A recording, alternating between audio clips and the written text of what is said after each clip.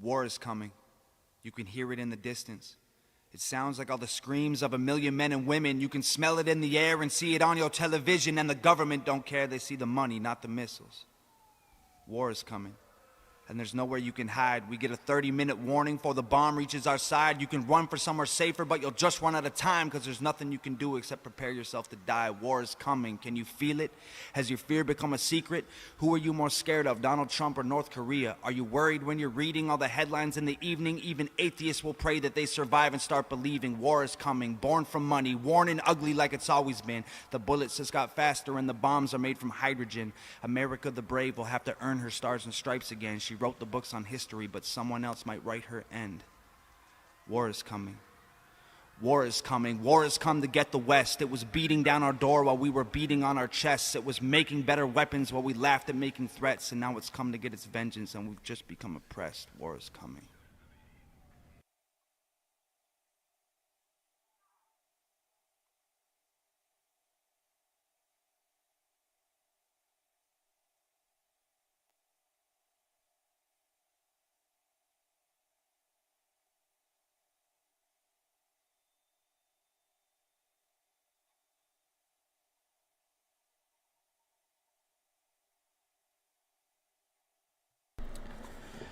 All right, all right.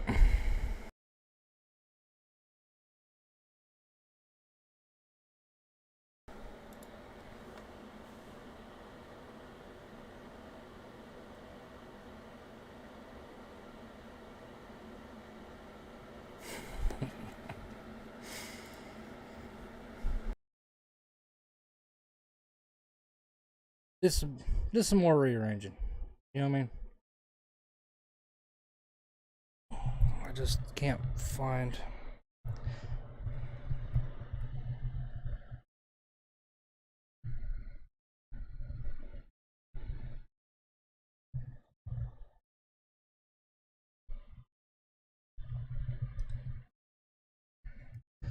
I don't like the mic. Don't like the mic. Joshua's here. What's going on?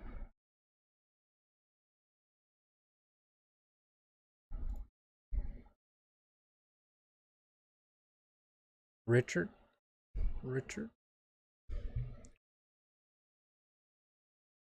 So, a lot of crazy stuff going on.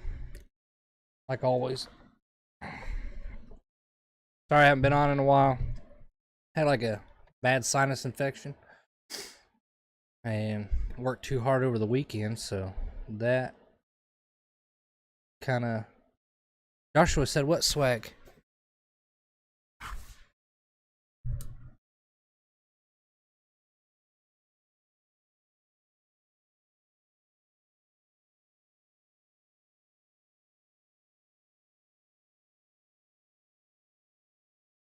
Oh, you know.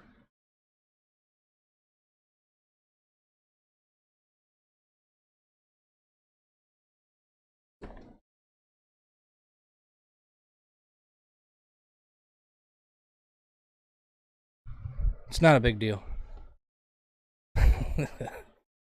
I'm excited for it. I I can't but on the sound, but I'm supposed to be paying attention. Oh, Rashid has liked the stream. Thank you for the like. Appreciate it.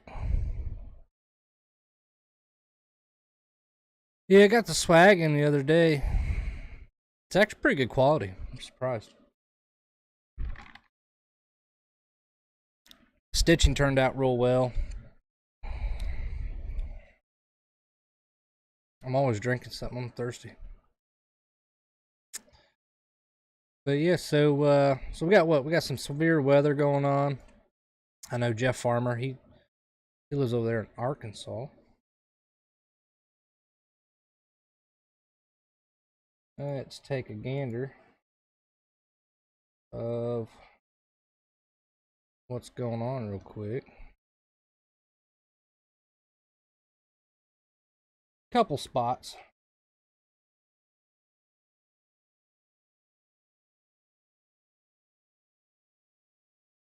Couple tornado warnings.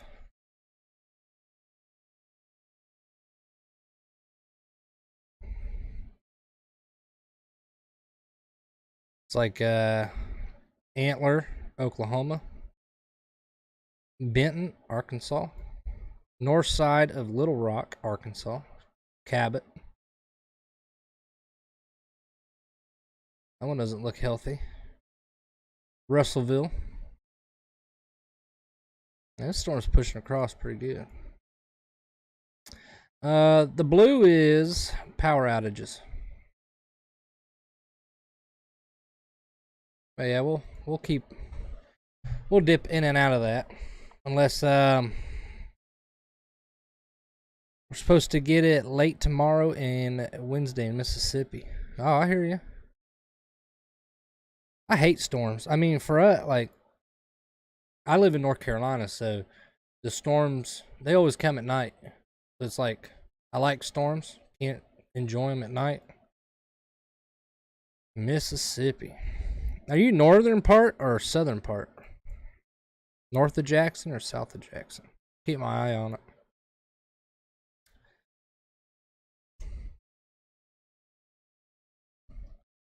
Yeah, I like this. I pay for this app here because it also tracks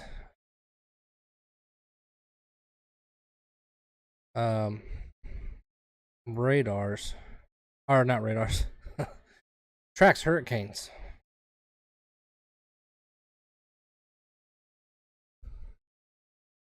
So it does like a relatively, it does a hurricane path, like the cone of uncertainty.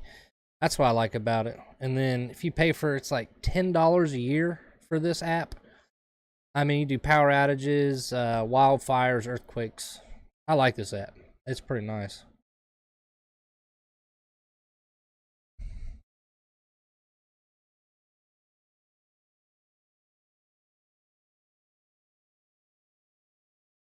Yeah, so Little Rock, Arkansas, just north, tornado warning. Let's see. So it looks like between Benton and Little Rock, got a tornado warning there as well. Oklahoma, we got Antlers. North of Hugo. I do like weather stuff though. But yeah, blue is power outages. Holy what? That has to be something different. That can't be a power outage. There's no way. Yeah. No, that's a big chunk of power outages. Holy cow. It's like more than 50% it's like more than 50% of Nevada doesn't have power. Chico's out of power.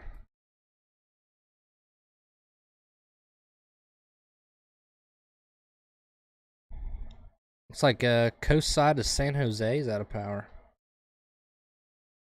That's a lot of power outages right there. But yeah, these storms, these pop-up storms, these small cells are just absolutely terrible. I hate them. What's that one? Nothing. So on this app, you can select different Doppler radars in a certain area, and you can do elevation, velocity.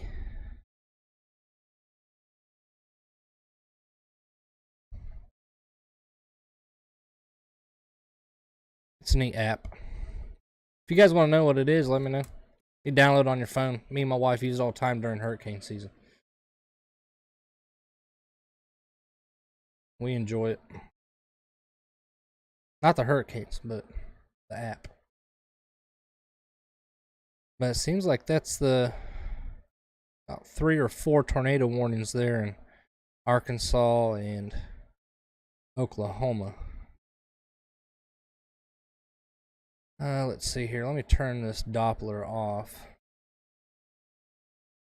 There we go. I mean, otherwise it looks like Kentucky, Nashville, southern Indiana, This looks like thunderstorms.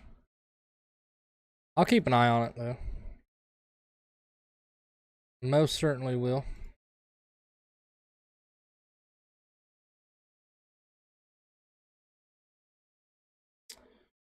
Get off.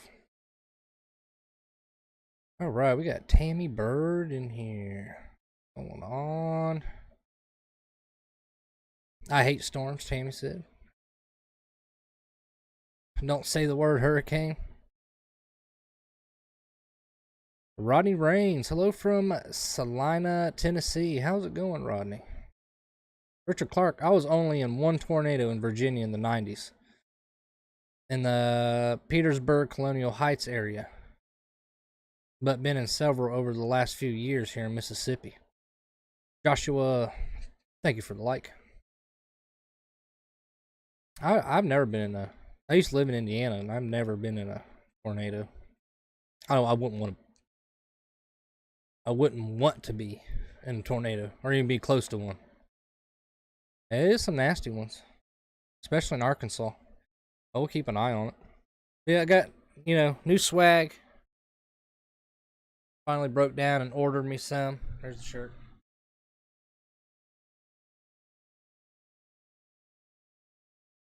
So here's the hat. And then the shirt.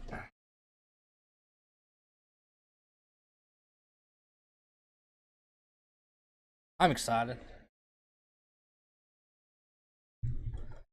It's like when you create your own stuff and you get it, it's super exciting. I guess we can go ahead and hop on the Ukraine train.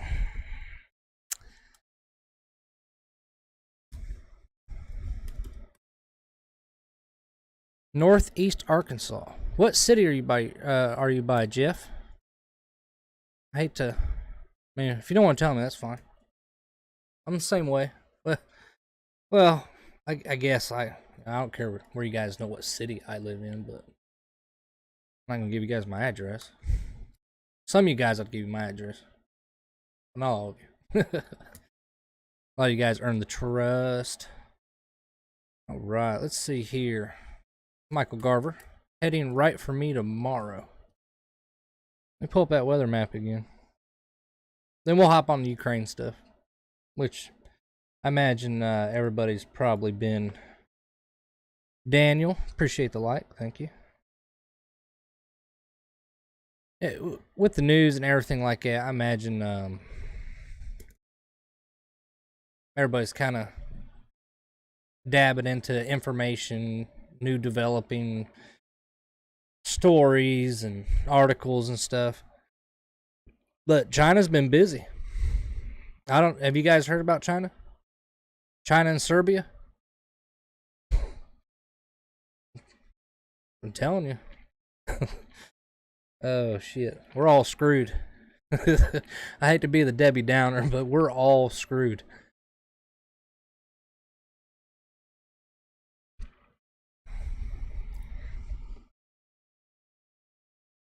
I wonder why it's not showing up.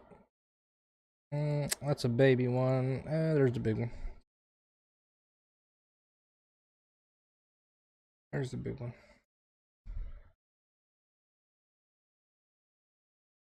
Now they have a better interactive, I wouldn't say an interactive map, but they do have a really nice what is it? Let's see here. Let me find the website. And this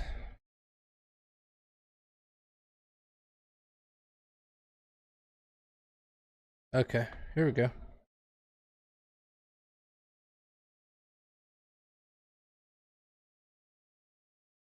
So there's one, this map's like a live tornado chasing map. Pretty good. Where's the other one?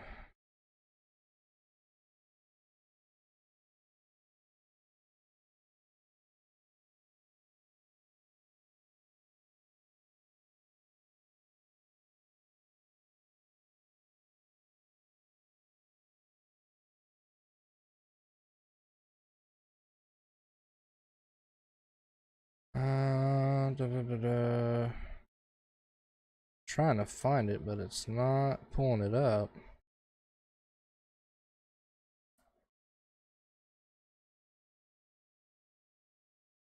There it is. I found it. I found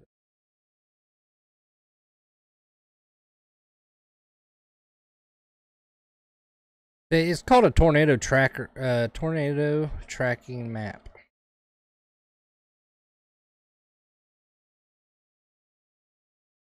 Get back to the comments here. So,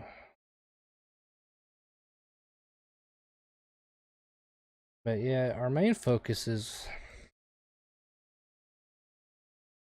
it's like these two clusters right here. I know Oklahoma has one in Antlers, tornado warning. Tornado watch in Russellville. So let me show you guys the tornado tracking map. It's pretty accurate.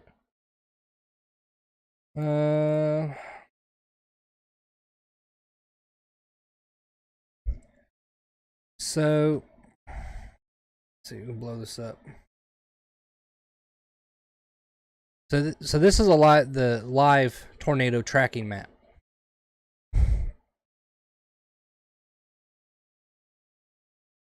I wish you can draw on this thing.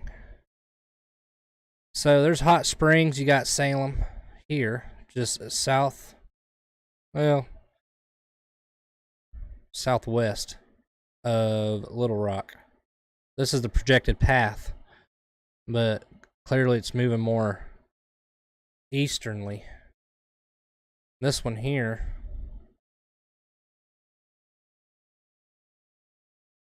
okay. Yeah, this one here, that Mayflower moving southeast. That's what it says, but it almost looks like it's moving more northeast.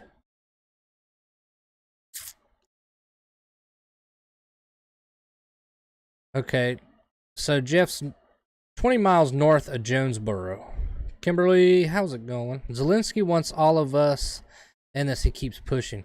You know, there's some things I read about Zelensky, you know, and then like just general, I mean, articles, stuff you hear and everything. It's kind of like, I have to be careful what I say. It's just that you have to, I don't know, just do your own homework on him. Like the GIF when people like the stream, you know, he's winking and stuff. Probably gonna take it down because you know there's two sides of every story, so kind of stay neutral. Stay in the neutral playing field here. Neutral playing field. So from this map here, it's shown that the tornado Mayflower, Arkansas, heading southeast, but it looks like it's this pink spot right here. Looks like it's more heading northeast. Same with this one down here. I said this one was heading northeast, but it looks like it's heading more southeast. So looks like Wrightsville, Arkansas, Sweet Home, Shannon Hills, England. I'd definitely be watching that there. I wonder if I can find a live camera there. That'd be cool. That would be cool. All right. Misty Kyle, hello. Welcome. So Jeff's 20 miles north of Jonesboro. Let me write that down. See? You know what I mean? I take notes. I don't forget. But yeah, sorry about the late start on the stream, though. I had to update my drivers. All right, Jonesboro.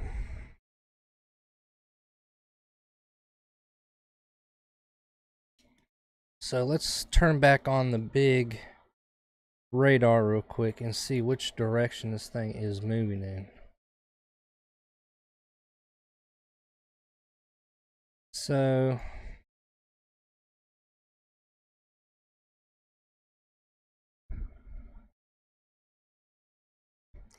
So tornado watch now for.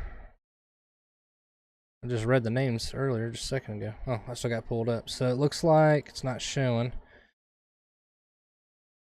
So that's 65, and so tornado watch. We got Wrightsville, East End, Redfield, England. No, that's a little bit too far east. So yeah, so Sweet Home, Wrightsville, Redfield, East End, Shannon Hills. So that's been downgraded to a tornado watch in that particular area.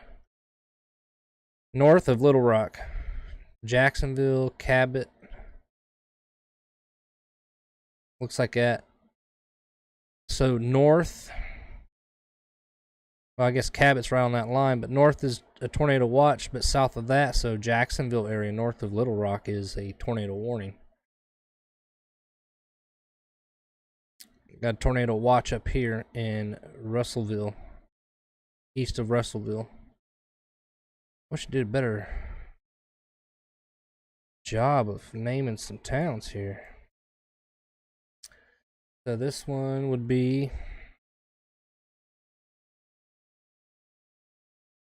Morrilton, north of Morrilton, heading to Greenbrier, Arkansas.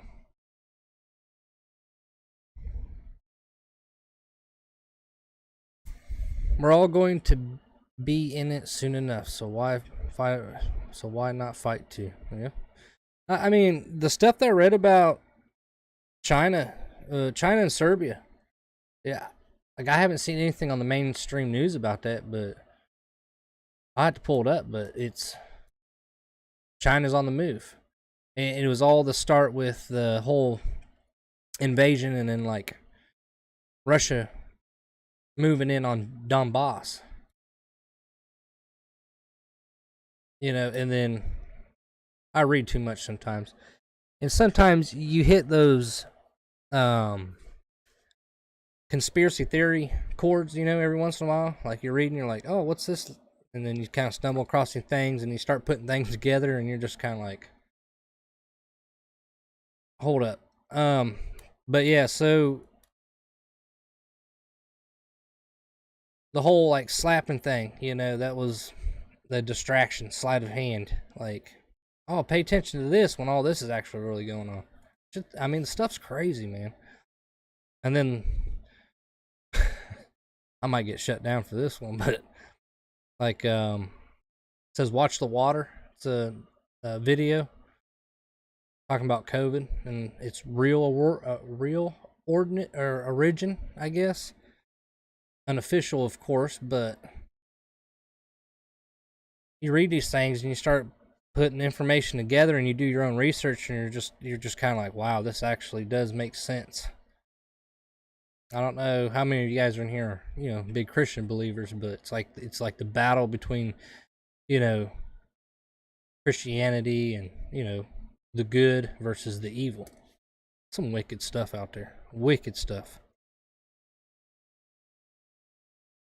I don't know what's worse, going through a tornado, knowing what might hit 24 hours in advance. Yeah. I don't even want to be close to a tornado. I'd rather have a hurricane.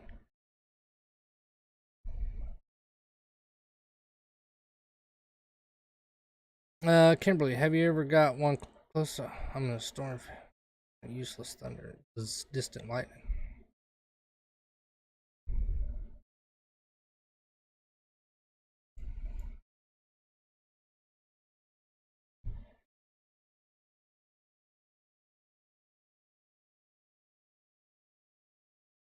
Let me refresh this.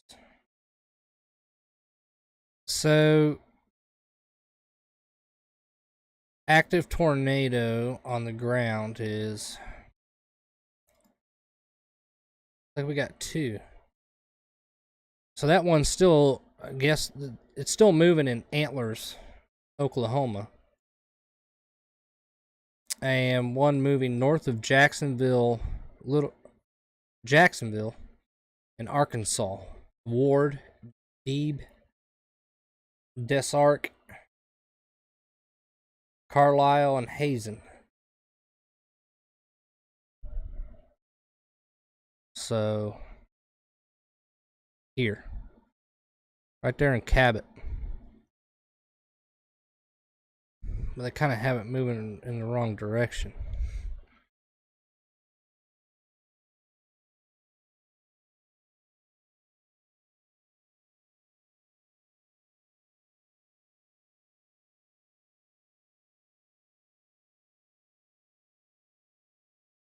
I hate tornadoes. Absolutely. All right. So let's kick it on the Ukraine stuff. Jeff said he's been in 3. No thanks. No thanks.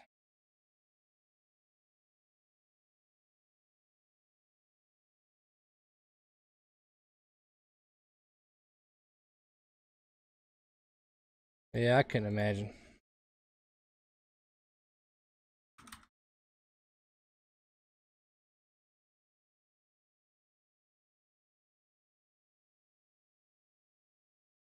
I could not imagine being in a tornado or being close to one.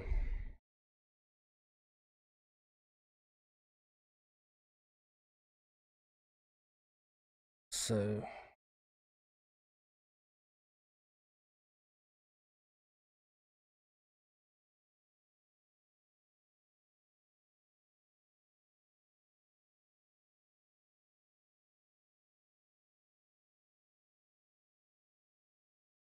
here.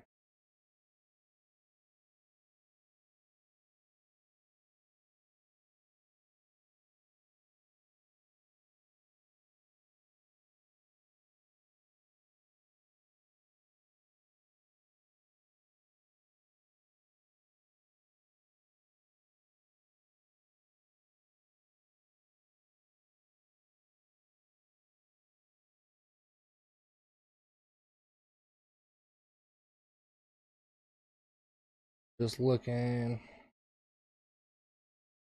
Seems like the stuff that's kind of heading your way, Jeff, is like it's dying down. Like it pops up and it just kind of changes color into green.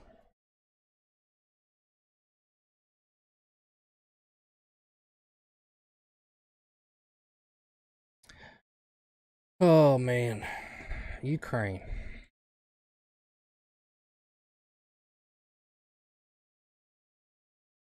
Ukraine. Tame said, I thought China gave Russia weapons. Maybe. I'm not sure about that one.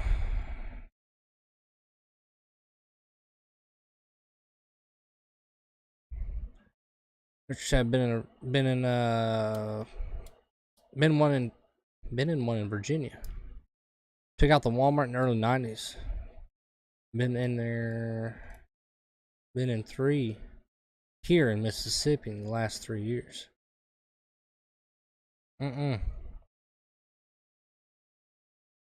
That's terrible.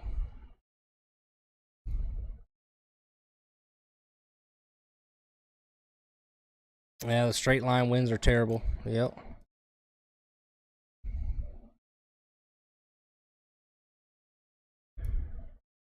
What's a derecho, Michael?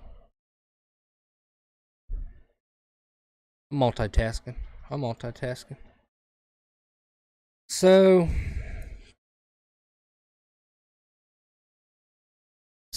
5 hours ago, 3 wounded after exposure to a chemical substance dropped from a drone in Mariupol, all in mild condition.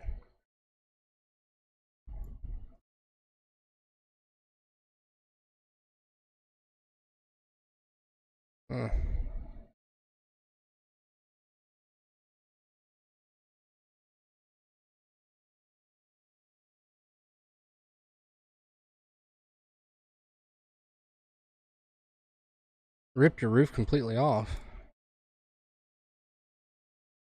I hate hurricanes. last time we had a hurricane here, that was Florence. And the county we live in, we were landlocked. All the bridges were washed out, or trees over the roads. Like nobody can get in, nobody can get out. Yeah, that was terrible. Absolutely terrible. 5 hours ago, 3 killed, 8 wounded today as a result of a Russian shelling in Donetsk region.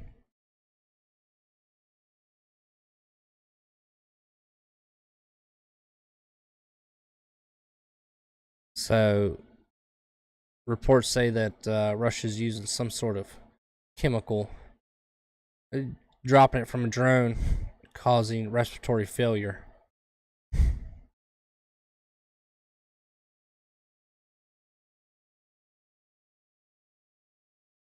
Some more shelling in Kharkiv.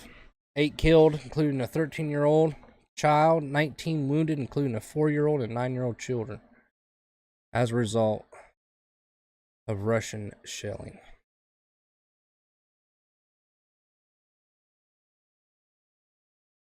Three-days-long curfew starting tomorrow morning to be imposed in Irpin and Kiev region.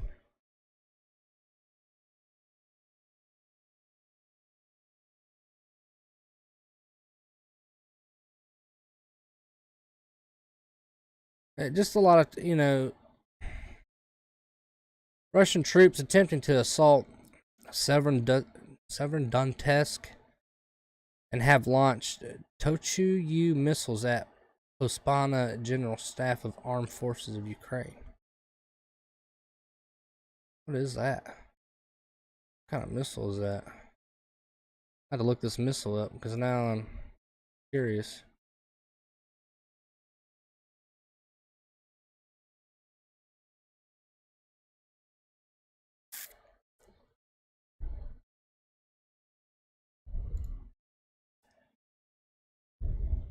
That's a big missile.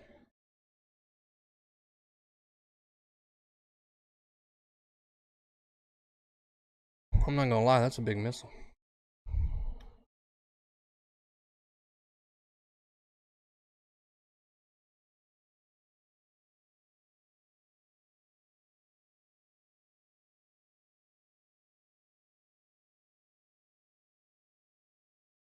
Yeah, Russia's not going to stop by any means.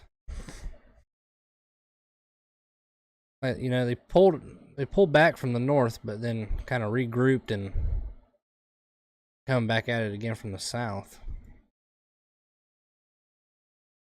There's Georgia. So one thing I want to look at here.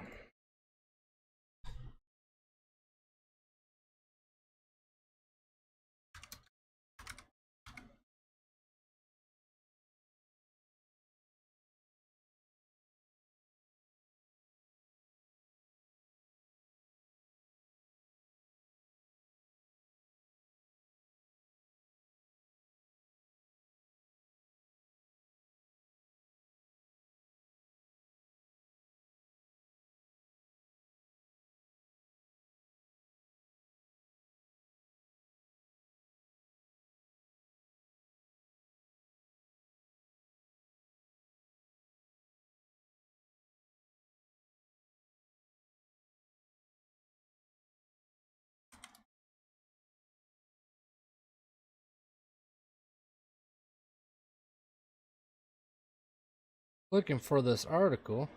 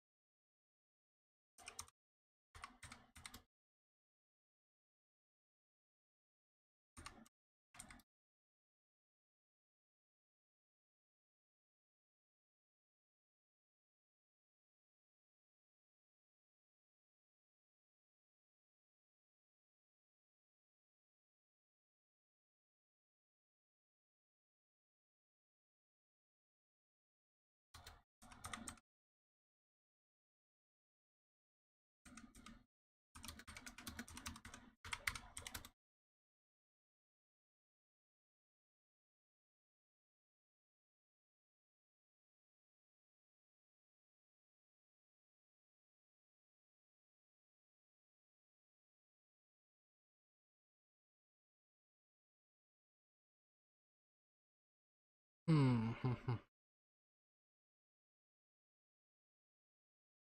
Took long enough. So this is what I was talking about, the whole China thing.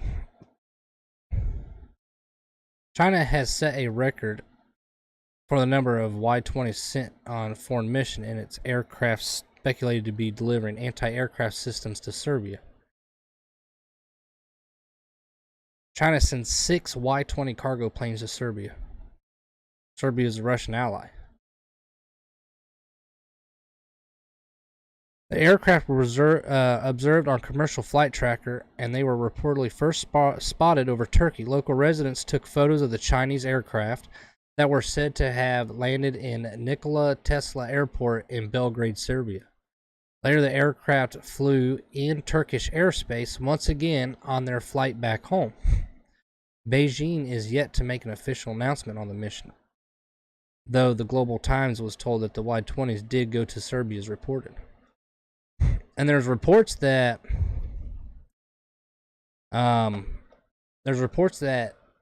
some of them aircraft were flying in a zigzag pattern. And some of the experts, I guess you would say, is that when planes fly in a zigzag pattern, it's like they're dropping paratroopers. You know, how true that is, I have no idea. But the fact, I mean, I guess then going back to what Tammy says, weapons-wise, it's official. I mean, I guess they didn't give them to Russia, but it's Serbia. Let's check it out. Let's see here.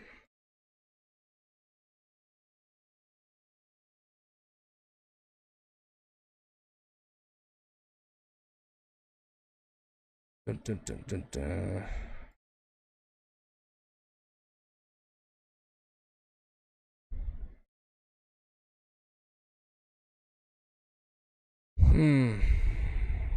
You guys all know where Serbia is, don't you?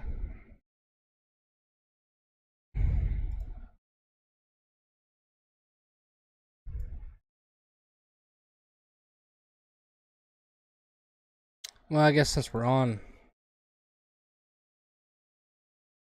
Belarus, I mean, look at all these reports of cargo.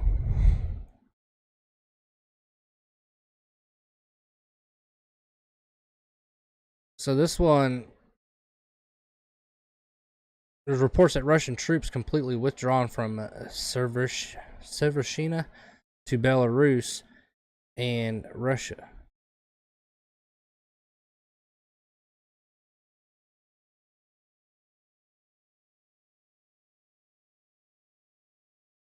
I guess Russia has a new general, and I guess he's a smart man, very technical in his strategic thinking.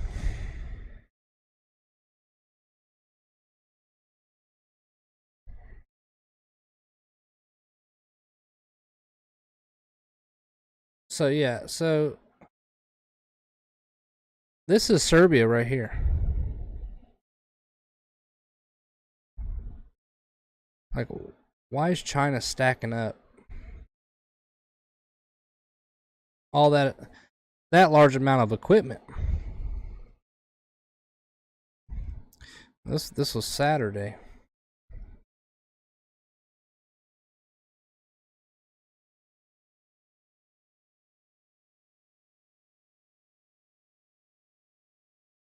Yeah, still delivering military equipment.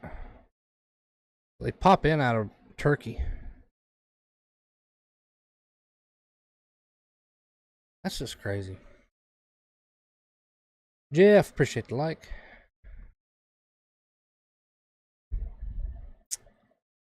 Let's see here. The USA will be brought into this war.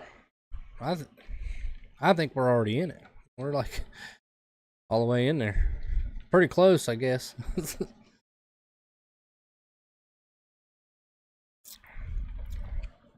Dan said flying across NATO airspace to deliver Russia weapons.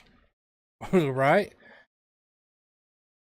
But Turkey's been part of NATO since like what 1952 or something like that, and they're letting this happen. Kind of like what was it? Michael Garver was saying is,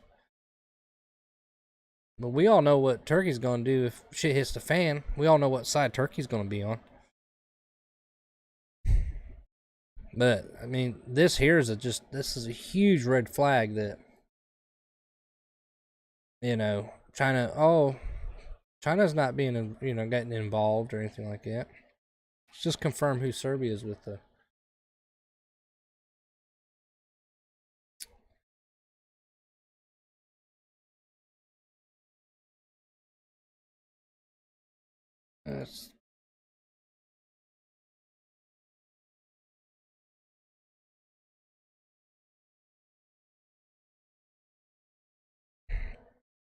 Let's find something current here.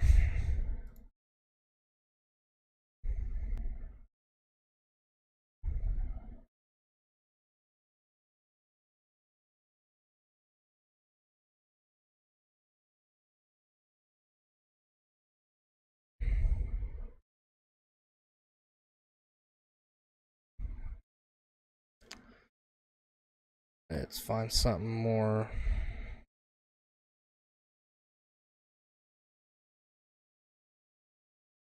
It's old, 2019.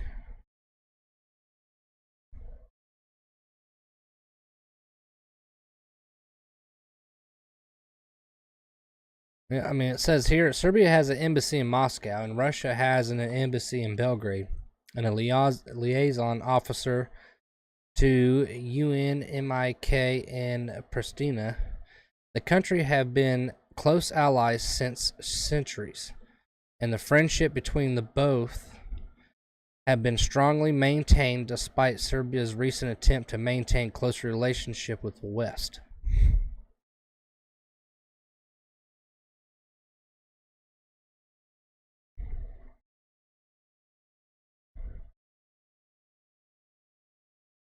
Interesting.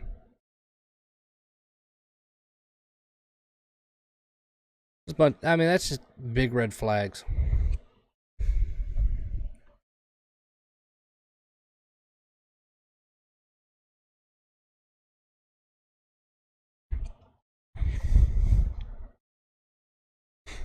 I don't know. This stuff just gets insane. Like as the weeks go by.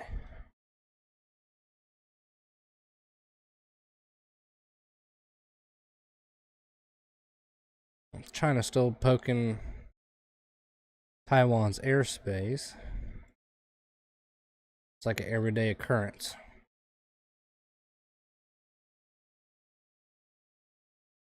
Let's see here.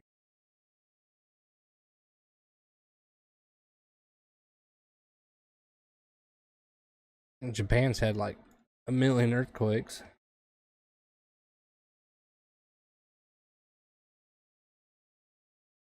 I think that's old.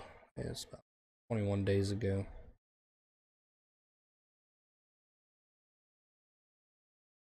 21 days.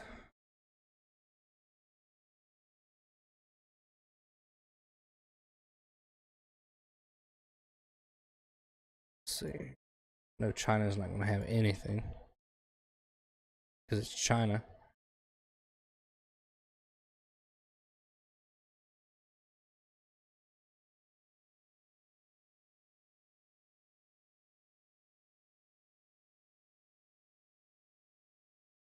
Protesting and rioting in Beijing.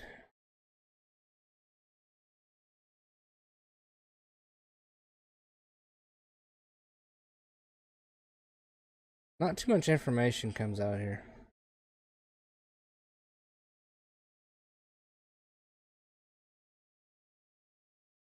What was that flight path too? Like how many NATO countries did they fly over?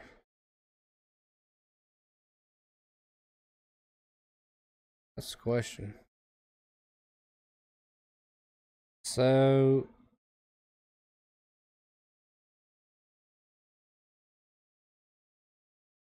they said it flew out of Turkey. It didn't fly out of Turkey, it flew through Turkey.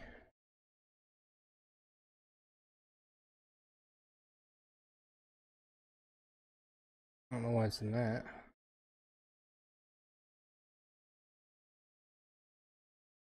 So they flew. So they flew over Bulgaria. Bulgaria part of NATO?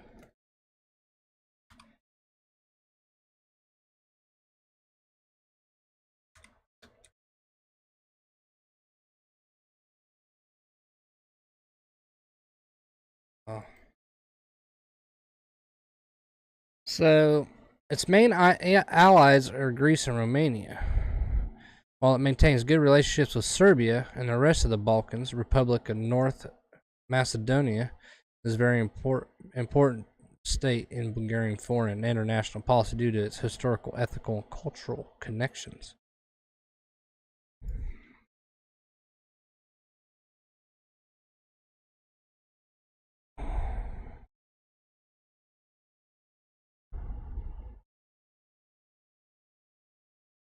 So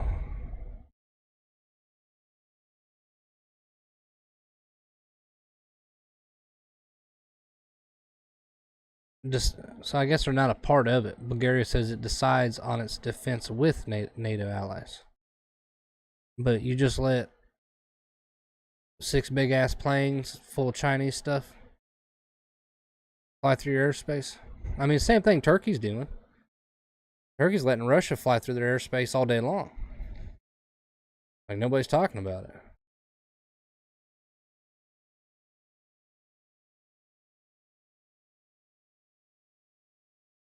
That's just crazy.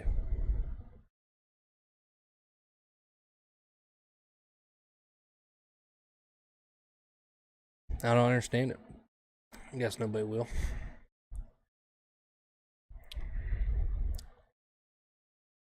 I thought Russia was already using chemical weapons. Maybe. I think there's been reports, but they weren't like confirmed.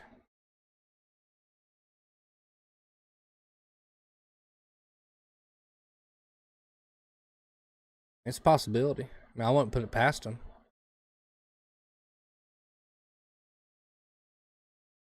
Amy said, didn't hear that yet. They did for sure.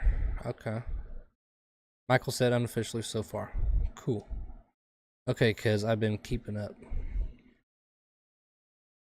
Well, a lot of reports say that the whole nuclear thing, like them using a tactical nuke or whatever it may be, it's just a matter of when. Like, when's it going to happen?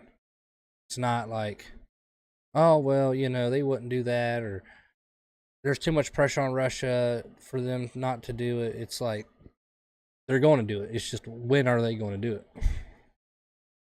That's what these experts are saying. But this whole China movement thing is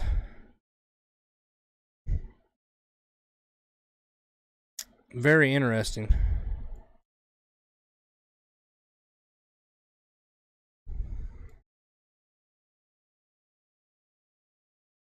Very interesting. You got Poland, NATO.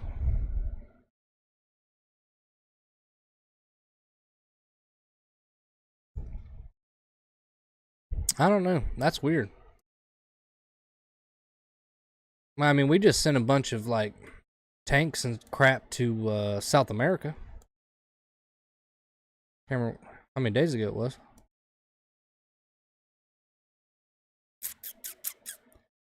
Let's see here. Colombia, actually.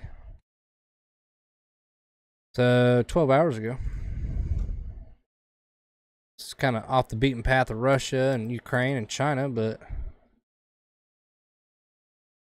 the president of Colombia reported that the United States sent 40 ASV M1117 military vehicles to strengthen the operational capabilities of the armed forces of that country. I mean, we're already broke.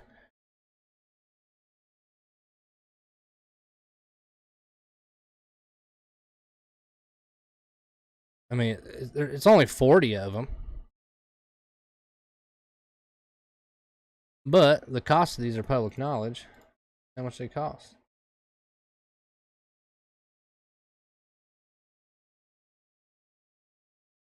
But then our southern border is just like wide open. Wide open. So the ASV, Advanced Modular Expandable Armor Package, they are $800,000 a piece. That's how much they cost. 800,000. And then the free cell phones the immigrants are getting too come across the border. This world is just so backwards. So backwards.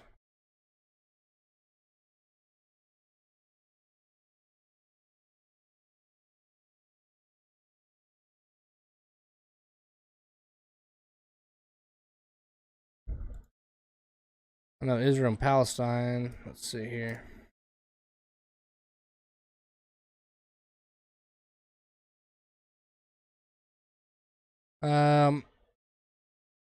Nasrallah.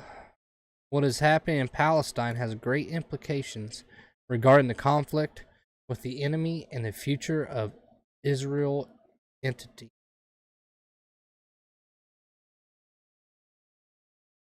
So, with that over there, Israel and Palestine, it's kind of like it's boiling up.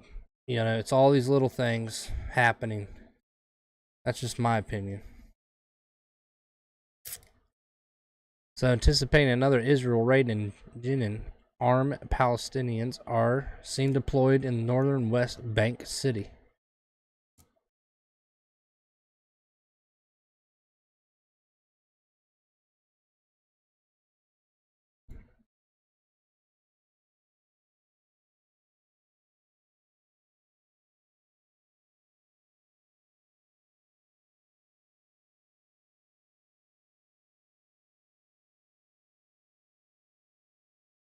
Just checking the radar here.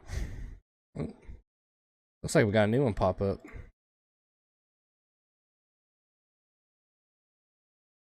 So, north of Greenbrier.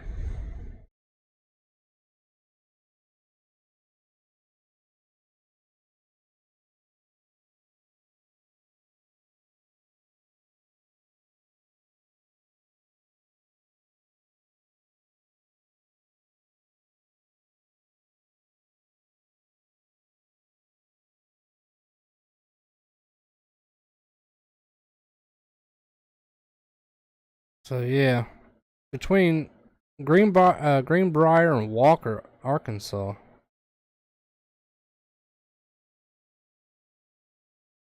Looks like a nasty thing.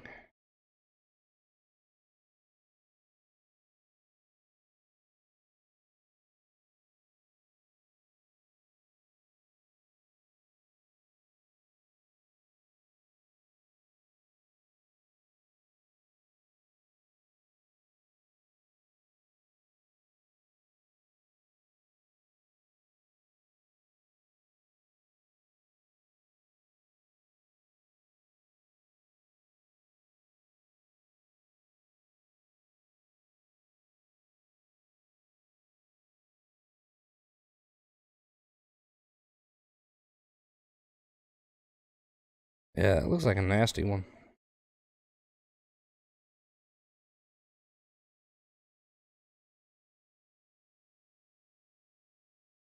Like tight and organized.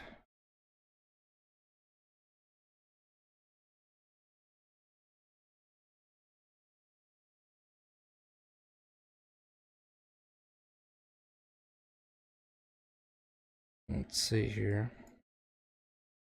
See, north of Jonesboro. Nothing as of yet. Got some small thunderstorms. Looks like it's gonna roll in. Jeff.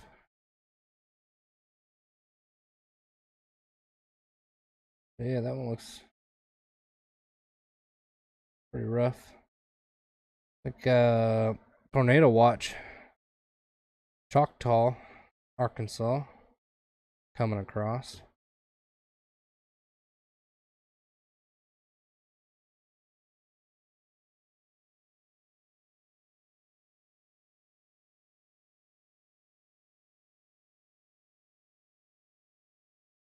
Yeah, keep my eye on that one.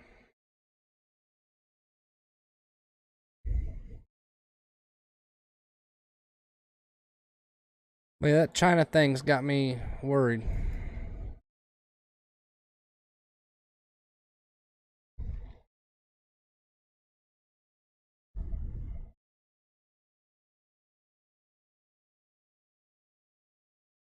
Let's see here.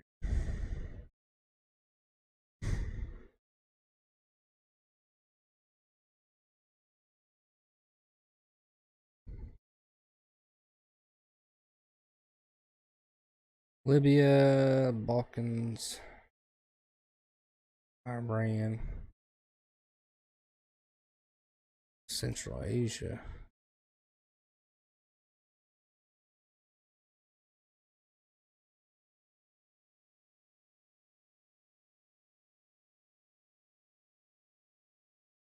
Taliban denying the reports of U.S. airstrike in Helmand. Where's this at?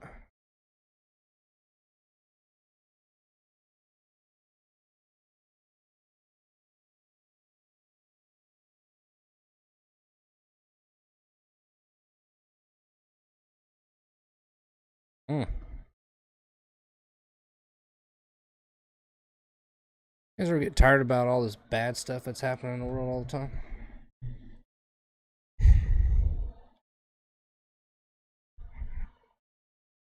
Teresa, good evening. Good evening. Richard says, has anyone ever thought, with all the aerial videos and ground videos of Ukraine taking out Russian personnel and equipment over and over, but no real videos of what everyone's saying Russia is doing? I agree, Richard. It's like the two sides to every story, you know. They silence Putin and his ability to report or get his word out.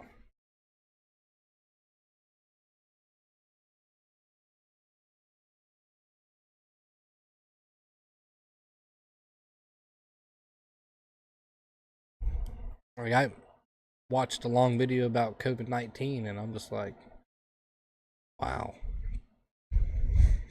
I'd probably get shut down if I played it. It doesn't make sense. It does. Conspiracy theory, I guess you call it. Could be. But that video it'll blow your brains out. It's just insane. Because you get all these little pieces from over here and over here, and you're like, oh, okay. You put them together, you're like, still doesn't make sense. And then you just kind of like Google it, and you're like, whoa.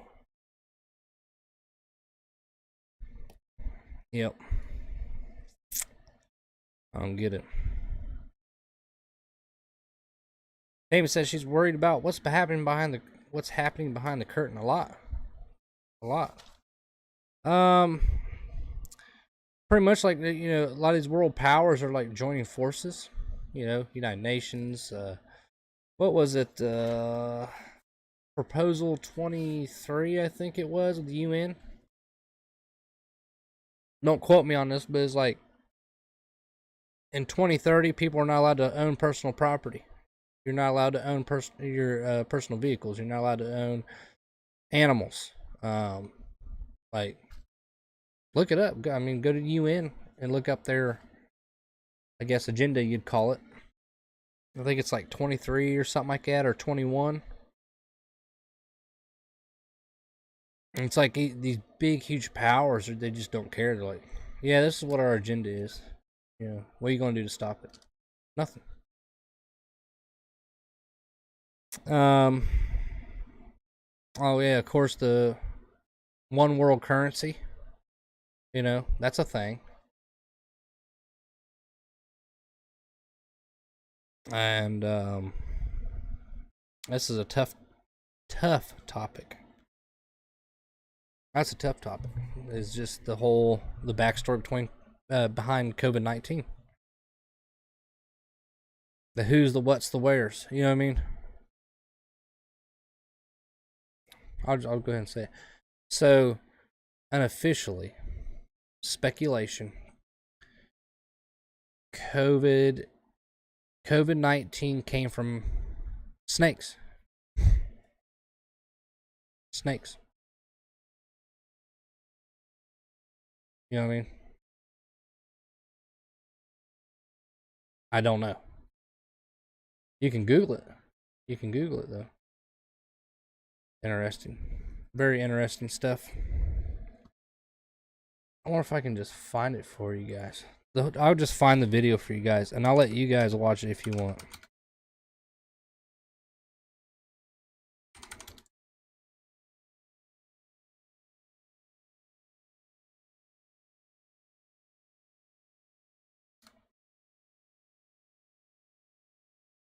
It's called Watch the Water. I can't remember if this is the correct one.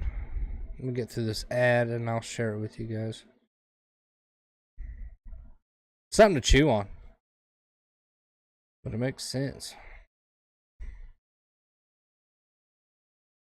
It's only 15 seconds long.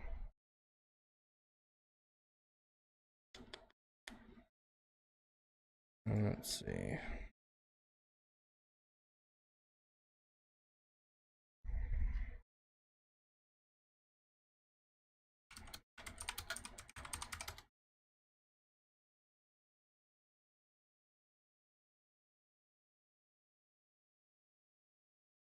That was April the 8th.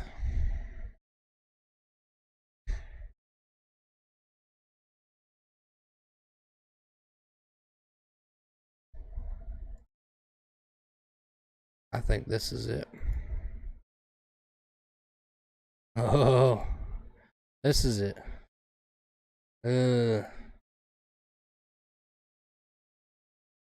I'll give it to you guys. I'll give it to you.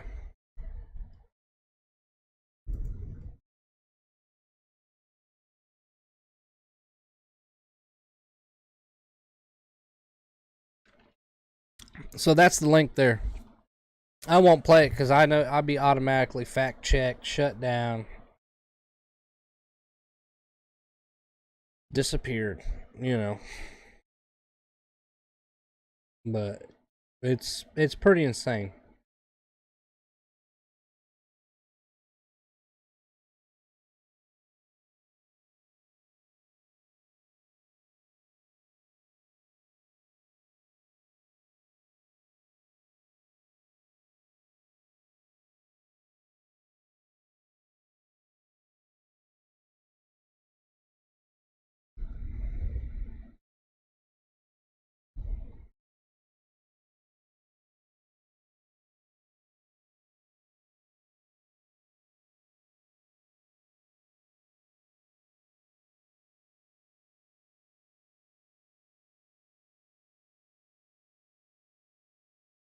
Just checking some of the United States news, see what's.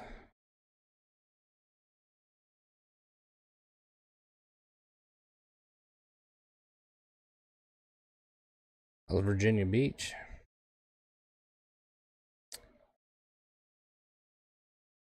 A lot of shootings, though. A lot of shootings, a lot of homicides.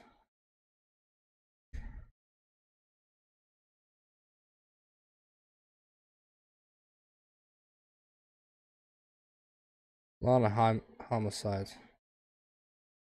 Yeah, 41 man was found shot, allegedly by his 58-year-old neighbor in the 18,000 block of Amir Street around 5:30 p.m., according to Roseville Police, Michigan.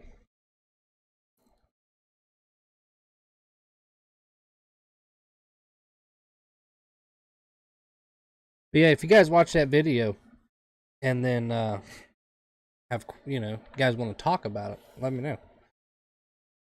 Let me know what you think. To me, my opinion, it makes sense. Makes sense.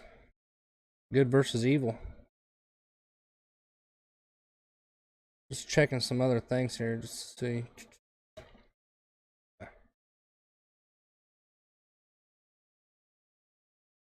Just a lot of shootings, murders, and homicides. So that's the U.S. for you.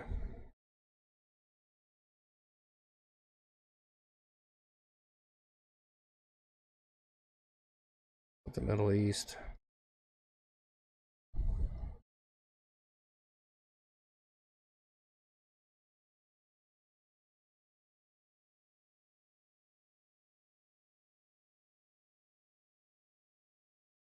It's loading. What's that, Teresa? Oh, Semper Fidelis, Michael. The shooting, Teresa? Everywhere. You name a city. That's I was just looking at the reports in the United States of what's going on, and murders, homicides, shootings, fires. Yeah. Was this the 1 year or 2 year anniversary of the explosion in Tennessee? In downtown Tennessee. Can't remember what city it was in. Memphis? Like Syria's been busy.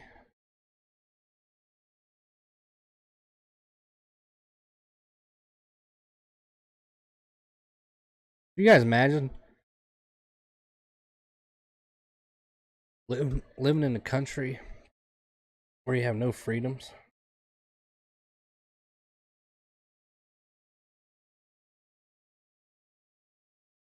I feel lucky. There's just a lot of conflicts going on. You know, Israel, Palestine. I mean that's like it's just a bubble getting ready to burst.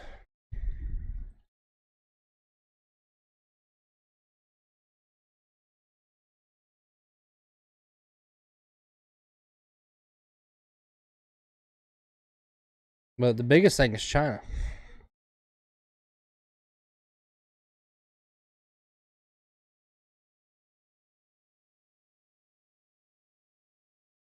The biggest thing is China. What are they doing? Like China hasn't even came out and said, "Hey, this is what we're doing. This is why we did this." No, let's just send six of our biggest planes we have full of anti-air to Serbia. And nobody said like Turkey, you know, part of NATO. Didn't say nothing. Oh, it's gonna get bad.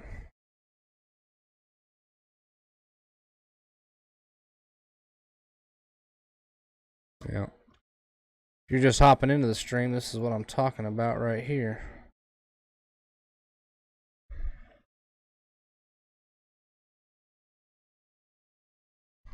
Well, I guess it didn't say anti-aircraft in it, right? Or it did?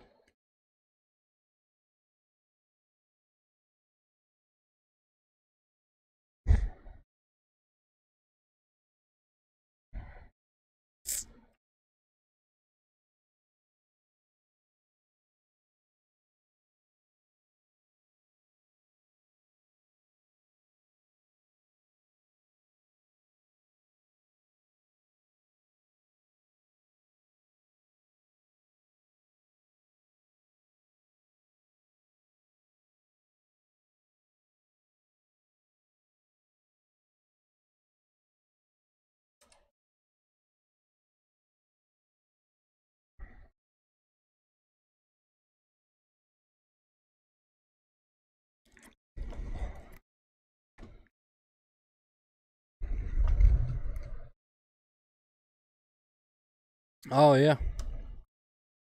I hope you feel better, Michael. That's what I've been past couple days. I just been out. Like I got 6 prescriptions sitting down there on the table right now, and I'm still just head hurts, eyes hurt. Missed 2 days of work. Just couldn't move, couldn't even operate. Woke up Thursday morning,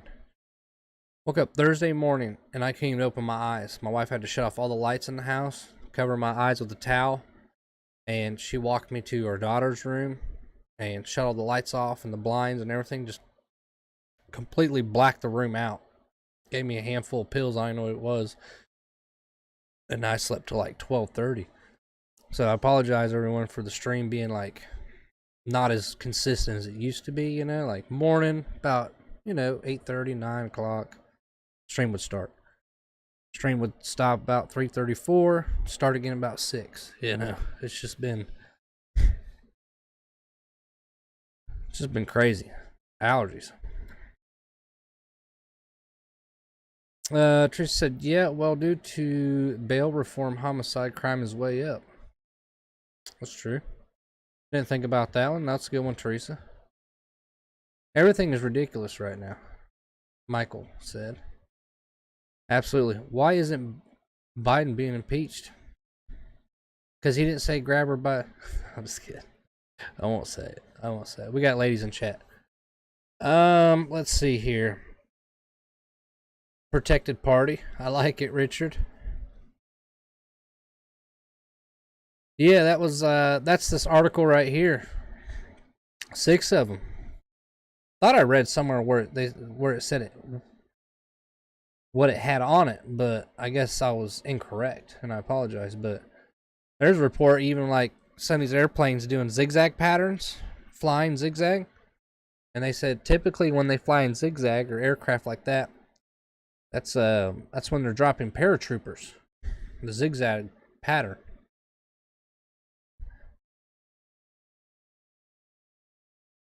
Which I haven't checked flight radar here in a little bit.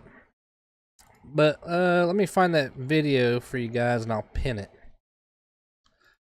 Can I pin it? Oh, there it is. But yeah, just check that out. It will definitely make you think. Let's see here.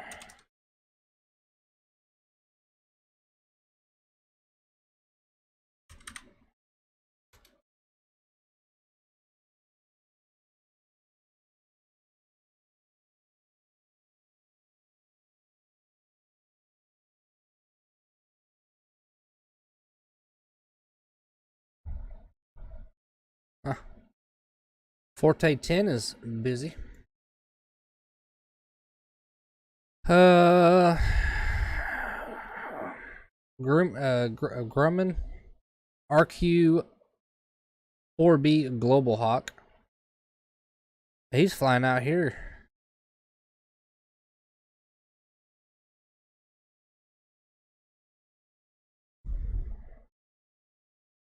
Makes you wonder.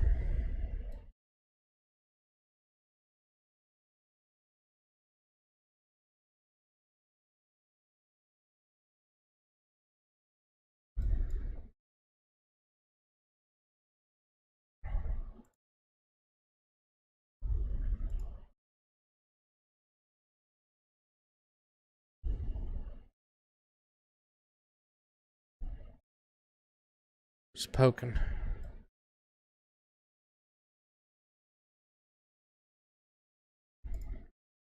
You know, one thing I did notice, like when I was putting in hashtags and stuff, like Ukraine hashtags, like the numbers have changed because it'll show you how many millions of people is like the topic of discussion is Ukraine. Like at one point it was like 50 million, you know, trending. Now it's like 1 million or something like that. It's like this. Ukraine's pretty important, you know, when it comes to the balance of the world and, you know, Russia and everything. But now it's kind of like, well, Will Smith slapped Kid Rock, you know, holy crap. Oh, man. Wait a minute. You know, it's just like, let's look at Will Smith slapping Chris Rock, and let's just run that as fast and as long as we possibly can to keep people from looking over here. You know, like world powers, you know, joining together. World currency. China freaking flying big ass planes around over or through NATO airspace. Turkey.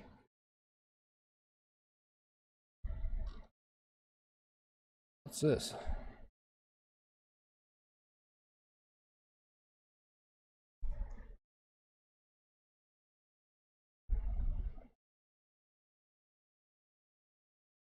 The hell is that?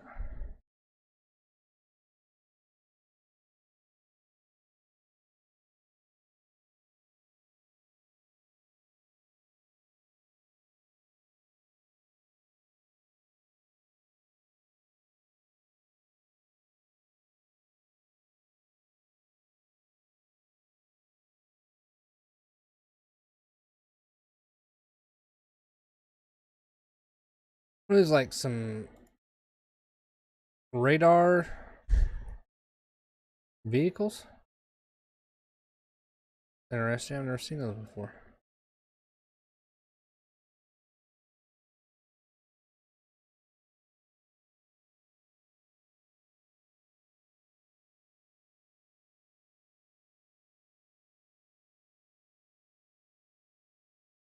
Never seen those before.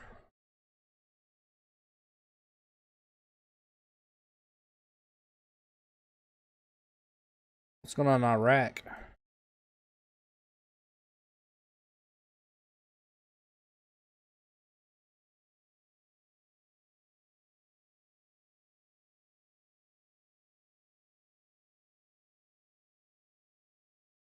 Nothing.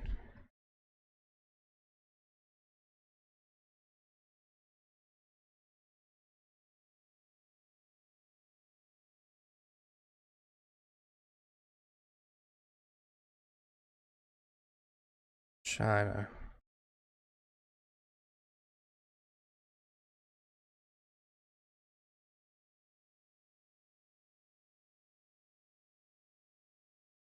Oh, there's another one. Follow me car. I have no idea what the hell that is. Like, I really don't.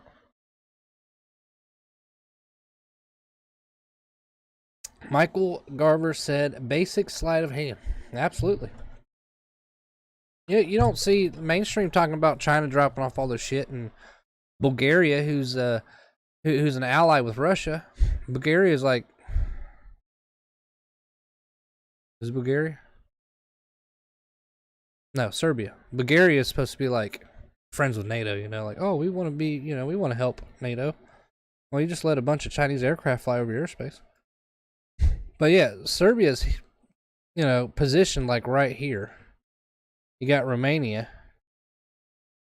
I don't know. It's weird.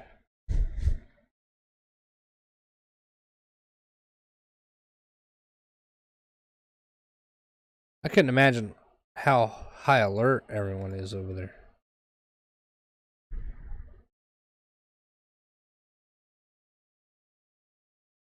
This plane doesn't even have anything.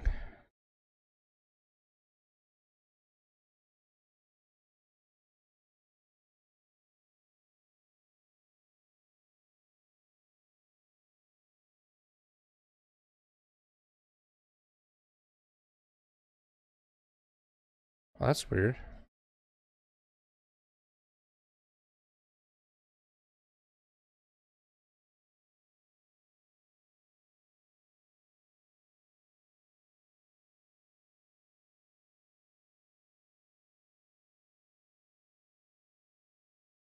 Just looking. Just looking.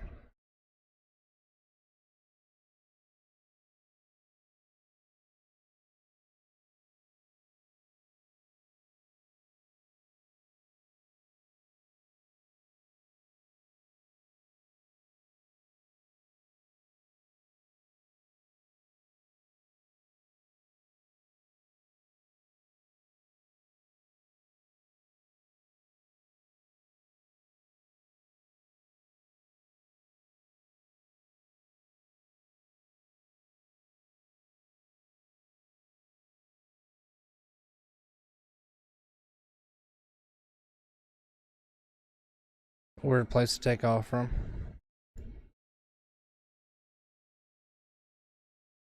Weird place to take off from.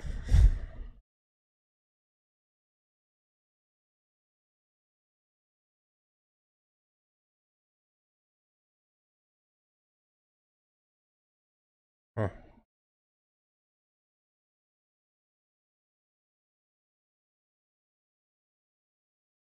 Interesting. Look at that shit all day. But yeah, China up no good. Like always.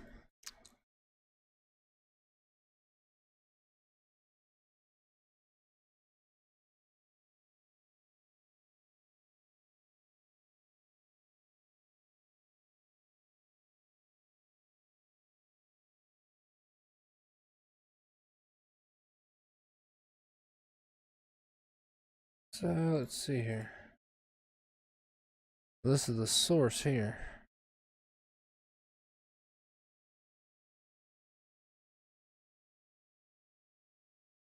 Like they said as far as we know, it is rare to see them over in Europe. I agree to that.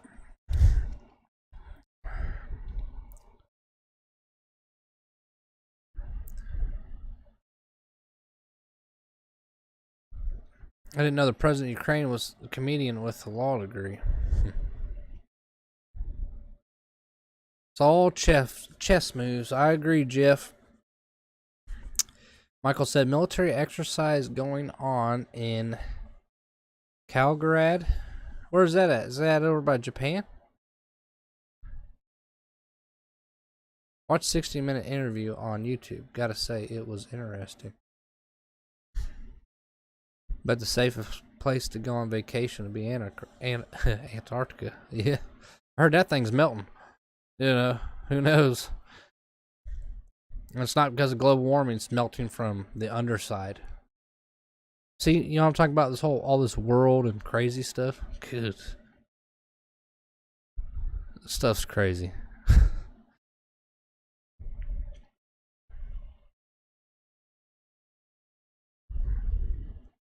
Jeff said each piece or player, like Bulgaria, will have its own opponent, like Romania. Makes sense.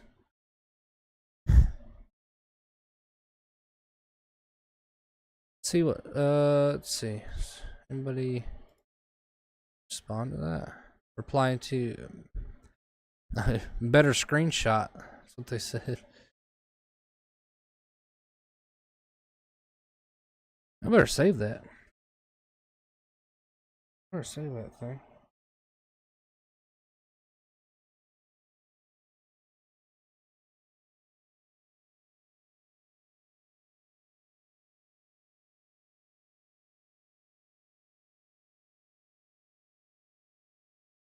Oh, there it is. I always forget where I put this thing.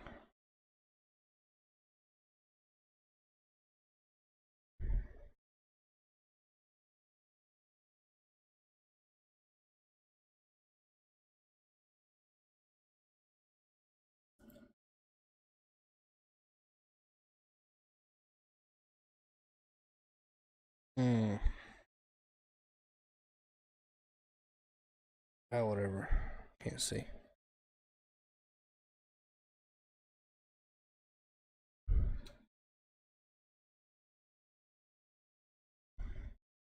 I'll fix it later.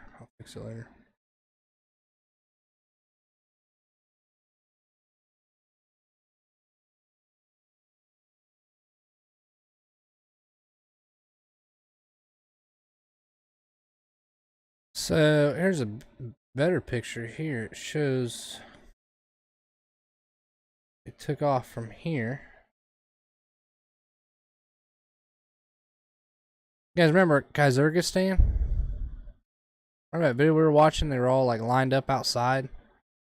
All their crap. That's them on their way back.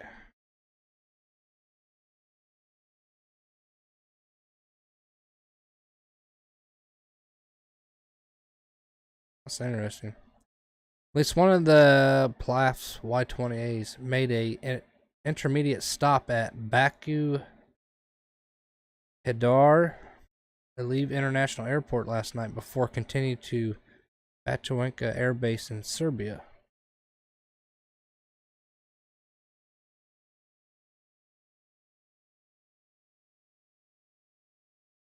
Interesting.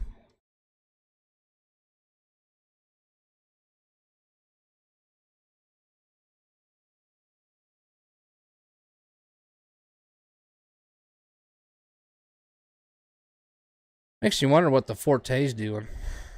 Russian Naval Infantry Battalion seized unit with the BTR 8020 APCs on the way to Donbass region.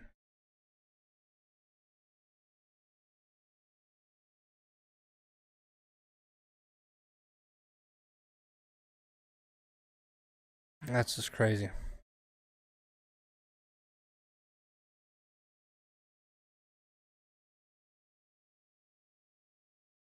So it's second day of shipments to Serbia. People's Liberation Army, AF-6 Exxon Y-20, flew over Bosphorus en route to Serbia River Group manufactured HQ banner SAM Systems export.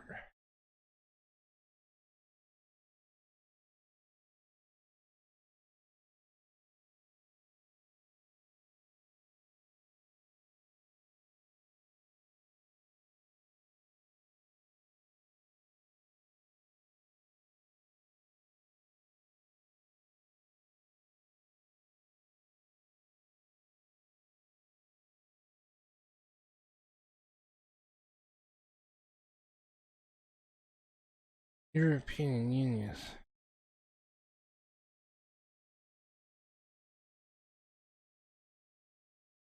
I mean, there's just too much bad crap going on in the world. Too much.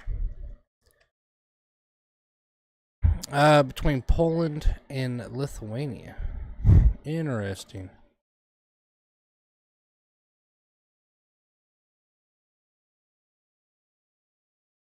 Oh, my internet's slowed down. Check the map real quick. Ah, my nose is so stuffy. We've got to check on Jeff Farmer.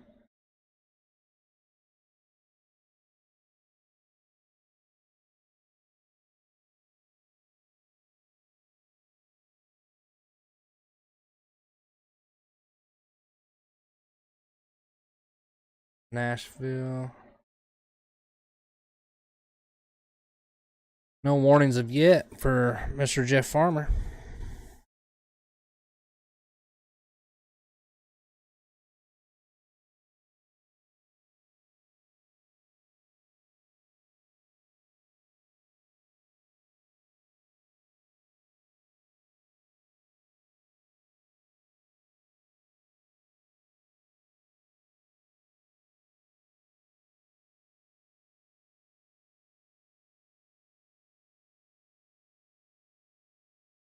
So let's see here. Poland.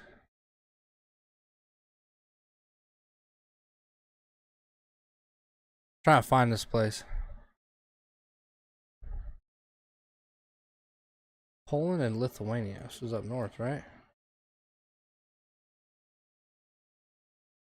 Oh, you're talking about this sliver here? Oh, okay. That's weird. You don't see any reports on it, though. Belarus border guards accuse Polish law enforcement agencies in an attack checkpoint with a slingshot.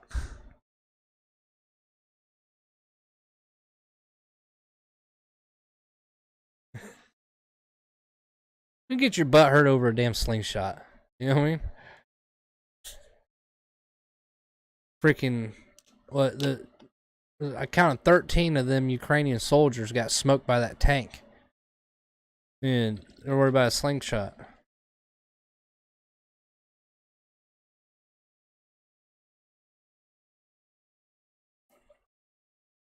It's just Fresca. I'm not drinking on stream. I don't drink. Occasionally, like maybe every great once in a while, but otherwise I don't drink. I'm turning into a madman. Not really. It's just makes me feel nasty. Some nasty storms going on? Absolutely. A bunch of crybabies with a damn slingshot. Hook a cow to a catapult and fucking toss them. You know? They do a slingshot, toss a cow at them. Like, they gonna get mad over a cow? Like, come on, man. Come on. The doctor put you on some prednisone. Yeah. Yeah. I think he did. Is that the mixer? No. No, it's just straight Fresca. I promise. Oh, wait. Not sponsor affiliated with Fresca. I guess I gotta say it. I don't know. But I do got this cup though. It's Hometown Heroes. We got this place here called Mission Barbecue, and they like support fire departments, police departments, military. Really good food. Let's see. Michael said, I think I need to call my primary. My lungs are too congested. Yeah. Yeah, they put me on kinds of stuff. He suggested I stop smoking cigarettes too. Marine Corps created bad habits. Really bad habits.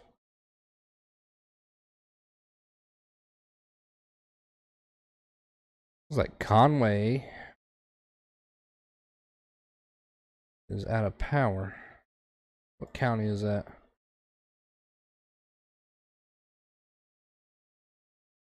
A Faulkner County outage. Tornado warning. I think that one's... So yeah. Heading towards Beebe, north of Cabot, Arkansas. Tornado warning. Let's check on Jeff Farmer.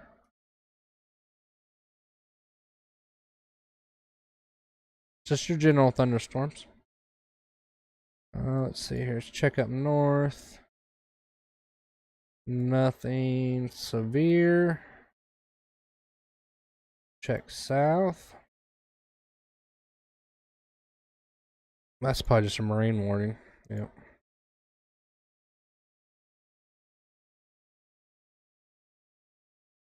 That's a nasty one there. Still tornado watch.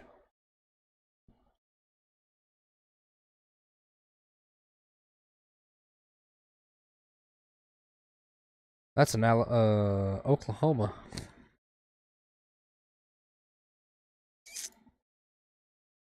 But yeah, some nasty storms here. We got a nasty one. Desark. Tornado watch. Looks like it's heading towards Brinkley and Forest City, Arkansas.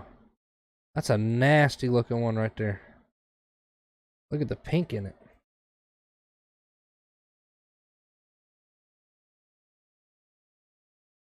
Like this one's heading more southeast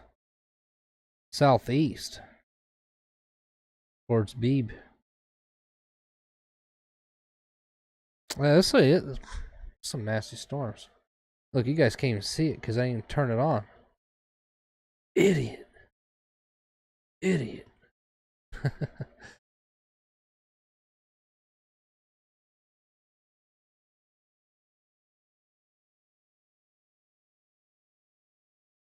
So yeah, Desark heading towards Forest City. It's a nasty one. Tornado watch right there, Arkansas. Power outage in Faulkner. Affected 1,700. Track 29,000. Another tornado watch up here. South of Choctaw, heading towards Heber Springs.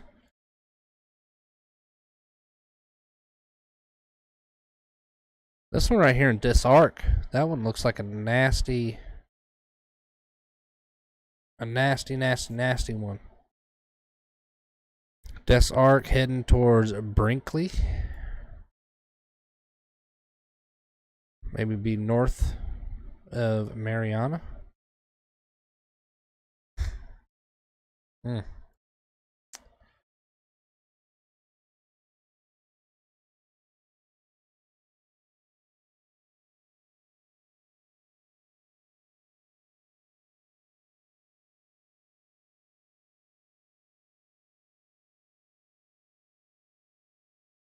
I am gonna go use the restroom real quick though.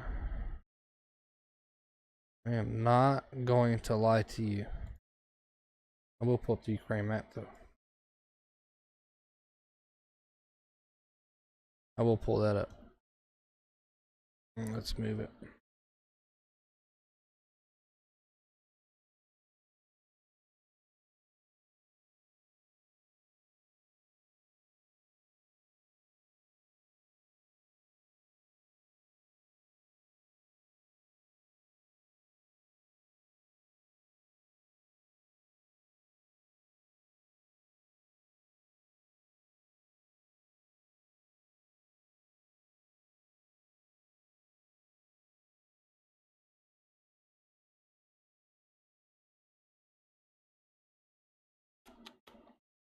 Looking for something here.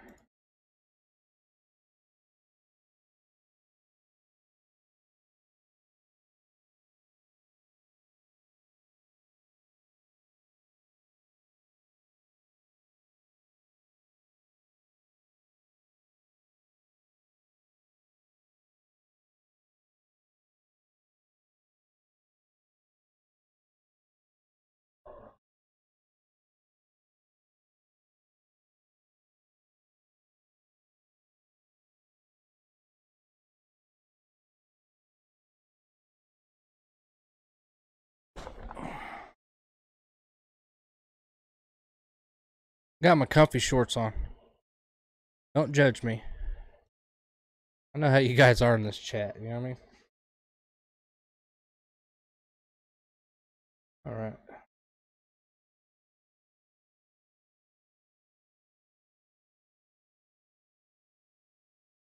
And I'll be right back. Go use the restroom.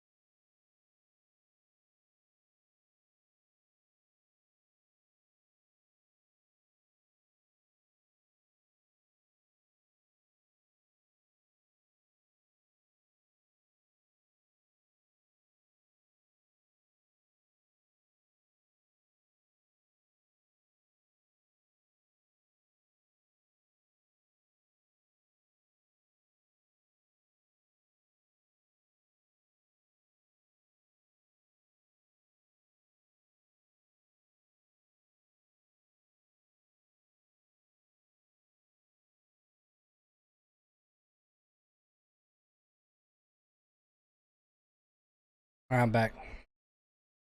I probably should have like played some music or something. It's probably like eerily quiet. Shoot. At least it's not the bunny suit from Christmas Carol. Yeah. I still got some silkies. Put my silkies on next stream, and when you guys see me walk away, you just see like really super white thighs.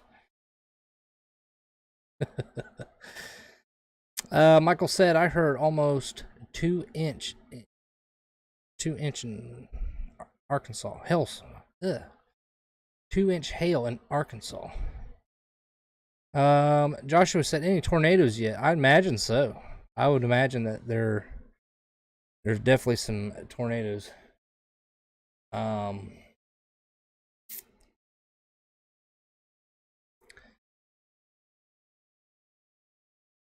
a lot of expired alerts. Most newest alert. Let me refresh it real quick. Let's see here. Severe thunderstorm capable of producing a tornado was located near Violina, or 11 miles east of Conway, moving east at 25 miles per hour. So this cell right there, which would be, let's look at the better map.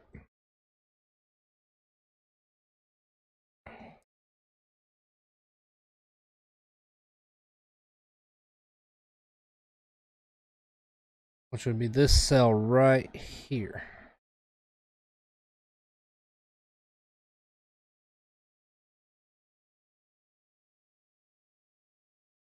I wonder.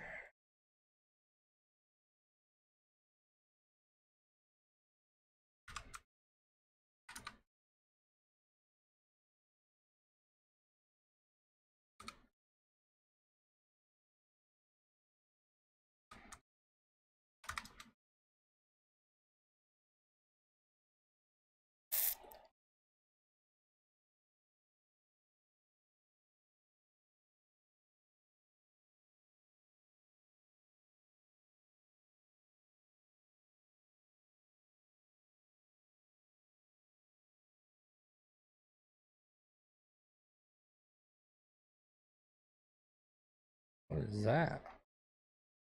That's a weird finger on that one. Is that east of Hayes? South of Forest City.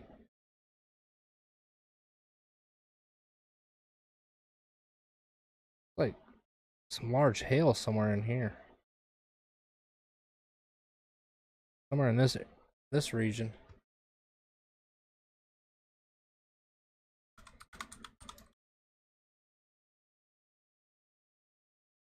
Let's see here.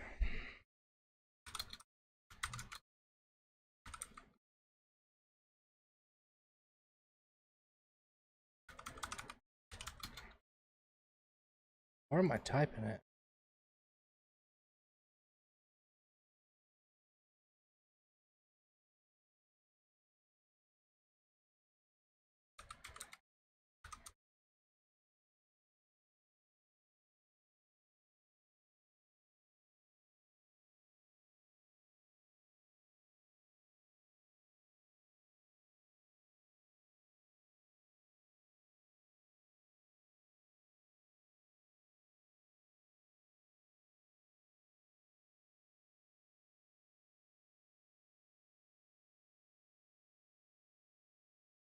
Looking for something for you guys.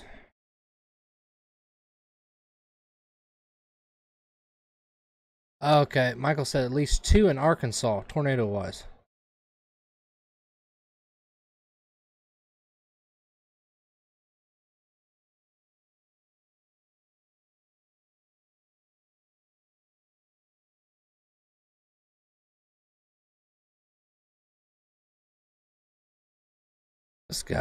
This guy's chasing the storm. This guy's chasing it. I can find me a.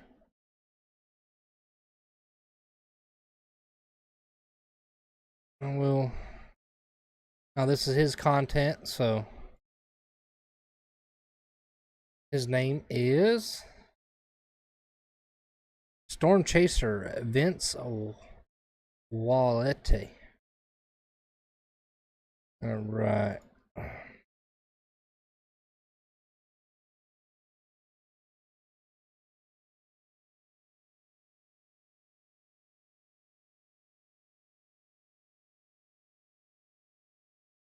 So he's just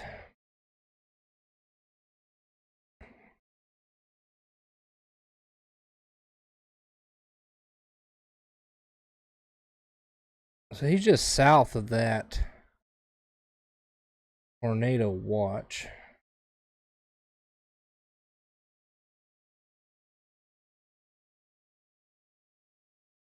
Let's see here. Little Rock. So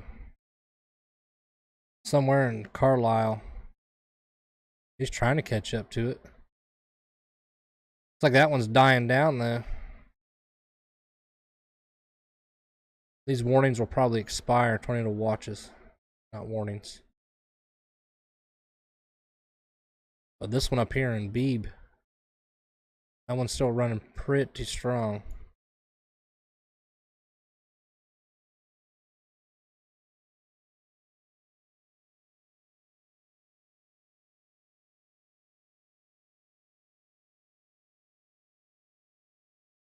But yeah, it's still running really good.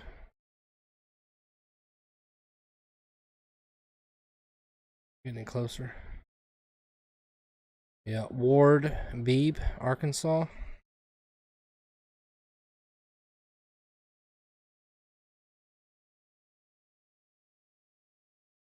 Sanctions aren't doing anything to Russia. It's like they prepared or planned for the sanctions.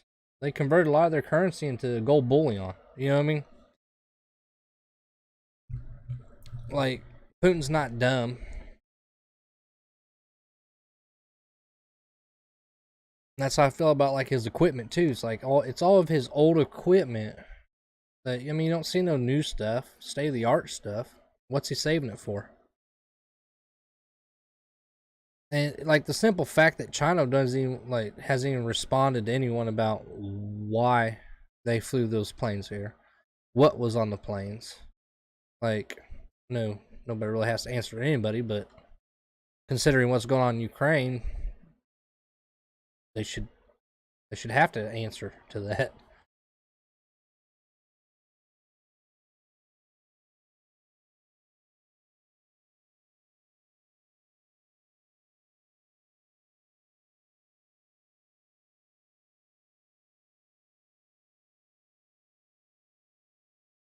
He might get the cross. Don't know. You know, that'd be a frustrating job being like a storm chaser. I wouldn't be able to do it. It's like you end up over here, like, oh, this one, I want to follow this storm, but then that storm just kind of like dissipates and goes away. Then you got a bigger one up north. You know what I mean? You're like, shit, that one's like 2 hours away. Looks like there's a lot of people out there.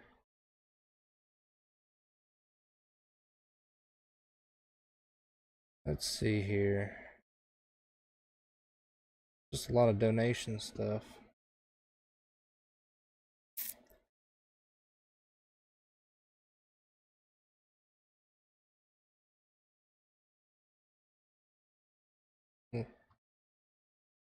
There'd be a link or something. They got that one camera, the rotating border camera, Belarus.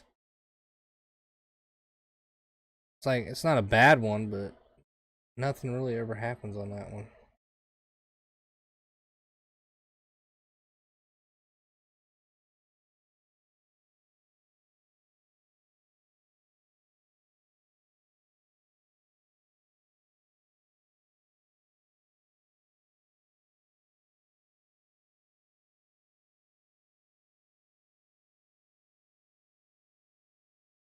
Let's see here.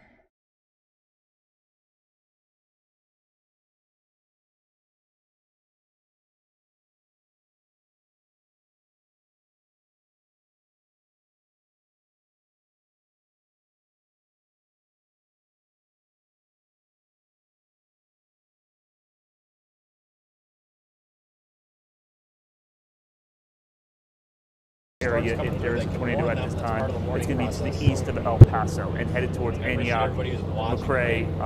They'll get close to BB and Gardner. Along Highway 64, if you live in El Paso and you know where 64 is located, it is now east of you. And some of the roadways here, and honestly, guys, I can't see with our two-box situation. So, Nathan, if you have a better vantage point, here's Antioch, Arkansas. Some of the areas that will be affected. Thank you very much for doing that. Bull Creek Cove, McClatchy Lane, just to name off a few. Bill Hill Road, Turkey Mountain Road. These are roads just to the west of Antioch. Ridge Road. You're in line to get what's coming out of El Paso. Let's see here.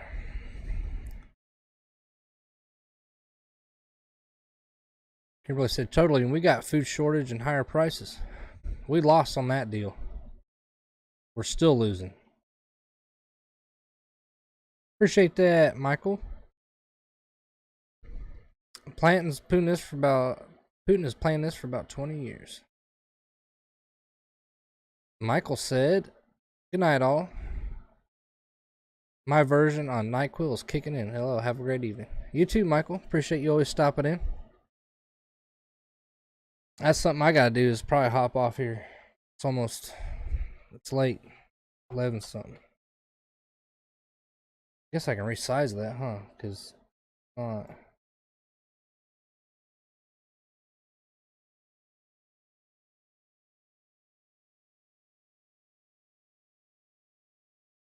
yeah, what I'll do is I'll leave up some weather stuff, and then of course some Ukraine stuff as well. It looks like Jeff Farmer might be doing all right. Just some severe thunderstorms.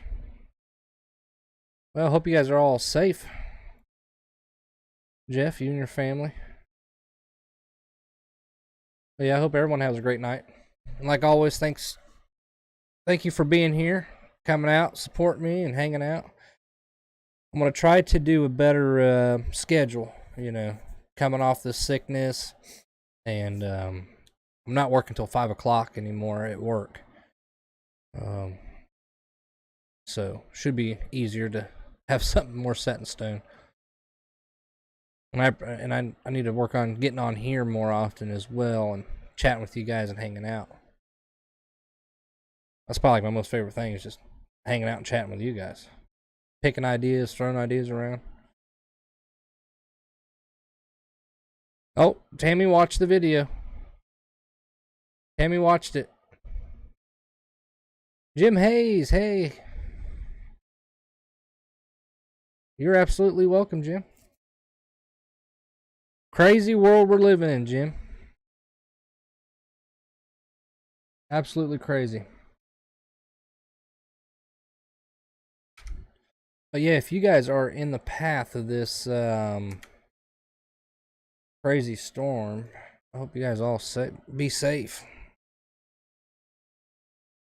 Keep your phones charged. Make sure your volume's up for the alerts. What we do.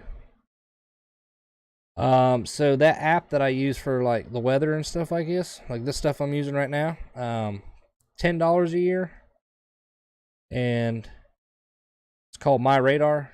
Apple, Android, PC. It's really nice. Not associated or affiliated or get money for, just a good app to have on your phone. They'll send you alerts and everything. That's what I like. Tammy says, I'm in total shock. Yes. Jim Hayes has got that right. This world's, it's with China moving all them aircraft, six giant cargo military airplanes flying to Serbia. Nobody's talking about it. Like, what are they doing? What are they dropping off? Serbia's allies with Russia. Come on, man. Come on. Hey, Dan, what's up? Have a good night. Y'all stay safe. You too, Dan. Yeah, I'd like to get a better schedule time, you know, when all you guys are on, you know, my peeps, my group of 15 to 20 of y'all, you know what I mean? Like, my main crew. You guys are awesome. I like you guys a lot. I sit here and talk to you guys all night. I need to do like a I wouldn't say an all day stream, but more like 5-6 hour stream. Just hang out and BS and dig some stuff up and look at this and look at that, discuss that. Yeah, I enjoy you guys a lot. Absolutely. Tammy says, so glad I didn't get vaccinated. Absolutely, Tammy. Thank you. Thank all you guys for being here. Subscribers, the new likes, new follows, donations. Michael Garver said the crew. That's right. The freaking call you guys like my bundle arrows, whatever it's called, you know.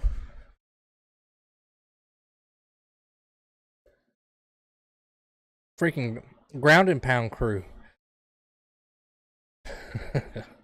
No, you guys are awesome.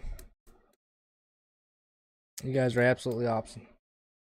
And if you guys ever have any suggestions too, like, hey, maybe you should stream this, or I'd like to see this. Like, I got a lot of people saying they don't like the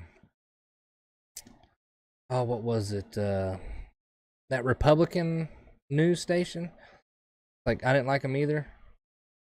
They had some good stuff, but majority of the time they're screaming. You know, like, that gets annoying. That gets annoying. The quiver. There it is. My special group of quivers. That's what you guys are. Don't say that too fast. You might say something wrong. But yeah, check out the video link that I have pinned. It's crazy. It'll blow your mind. You guys, I'll pin it in the Facebook group, and then we'll set a day and we'll talk about it. You know, that doesn't hurt. Because if I would have played that video that I have pinned, I would have been shut down. Fact checkers. Fact checkers. Well, what fact checkers are, I'll tell you. I'll just tell you real quick. What fact checkers are is that you have the agenda line. What all the media is talking about. They're all talking about the same thing, right? The baseline. Now, here's the truth down here, right? So here's the baseline. Oh, someone's starting to talk about the truth. But then you got the fact checkers. You know, you hit all these little points. Oh, fact check, fact check, fact check. Next thing you know, you're back on that main agenda line. I gotta be careful. I'm gonna get shut down.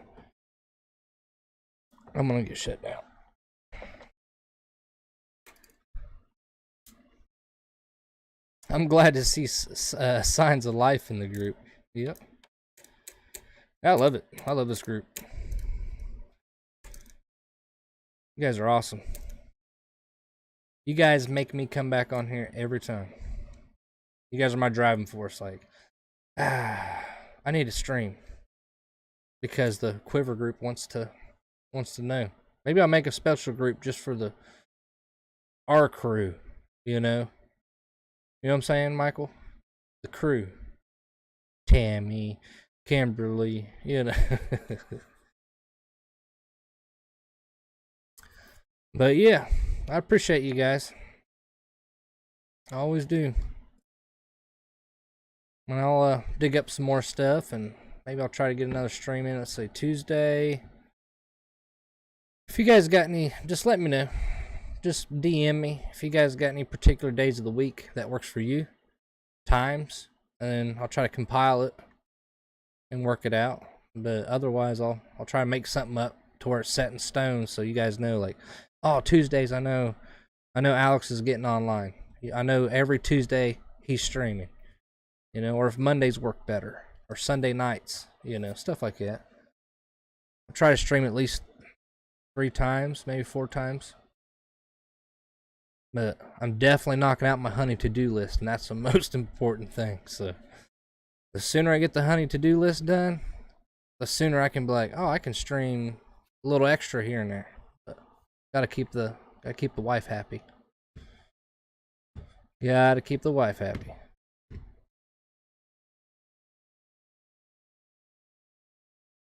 But yeah. If you guys need me, DM me. I'm always checking and looking online, so I'm always around, that's for sure. But yeah, I'll let this sucker run. I'll throw up some live streams of the Ukraine. I'll probably leave this Storm Chaser guy on there. Something interesting might pop up. You never know. His name is, don't know, but somebody donated $4,000 to him. That's just insane. Price of gas and stuff, though.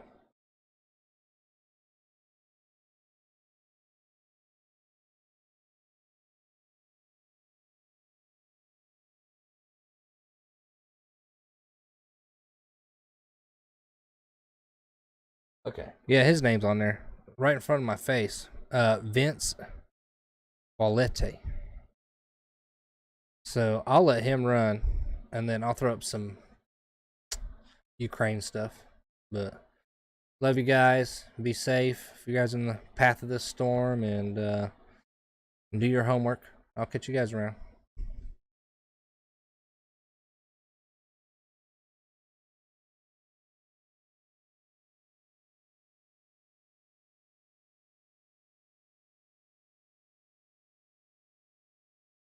Good night, everyone. Appreciate you.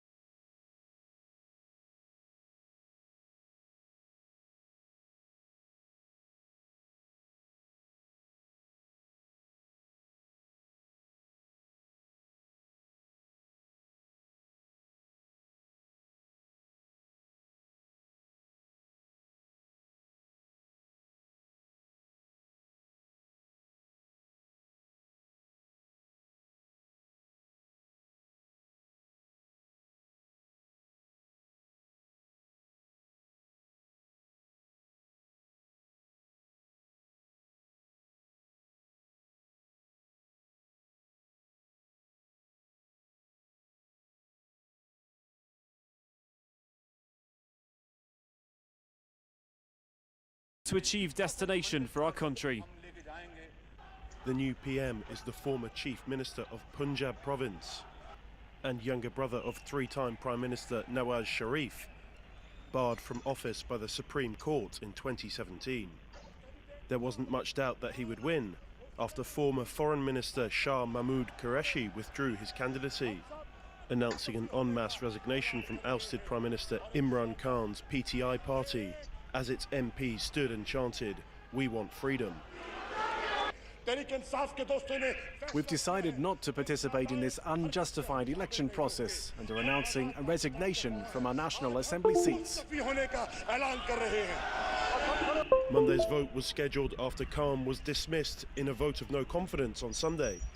No Prime Minister has ever served a full term in Pakistan, but Khan is first to lose office this way. Khan has called on his supporters to join him on the streets in hope of forcing an early election. Thousands have followed his call in cities across the country. The streets of Sri Lanka still filled with protesters expressing their anger over the country's crippling economic crisis and calling for the removal of the government. Prime Minister Mahinda Rajapaksa pleading for patience, saying he needs more time to get the country out of this situation. The country's 22 million inhabitants have seen weeks of power blackouts and severe shortages of food, fuel, and even medicine.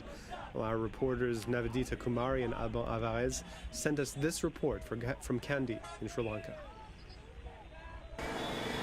The sacred city of Kandy in the heart of Sri Lanka gets the busiest during this time of year as people prepare for one of the biggest festivals in the country, the Sinhala and Tamil New Year. But the surging prices in the country are dampening this year's preparations. These firecrackers that used to be the best seller every year fail to find any buyers. Things are expensive. Rather than spending their money on firecrackers, people would rather spend it on rice, sugar and essentials. I'm selling these for 80 cents each. People would rather buy a kilo of rice with that money. At a time when Sri Lankans are struggling to meet their daily needs, it is unimaginable to plan anything special.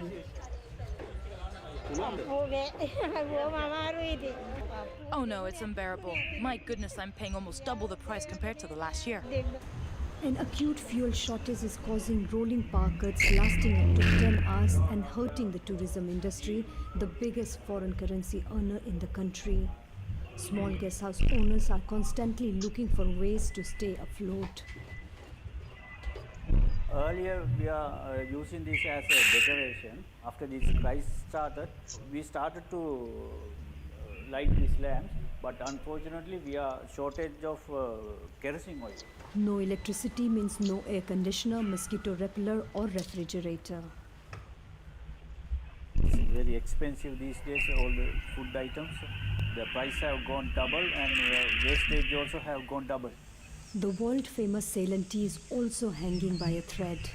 In a bid to become the world's first entirely organic farming nation last year, the government imposed a sudden ban on fertilizer imports that drastically affected tea production.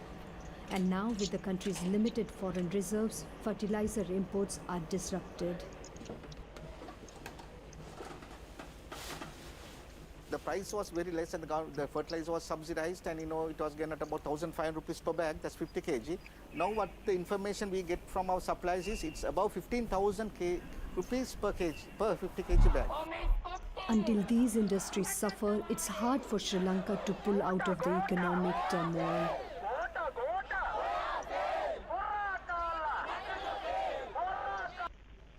That's all for now, but do stay tuned to France 24.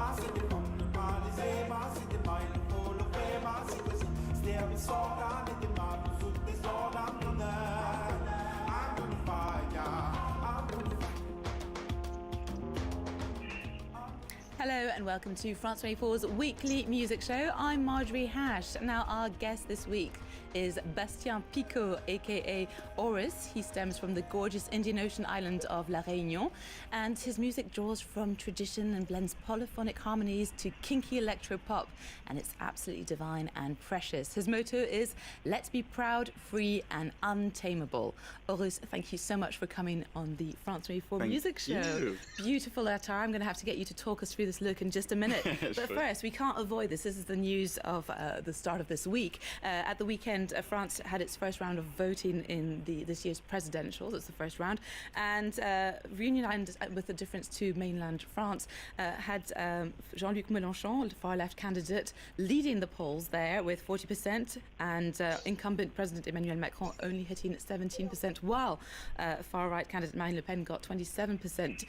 Were you surprised by this, and do you think with the amount of abstention that there is and in voting that people are disillusioned with politics in Reunion Islands? Well, I was not really surprised because 5 years ago we kind of have had the same sense of things.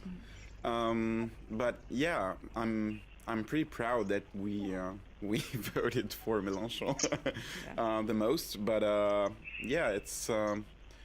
Well, I think I feel a little bit hungover because it's mixed feelings, you know, with all this. But yeah, I wanted France to be going in a different direction, but you know, that's just my opinion. Yeah. And yeah. We'll wait and see. Well, hopefully we can bring some beauty with your music and inspire people. We're going to talk about that now. You're currently on tour with your debut album, Chimera, and that came out last September, and we're going to check out the video for your amazing track, Kuhu.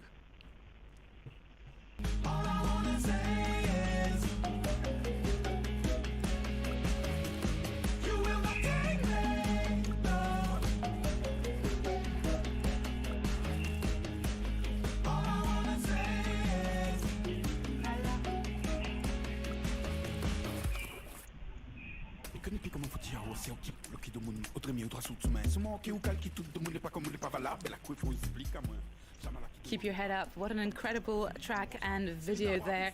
Now, Oris, I wanted to first of all you to tell me about your look with this beautiful fascinator that you've got on, the pearls and everything. Where do you get such an inspiration from? Well, it's a headpiece created by Lia Seval, which is a fashion designer that I've been working with for a long time now.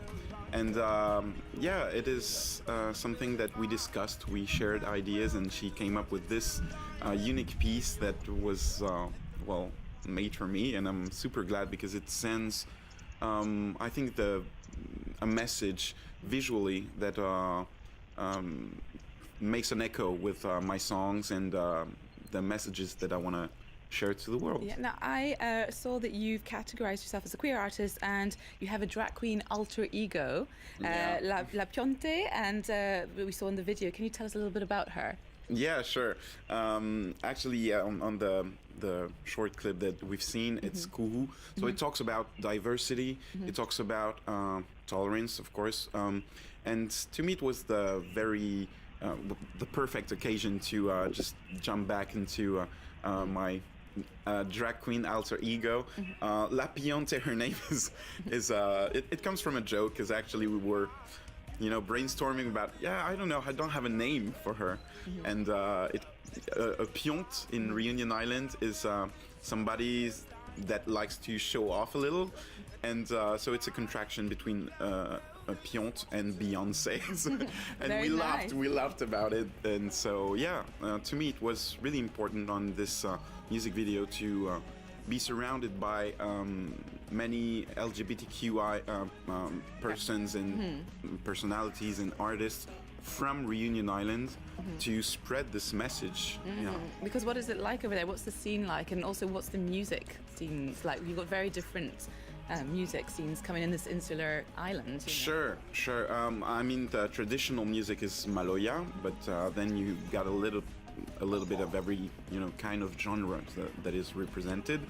But I'm often talked about as a a UFO, you know, sort of musically, fit because anywhere. I'm in between, you know, in between genres, and this. I think in Reunion Island we have this really strong thing that we call the vivre ensemble, which is living together, and it's really true. We're kind of like in advance as far as ethnicity is concerned, but I think there is still a lot of work to do as far as gender and sexual orientation is concerned. So, and I noticed that you sing in French, English, and Creole. Is that correct? And does your personality change depending on the language you sing in, or do you sing for certain, you know? Well, no, I'm not schizophrenic, but yeah, I love to write in English and in Creole, and actually, I find that those two languages just dialogue well together. They respond well. And I don't really see a gap, you know, between when I sing English and Creole. That's why within one song I can switch from one to the other. Now, you've been able to tour France quite a bit in recent times, and I'm curious as to how does it feel for you, you know, when you come from the Reunion Island to get this sort of exposure, you know, in other parts of the world? Do you find it's difficult to get your music to it, or is it easier now with the internet? You know, what's the feeling as an artist? Well, I think it is somehow easier with the internet, but you know, due to the pandemic, we had a lot of gigs cancelled, and so yeah, hopefully I'm gonna go touring in Africa in May. Ooh, okay. Then Cabo Verde in June, and I'll come back to France as well in June and July. So. And I've heard amazing things about your live shows. Do you turn into different characters on stage? You know, do you bring back La Piante? No. No, now Piante is put away in the cupboard, so it's just your fabulous self right now. Yeah, it's as I am, Oris. So this is what I wear on stage, and yeah, it's. I mean, it's a journey on stage throughout the songs of the album and throughout different kind of emotions. There is something really dynamic with you know, a sense of rhythm and tribal percussions, but there's also a more atmospheric, you know, airy songs and ballads. So yeah, that's excellent. Well, you were talking about a tour in Africa. How about we check out some other new releases? And one is actually from Nigeria, which is from producer turned singer Feels. His music has been going viral, especially on TikTok. Thanks to that, he has hit the big time charts, and he's even signed an international record deal with Warner UK. Let's check out his earworming track that celebrates the happy-go-lucky lifestyle.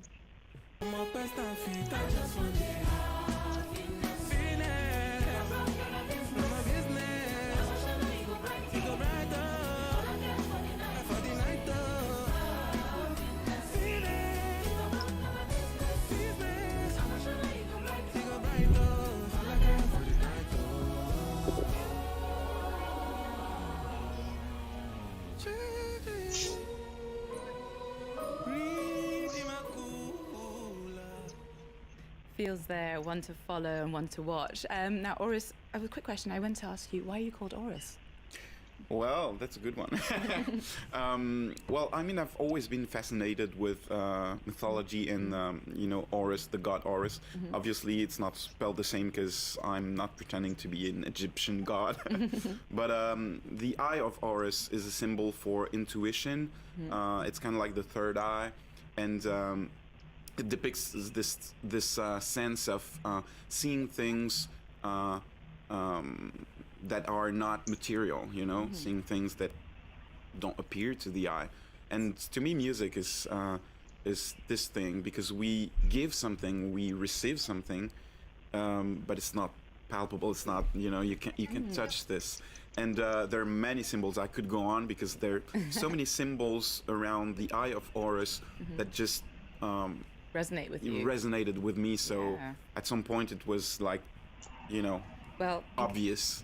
No, it makes sense. And also, like, all mythologies around the world have had this, including in Ireland, which is where we're going to go right now, with the Dublin punks Fountains DCs, who have just released their third album, Skinty Fia, full of gnarly guitar riffs and their rather unique accents. are jealous, strut. I probably am that sort. I see you 20 Marys later when your tongue is talking straighter. You took 'em all down to the mercenary bar. I heard she broke up with the fella, now he's drinking in his car. Nah, I'm not inclined towards a scandalous word, but on the subject of myself, I do believe what I heard. There is a track beneath the wheel and a spare to retort. She says I don't agree with nothing, I say no.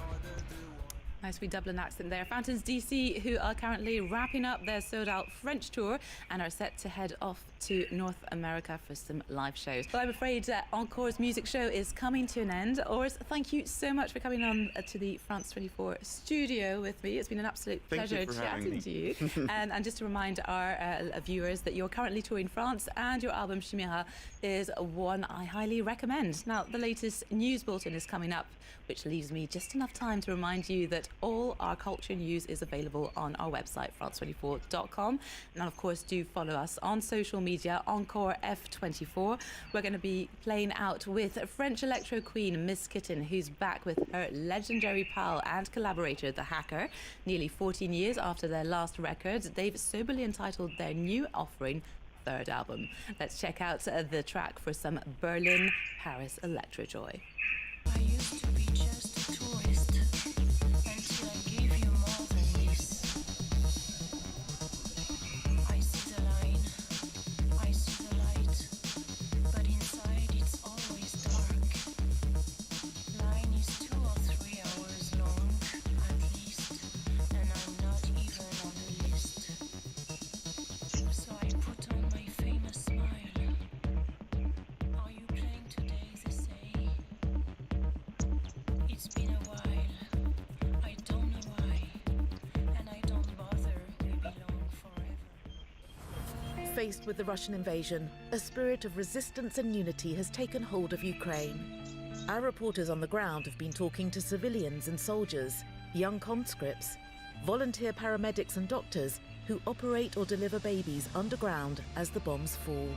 Trapped by the war, the Ukrainian people tell stories of darkness and despair, but also of courage and hope. Watch reporters on France 24 and France24.com.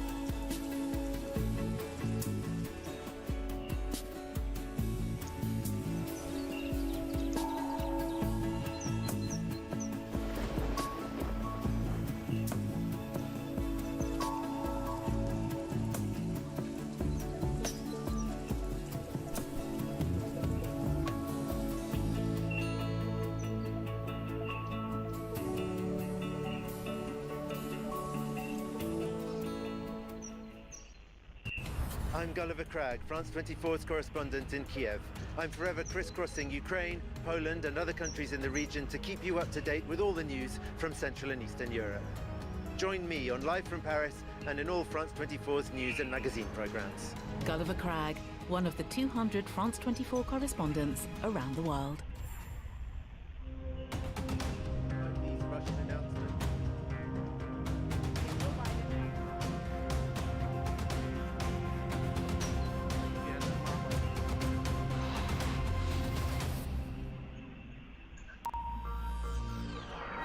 We're live from Paris here on France 24. Glad you could join us. I'm Stuart Norval. And I'm Sharon Gaffney. We're here for the next 4 hours of the programme.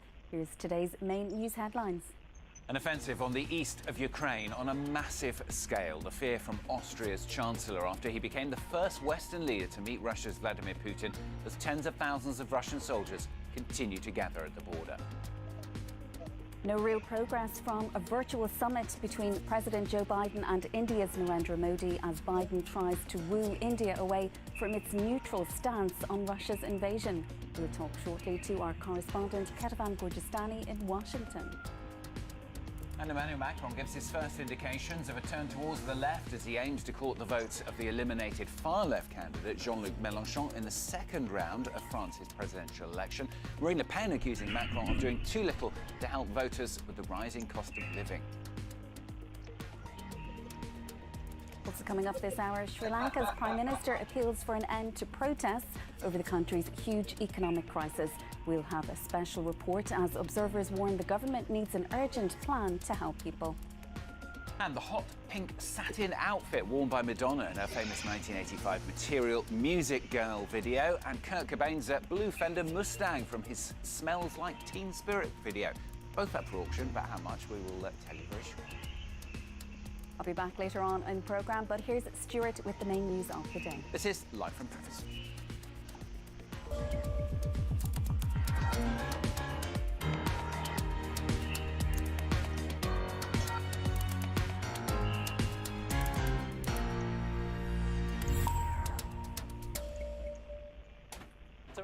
Then on the east of Ukraine is evidently being prepared on a massive scale. That the fear and the worry then from the Austrian chancellor after he became the first Western leader to directly meet with Russia's Vladimir Putin. Russia then concentrating tens of thousands of soldiers along Ukraine's eastern border, ready for a huge offensive. Forces appear to be re-equipping, refurbishing and redeploying.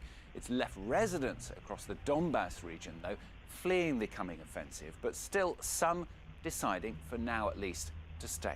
Jean-Emile Jamil has their story. Severodonetsk, a ghost town where the streets are deserted. This was one of the first targets of Russian troops when they invaded Ukraine in February. Civilians are still in grave danger, but here in this building they remain, and in their numbers. This winding bunker dates back to the Soviet era. Peering through the underground rooms are the looks of stony faces, many of whom have lived here for the past month. This family explains how finances have prevented them from leaving. Since February 24th, we've had no more pensions and no more salary. No one has any money. At least here we have some humanitarian aid and also the army. Here a baby lays fast asleep, while in this bunker there is still electricity and a working television. With no running water, it's the simplest place of refuge, but it will have to do. At the beginning of the war, we would have been helped by volunteers if we evacuated. After a week, we would have had to pay rent. And since we have no income, we can't rent an apartment. This woman is convinced that the shelter will protect them from any bombing, yet outside the Russians are still shelling the city.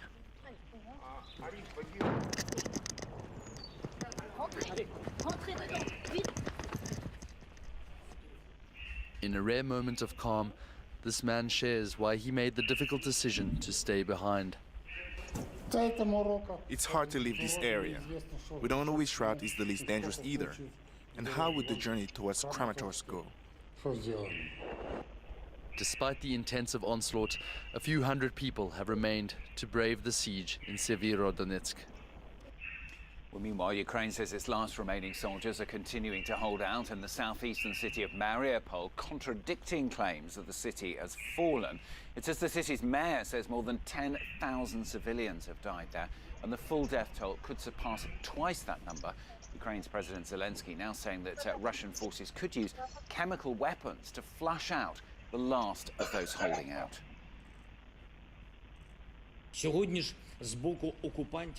Today we heard a statement from the occupiers confirming they are preparing for a new stage in their terror against us and our defenders.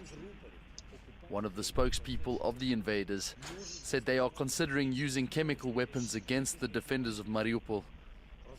We take it very seriously. I want to remind world leaders that a possible use of chemical weapons had already been discussed by the Russian military. President Joe Biden and the Indian Prime Minister Narendra Modi have had what's been described as a candid exchange of views on the Ukraine crisis. That at a virtual summit, but the United States appears to have made little progress in wooing India away from its neutral stance on Russia's invasion. Well, let's cross then to Washington, speak to our correspondent Ketivan Gorgistani, who joins us from there. Ketivan, despite this, then there just seems to be no real change, is there, in India's position? No, not much wavering from the Indians when it comes to dealing with the war in Ukraine. The Prime Minister of India reiterating that he was calling for peace, that he was hoping that there would be peace talks between Russia and Ukraine.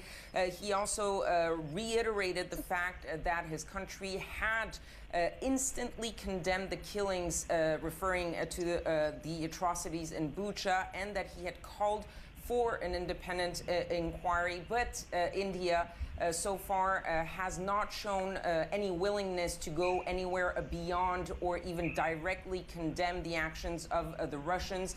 They've abstained several times at the United Nations as to any vote that could sanction Russia. And on the energy front, India is continuing to buy Russian oil. The imports of Russian oil actually having grown exponentially since Russia invaded Ukraine, growing about sixfold, according to some estimates, since the end of February. And it doesn't seem like India is willing to decrease that reliance on Russian gas, at least for right now. Despite that, though, Ketivan, the US kind of trying to downplay, I suppose, its disagreements with India. Yes, the United States really not trying to push or to criticize India, at least publicly. And so when some senior administration officials were talking about this meeting between Joe Biden and Narendra Modi, they really tried to sort of downplay any disagreement and try to praise India for some of its recent comments about the atrocities in Bucha. They also underlined the fact that India was a big humanitarian help provider for the Ukrainians. The Americans saying that India had made some pretty strong statements condemning the killing of civilians, also making statements about those independent inquiries into those atrocities, and that seemed to, at least publicly for the U.S., be enough coming from India. As far as the energy payments, the Americans there, again, trying to downplay, repeating a couple of times in a briefing with reporters that India wasn't really relying that much on Russian oil, just 1 or 2% of their imports, that really was their decision to make, that it was a discussion that they had, that Washington was saying that India shouldn't increase or accelerate its Russian gas imports, but that in the end it was India's choice to make. And so the U.S. acknowledging that it had made no direct ask, no direct request from the Indians, and therefore did not get any real direct answer as to any of these positions. Ketivan, thanks very much. Ketivan Gorgistani. Now, I realise that people will vote for me to stop her, said Emmanuel Macron, as he added, but I want to convince people, so I may possibly round out my project with more social welfare measures. The first full day of campaigning ahead of the second round of France's presidential election. Emmanuel Macron then appearing already to court the votes of the third-place nominated candidate, Jean-Luc Mélenchon. Le Pen herself, well, she also took to the street, accusing Macron of doing too little to help voters with the rising cost of living. She repeated her promises to slash the tax on food and fuel. Jean-Emile Jamy has more. It was a Monday supposed to be set aside for meetings and to plot the campaign strategy going forward. But at the last minute, a change in schedule for Marine Le Pen saw a chance encounter with this wheat farmer in Lyon. It offered the National Rally candidate an opportunity to go on the charm offensive and to discuss her principal campaign themes: low purchasing power, rising inflation, and their consequences for the agricultural sector. Il y a un autre nuage noir qui arrive sur la tête des Français et qui va être l'inflation des prix de l'alimentation. For her militant supporters, there is no doubt that Le Pen is the candidate to revive the economy. Quand vous avez connu le besoin, vous savez ce que les gens peuvent ressentir quand le frigo est vide et que votre enfant vous dit « Maman, je voudrais un yaourt » et vous lui répondez « Tu m'excuses, tu manges ce qu'il y a dans le frigo ». Il faut se mettre à la place de ces gens-là. Marine, c'est l'espoir. For his part, Emmanuel Macron chose to make a campaign trip to the north of France, where the national rally has strongly established itself. The only objective for the incumbent president, to convince those in doubt.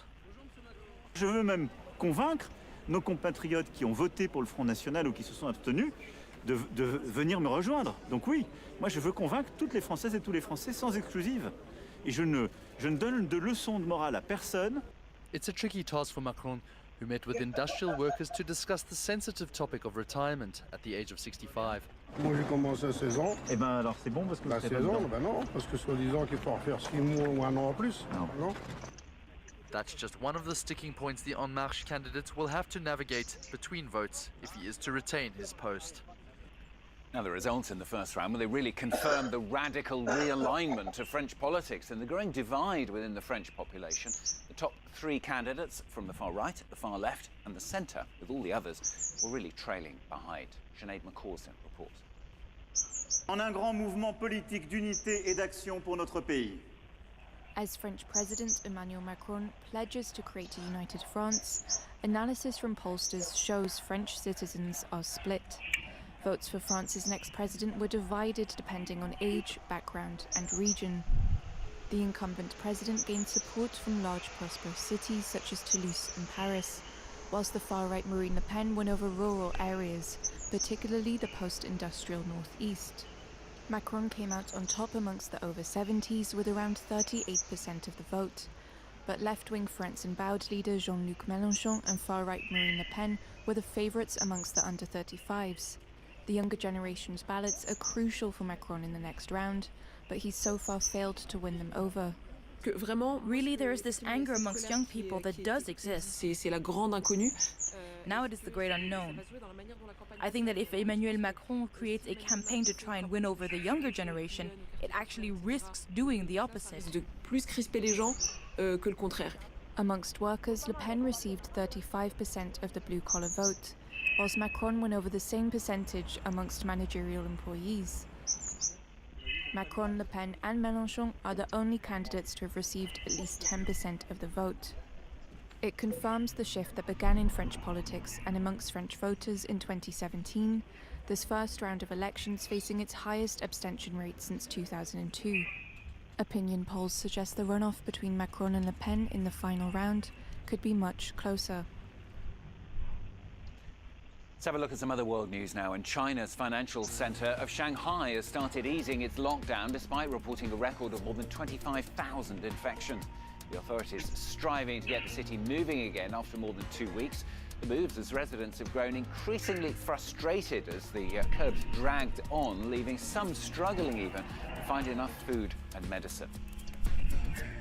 At least 24 people have been killed in landslides and flooding across central and southern Philippines. And after Tropical Storm Maggie dumped heavy rain and disrupted travel ahead of the Easter holidays there, more than 13,000 people have fled to emergency shelters as the storm pounded the region, flooding houses, inundating fields, cutting off roads and knocking out power.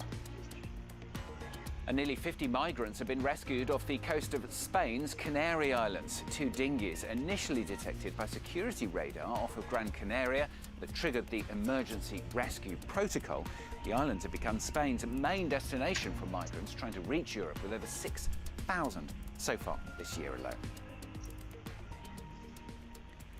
Sri Lanka's Prime Minister has appealed for an end to protests calling for his resignation over the handling of the worst economic crisis in decades, saying his government is launching a plan to rebuild the country. In a televised speech to the nation, he asked for patience. Even though it can't be done in 2 or 3 days, we are working to end this crisis as soon as possible. Every minute you protest in the streets, we lose our ability to earn dollars. Well, observers continuing to warn that if the government does not come up with an urgent economic recovery plan, well, the situation could easily further escalate.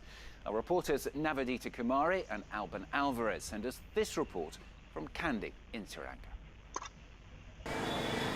The sacred city of Kandy in the heart of Sri Lanka gets the busiest during this time of year as people prepare for one of the biggest festivals in the country, the Sinhala and Tamil New Year.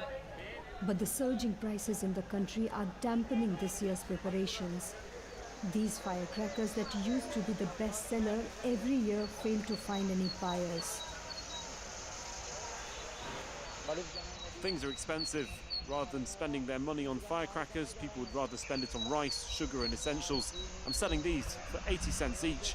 People would rather buy a kilo of rice with that money. At a time when Sri Lankans are struggling to meet their daily needs, it is unimaginable to plan anything special.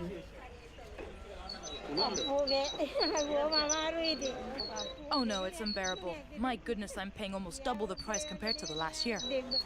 An acute fuel shortage is causing rolling power cuts lasting up to 10 hours and hurting the tourism industry, the biggest foreign currency earner in the country. Small guest house owners are constantly looking for ways to stay afloat. Earlier, we are using this as a decoration. After this crisis started, we started to light these lamps, but unfortunately, we are shortage of kerosene oil. No electricity means no air conditioner, mosquito repeller or refrigerator. It's very expensive these days, all the food items. The price have gone double and wastage also have gone double. The world-famous Ceylon tea is also hanging by a thread. In a bid to become the world's first entirely organic farming nation last year, the government imposed a sudden ban on fertilizer imports that drastically affected tea production. And now, with the country's limited foreign reserves, fertilizer imports are disrupted. The price was very less and the fertilizer was subsidized, and it was given at about 1,500 rupees per bag, that's 50 kg. Now what the information we get from our suppliers is it's about 15,000 rupees per 50 kg bag. Until these industries suffer, it's hard for Sri Lanka to pull out of the economic turmoil.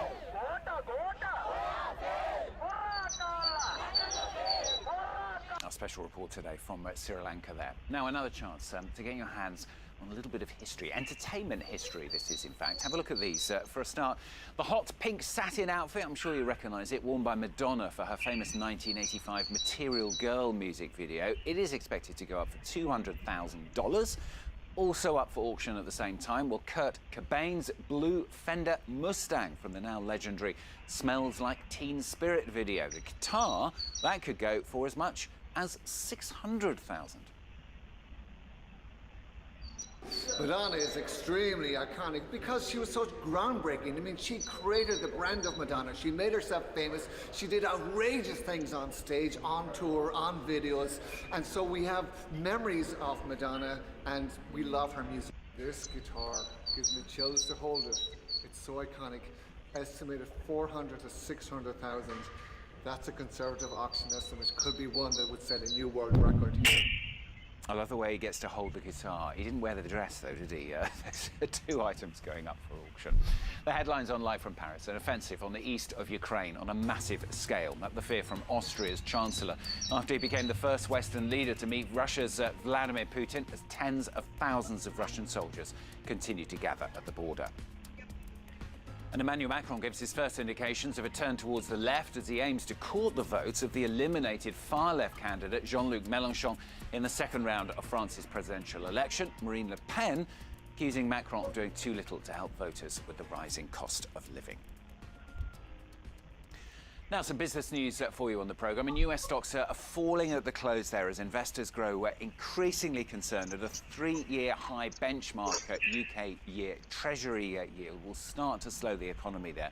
They're still looking anxiously as well to the upcoming earnings season for signs of what impact inflation is having on corporate profits. You should see down across the board, biggest fall there on the Nasdaq. Let's have a look at the Asian shares. They're also down, although China's markets, they gained ground at the start. They're still down now at this point, though, as signs emerge that some of the strict coronavirus restrictions are starting to ease across Beijing. You see much larger falls elsewhere, especially there on the Nikkei in Tokyo. Well, let's cross then to Abu Dhabi. We're going to speak to market analyst Han Tan, who joins us from Xinity. Han, good to have you with us, of course, once again. Lots of issues to worry, particularly those US investors at the moment, then.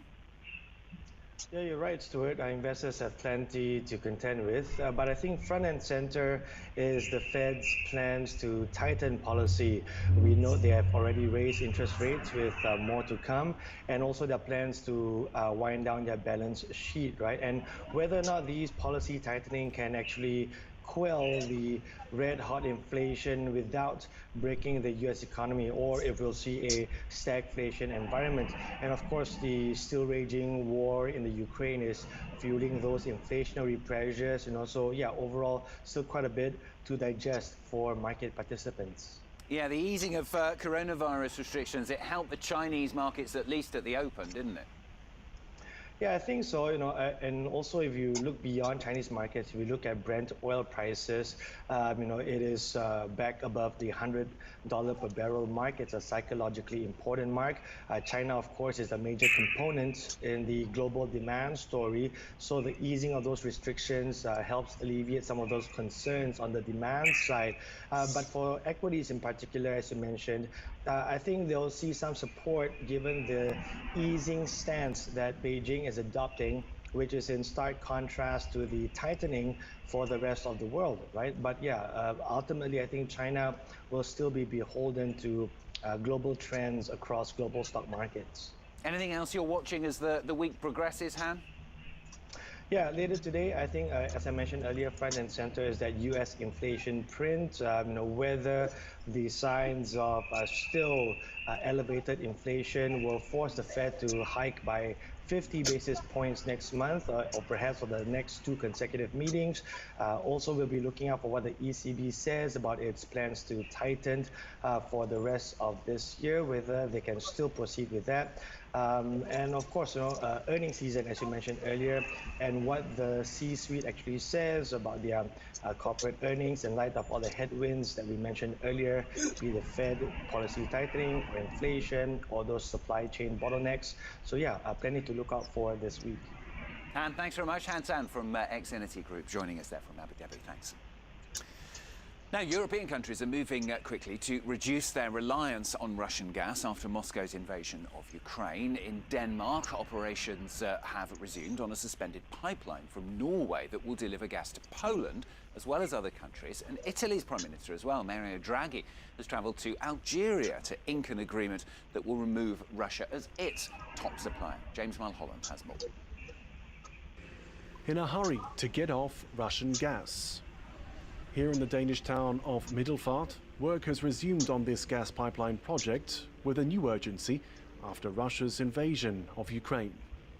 After a 9-month suspension due to environmental concerns, the Danish operator says it could now be sending Norwegian gas to Poland as early as October.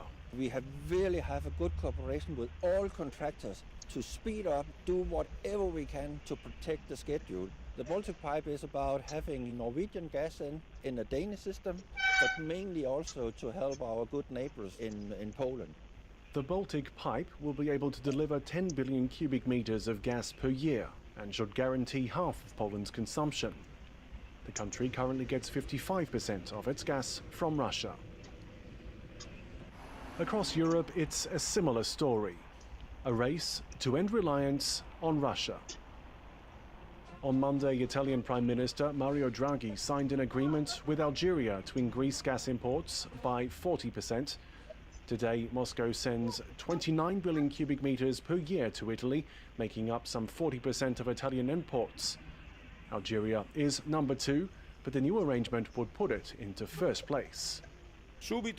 Immediately after the invasion of Ukraine, I announced that Italy would move with the utmost speed to reduce dependence on Russian gas.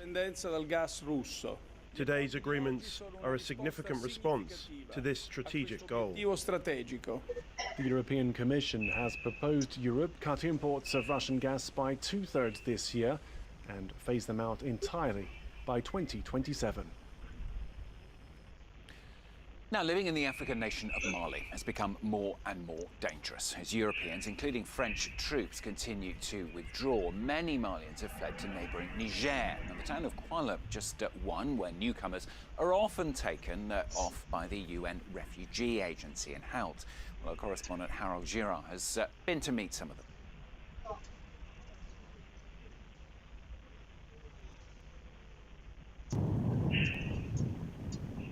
Since the beginning of the year, jihadist attacks and criminal gangs have multiplied near the border between Mali and Niger.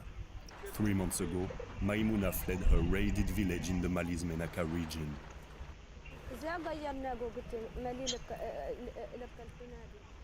I used to hear about villages being attacked, about thieves killing people and stealing their cattle.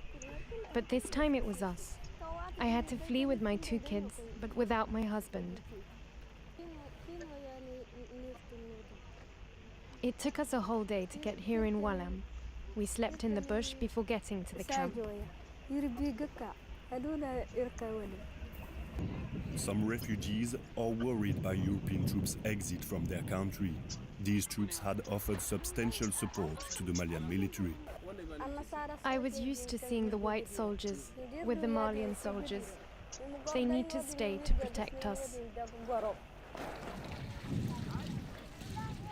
Out of the camps, and despite their losses, some refugees are trying to rebuild communities, like here in Niamey. Zakou Karimou used to be the chief of a Malian village near the border.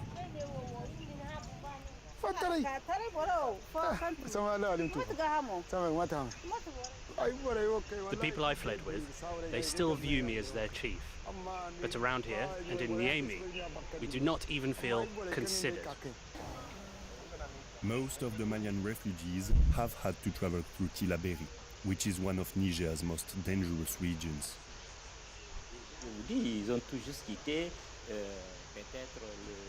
They just left the most dangerous area, but in Walam there can be an attack.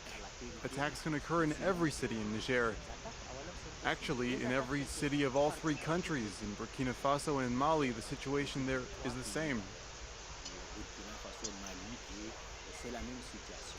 According to the UN Refugee Agency, at least 60,000 people who have fled the extremist threat in the north of Mali now live in Niger. Coming up in the next half hour for you, we have a special report from Ukraine. Following some of the country's farmers there, Ukrainian agriculture plunged into crisis, highlighting the country's importance with global supplies of grain and sunflower oil. It's in the next half hour.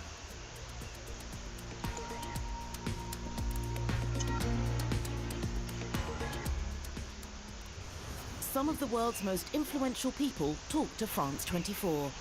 Government cannot do much promotion of human value. Politicians. Scientists, athletes and artists. Get all the insight. The government is still spying. And the voices that matter on France 24. Liberté, égalité, actualité.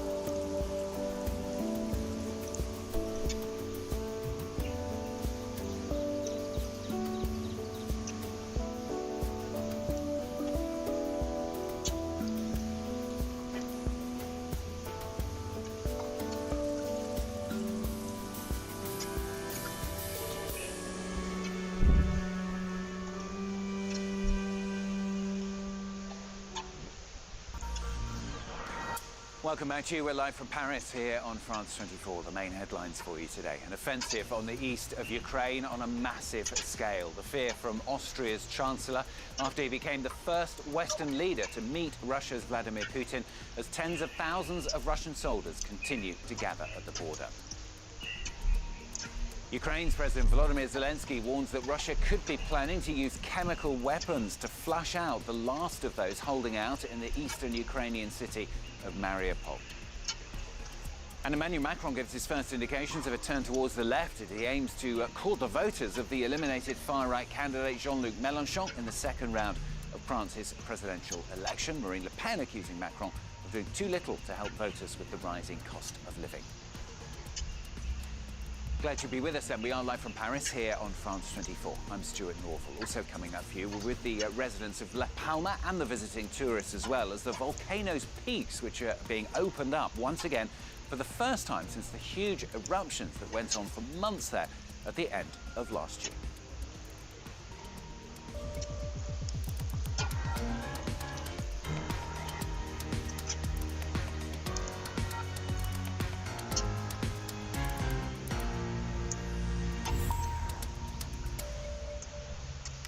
So an offensive on the east of Ukraine is evidently being prepared on a massive scale. That the fear and worry then from the Austrian Chancellor after he became the first Western leader to directly meet with Russia's Vladimir Putin. Russia then concentrating tens of thousands of soldiers along Ukraine's eastern border, ready for that huge offensive. The forces are re-equipping, refurbishing and redeploying, and it's left residents across the Donbass region fleeing the coming offensive, but some still have decided, for now at least, to stay. Well, earlier we spoke to Michel Yakovlev. He's a professor at the Paris School of International Affairs. It has taken 1 month for the Russians to clear Mariupol, which shows that they are not ready to assault a defended position. That is the true offensive value of the Russian army. It can bombard at will, but when it comes to the assault, then you don't see anymore the Kalirovsi and the elite troops. These guys are not ready to mount a determined assault. Meanwhile, in Russia itself, there is no more independent media working in the country, and the journalists still there are taking large risks. Since the invasion of Ukraine on the 24th of February, the Russian government has been tightening laws and imposing strict censorship. And those who are trying to speak out about Ukraine are accused of spreading false information and trying to discredit the Russian army.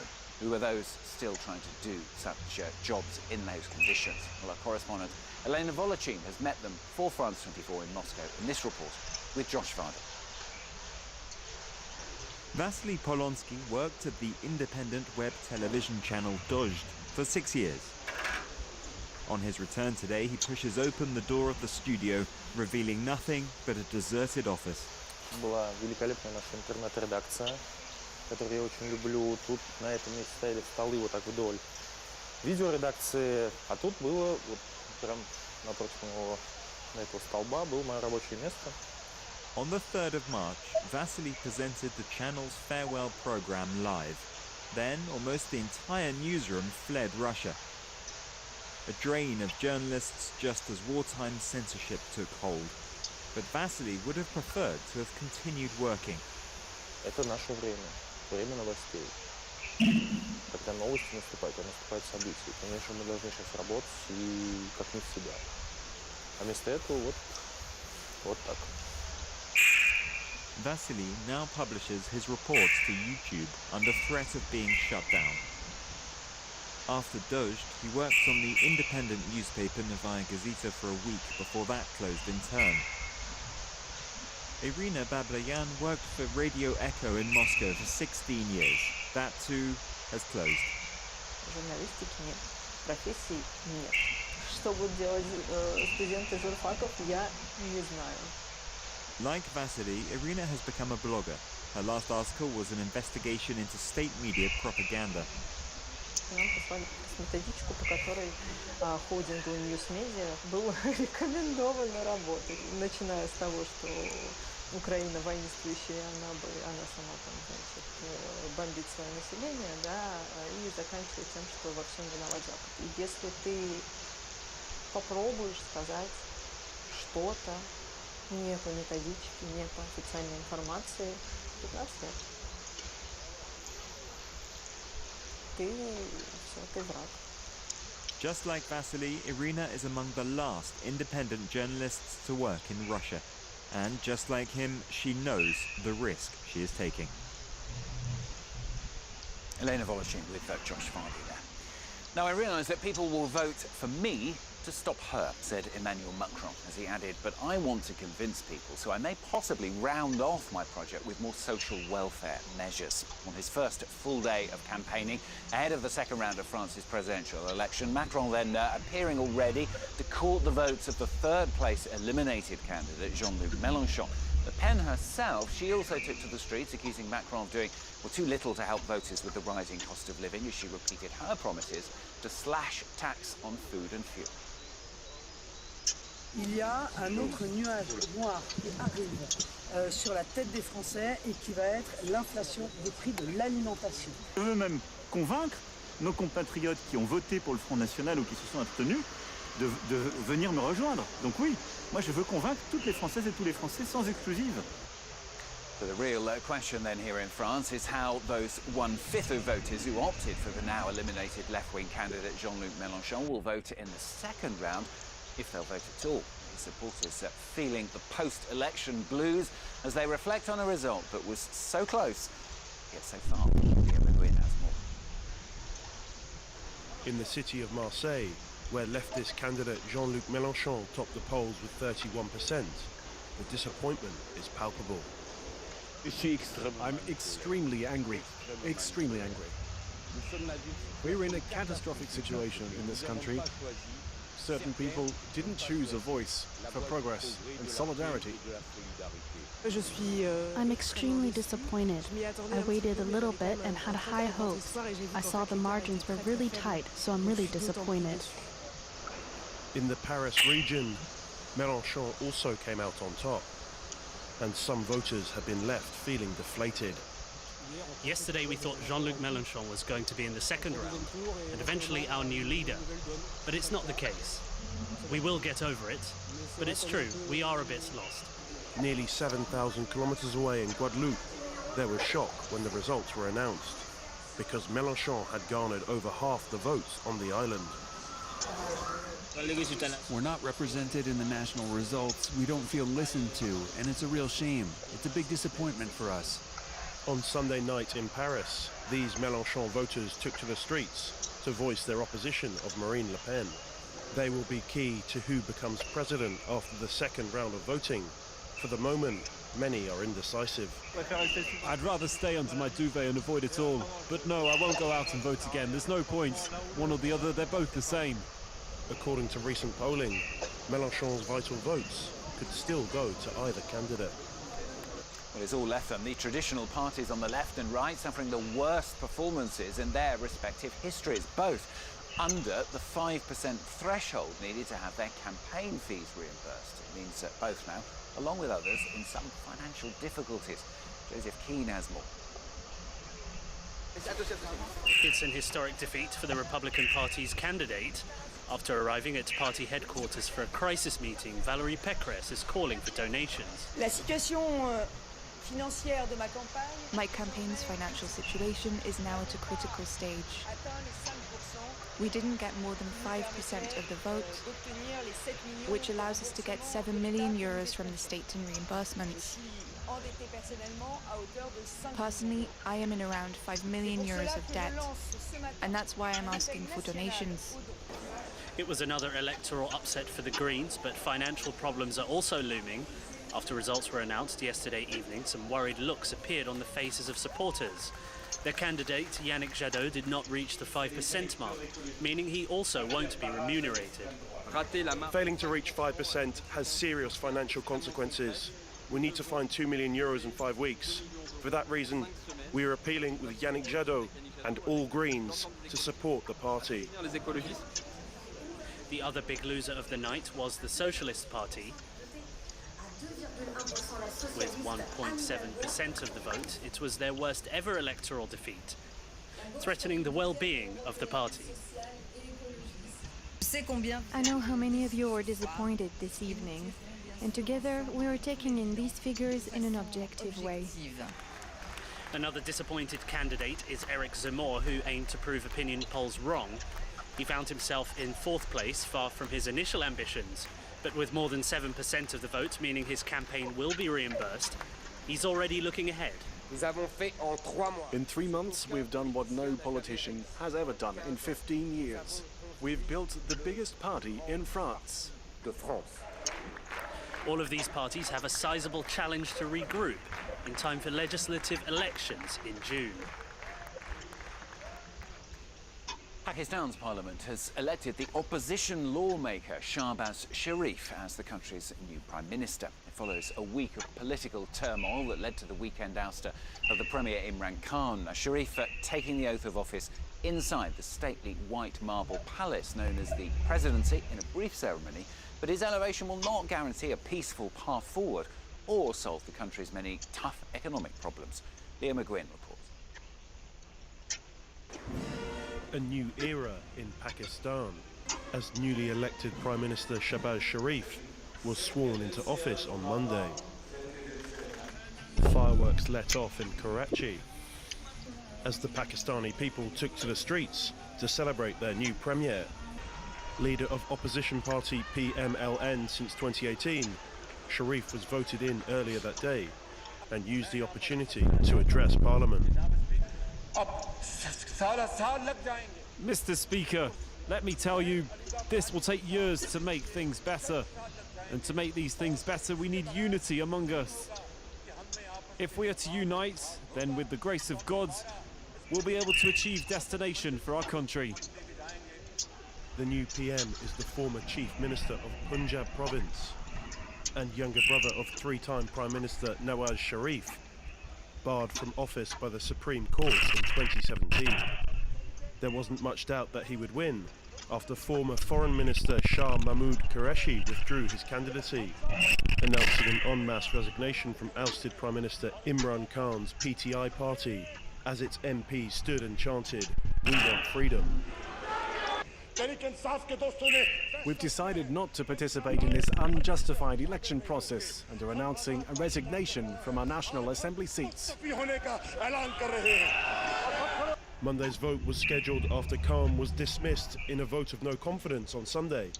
No Prime Minister has ever served a full term in Pakistan, but Khan is first to lose office this way. Khan has called on his supporters to join him on the streets in hope of forcing an early election. Thousands have followed his call in cities across the country. Now then, it's been rather tricky to visit of late after the huge eruption, which I'm sure you'll remember went on for months last year. But now, carefully, it is possible again. This is La Palma in Spain. Excursions to the huge volcano there happening for the first time in months. It's still degassing, that's the expression apparently, but guided routes established once again through safe areas near to the cone there, which are guarded at all time. Tourism heads saying they lost almost all of the winter season there, so they're delighted to be able to try and reopen as much as possible, as soon as possible as well. So after the tragedies of people losing their homes, at least that volcano once again being able to reopen around La Palma. The main headlines online from Paris for you. An offensive on the east of Ukraine on a massive scale. That the fear from Austria's chancellor after he became the first Western leader to meet Russia's Vladimir Putin, as tens of thousands of Russian soldiers continue to gather at the border. Emmanuel Macron gives his first indications of a turn towards the left as he aims to court the votes of the eliminated far-left candidate Jean-Luc Mélenchon in the second round of France's presidential election. Marine Le Pen accusing Macron of doing too little to help voters with the cost of living. Now, time for focus on the programme for you. In Ukraine, farmers have become something of folk heroes. That after numerous videos have emerged of them using their tractors to tow away Russian tanks and other military equipment following Ukrainian forces' battlefield victories. But in reality, well, the war has actually plunged Ukrainian agriculture into crisis and highlighted, of course, the country's importance to global supplies of grain and sunflower oil. Well, from Ukraine, for France 24, Our correspondent Gulliver Crack has this report. Farmers in southern Ukraine made this video as they prepared to tow away some Russian trucks. Ці суки приїхали мій чорнозем української віси. Подивіться, блядь, непобіждені, блядь. Отакі діла, ребята. One of the trucks has a Pantsir surface-to-air missile system on it. Alexander's friend Andriy today has 3 Russian vehicles in his yard, or what's left of them. Дві ми встановили, віддали. We repaired 2 and gave them to the Ukrainian army. The others are good for spare parts. If one of our soldiers' vehicles breaks down and they need a part, we'll of course help them. Look, this one was bulletproofed. That's a rarity. It's got super thick glass. But that didn't save them. Nothing will save them on our territory. Їх нічого не спасе на нашій території. Ukrainian forces fought Russian troops off the farm Andriy works on in mid-March. Вони там були недовгий час. The Russians weren't on our fields for long, so they didn't have time to lay mines. But I heard they did on other farmers' lands. As for Alexander, most of his land is occupied by Russian forces. As he takes us to see the few fields that aren't, he talks to his sister, who's in the occupied area. Are they shooting there? Constantly. There's constant shooting back and forth. And is there electricity in the village? No, there hasn't been for 2 weeks. Their mobile connection only came back this morning, literally. There are Russian soldiers in the village.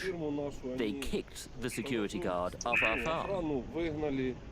Locals tell us the Russians drove tanks across our fields and dug trenches.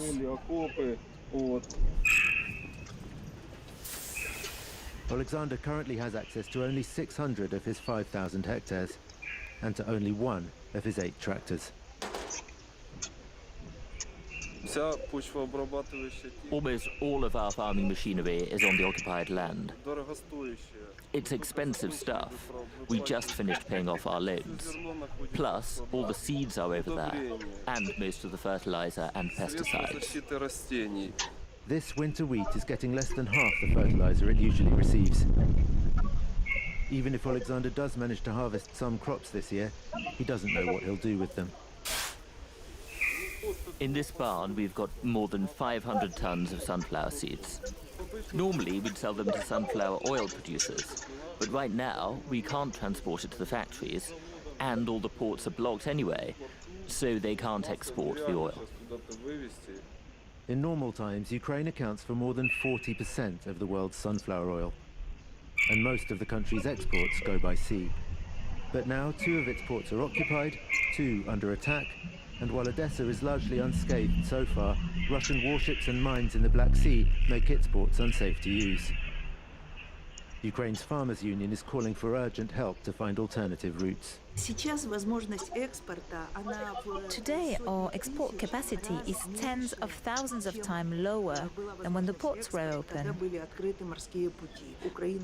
And Ukraine supplies food for the whole world, so there should be some kind of strong reaction from international organizations, but there hasn't been.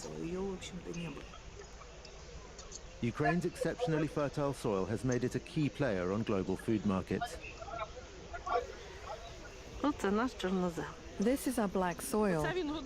This feeds people in Ukraine and abroad too, all over the world. It's our earth and our livelihood. But even in areas that are far from the fighting, like here, this year's crop will be much reduced. We didn't think there would be war. So some of the seeds we didn't buy yet, we thought we'd buy them in spring. We were supposed to get them from Kharkiv, but the suppliers have had their stocks destroyed. Lyudmila and her husband recently bought a new car. Their small farm had been doing well. Now she says they'll plant as much as they can so that at least Ukrainians don't go hungry, but they've little hope of any profit. This war has turned our whole lives upside down.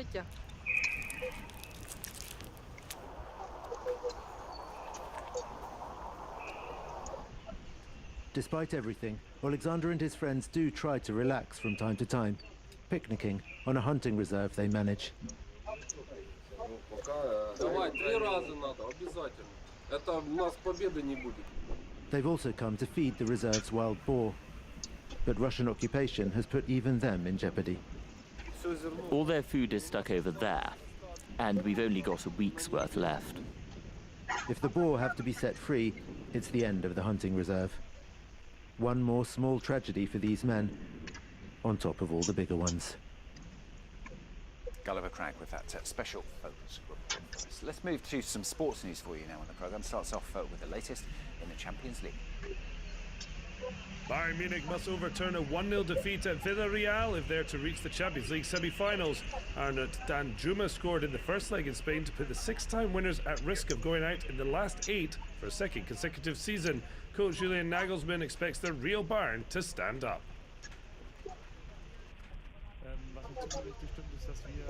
Well, what makes me confident is that we played a very poor match, while Villarreal played at their best. That's the result of analysing their matches. I don't believe it's likely we'll produce a poor performance for a second time in a row against the same opponent. I'm therefore quite confident that we can improve a lot. It's also true what Manuel Neuer said, it's the kind of match that suits the players and can lead to us recovering our best level. It's over 3 years since Bayern had last failed to score at least 2 goals in the competition at the Allianz Arena, but the Yellow Submarines are dreaming of a second ever semi-final appearance after doing so in 2006. Real Madrid want to avoid a repeat of last season and reach the Champions League semi-finals. Chelsea knocked Los Blancos out en route to lifting the 2021 title, but this time Real hold a 3-1 first-leg advantage. Karim Benzema scored a hat-trick, and boss Carlo Ancelotti is more than happy to lean on the Frenchman's brilliance. Well, the season has demonstrated that we have 2 forwards who have shined, Vinicius and Benzema. In the past we had Karim, Cristiano or Gareth Bale who scored a lot of goals. To say we're dependent on Benzema is true. There's no reason to hide it. I'm comfortable with the dependency, quite happy. Very happy to depend on Karim Benzema.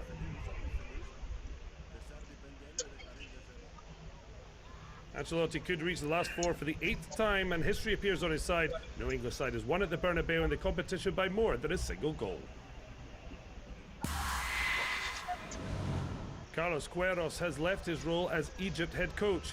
It could have been a golden time for the Portuguese coach, but instead the Pharaohs lost last month to miss out on the Qatar World Cup.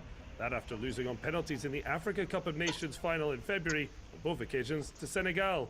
The Egyptian FA confirmed the 69-year-old's contract was terminated by mutual consent.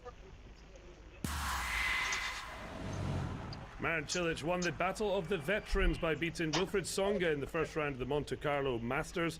The 2-time semi-finalist, former world number 5 Tsonga, had earned standout wins over Roger Federer and 2014 winner Stan Wawrinka at this event, but the Frenchman unable to wind back the clock, having recently announced he'll retire after Roland Garros. Once in front, Cilic never relinquished control, the Croat winning 6-2, 6-2 to advance. Arthur Randernecht took Fabien Fognini to a deciding set, but the young Frenchman eventually ran out of steam to lose to the 2019 champion. The Italian entertained the fans throughout on court with his shot-making and movement, yet despite taking the first set, 26-year-old Randernecht fought back to level the match with a single break. The world's 59's brave resistance finally broken, Fognini winning 7-5, 4-6, 6-3 in 2.5 hours to move into the second round. Brazilian footballer star Neymar was busy meeting the top names in tennis on Monday as he paid a visit to Monte Carlo. PSG star was joined by teammate Marco Verratti. The pair met 20-time Grand Slam champion Novak Djokovic, who's making just his second appearance of the season on Tuesday. Neymar also found time to catch up with Olympic champion Alexander Zverev and Brazilian doubles player Marcelo Melo.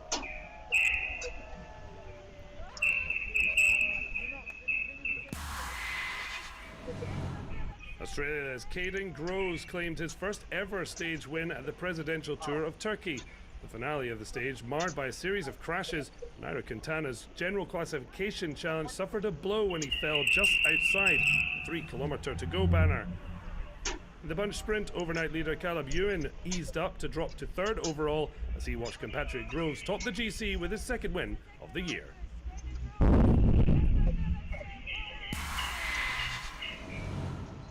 The Los Angeles Lakers have sacked head coach Frank Vogel after a poor campaign which saw them miss out on the playoffs. Vogel's team won 33 of their matches, but lost 49 in a season that saw them finish 11th in the Western Conference. Confirming the news on Monday, the Lakers issued a statement thanking him for his efforts, the 48-year-old having led them to the NBA championship in 2020. That's all the sports news from us here on France 24. I'll be back in an hour's time, but Sharon's joining us in the studio. She's got the next hour of the programme, Sharon. Thanks, Stuart.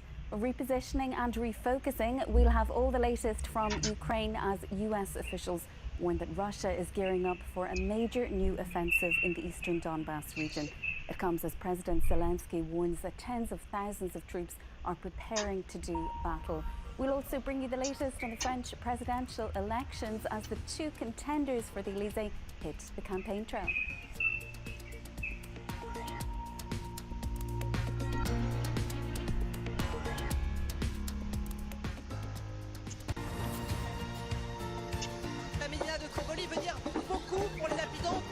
Bienvenidos a las noticias de France 24. Thanks very much for joining us. And أهلا بكم في ثقافة في عدد اليوم. Ravi de vous retrouver pour Afrique Hebdo. Au programme cette semaine. نسمع بين حين والآخر. This storm has hit New York City a lot. To be a president. 3, 2, 1. Madagascar fait face à une seconde vague meurtrière. Almost 99 million of you watch us every week. So thank you. Shukran. Gracias. Your confidence means a lot to us. Muchas gracias. شكرا على هذه الثقة. Thank you. Merci du fond de mon cœur.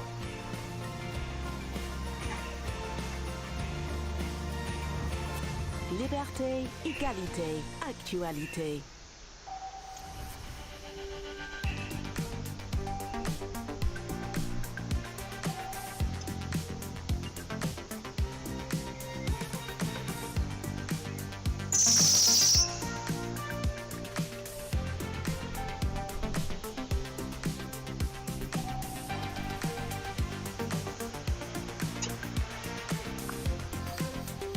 France 24, your economy explained. Liberté, égalité, actualité.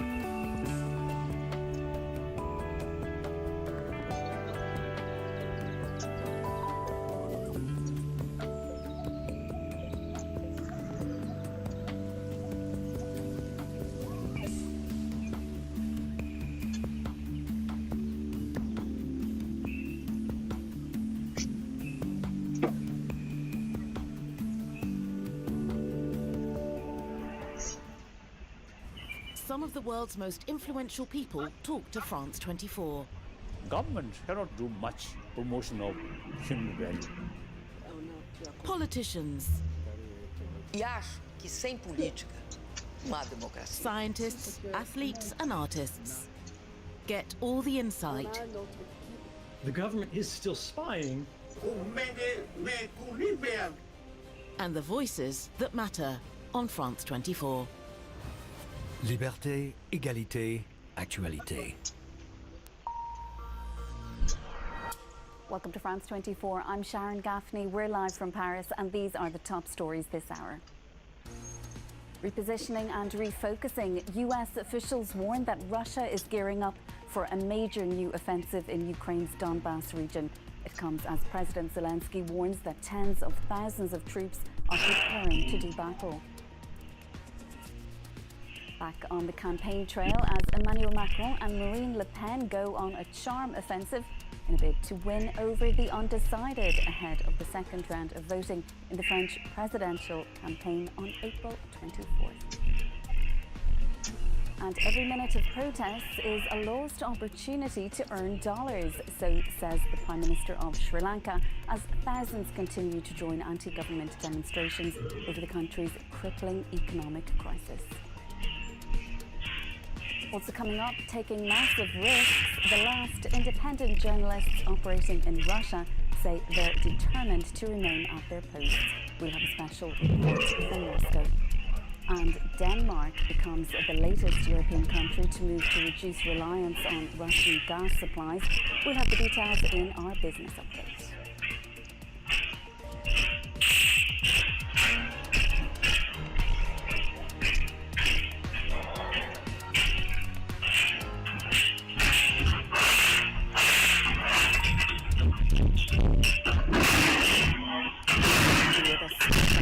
Officials are warning that a large Russian convoy is rolling towards the eastern Ukrainian city of Izium with artillery, ammunition and infantry support as part of a redeployment of troops offensive in the Donbass. Moscow has shifted its focus eastwards after failing in its initial aim of capturing the capital Kyiv.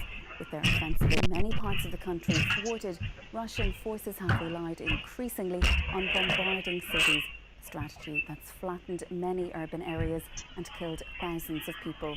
The Ukrainian president is warning that the Kremlin could resort to using chemical weapons.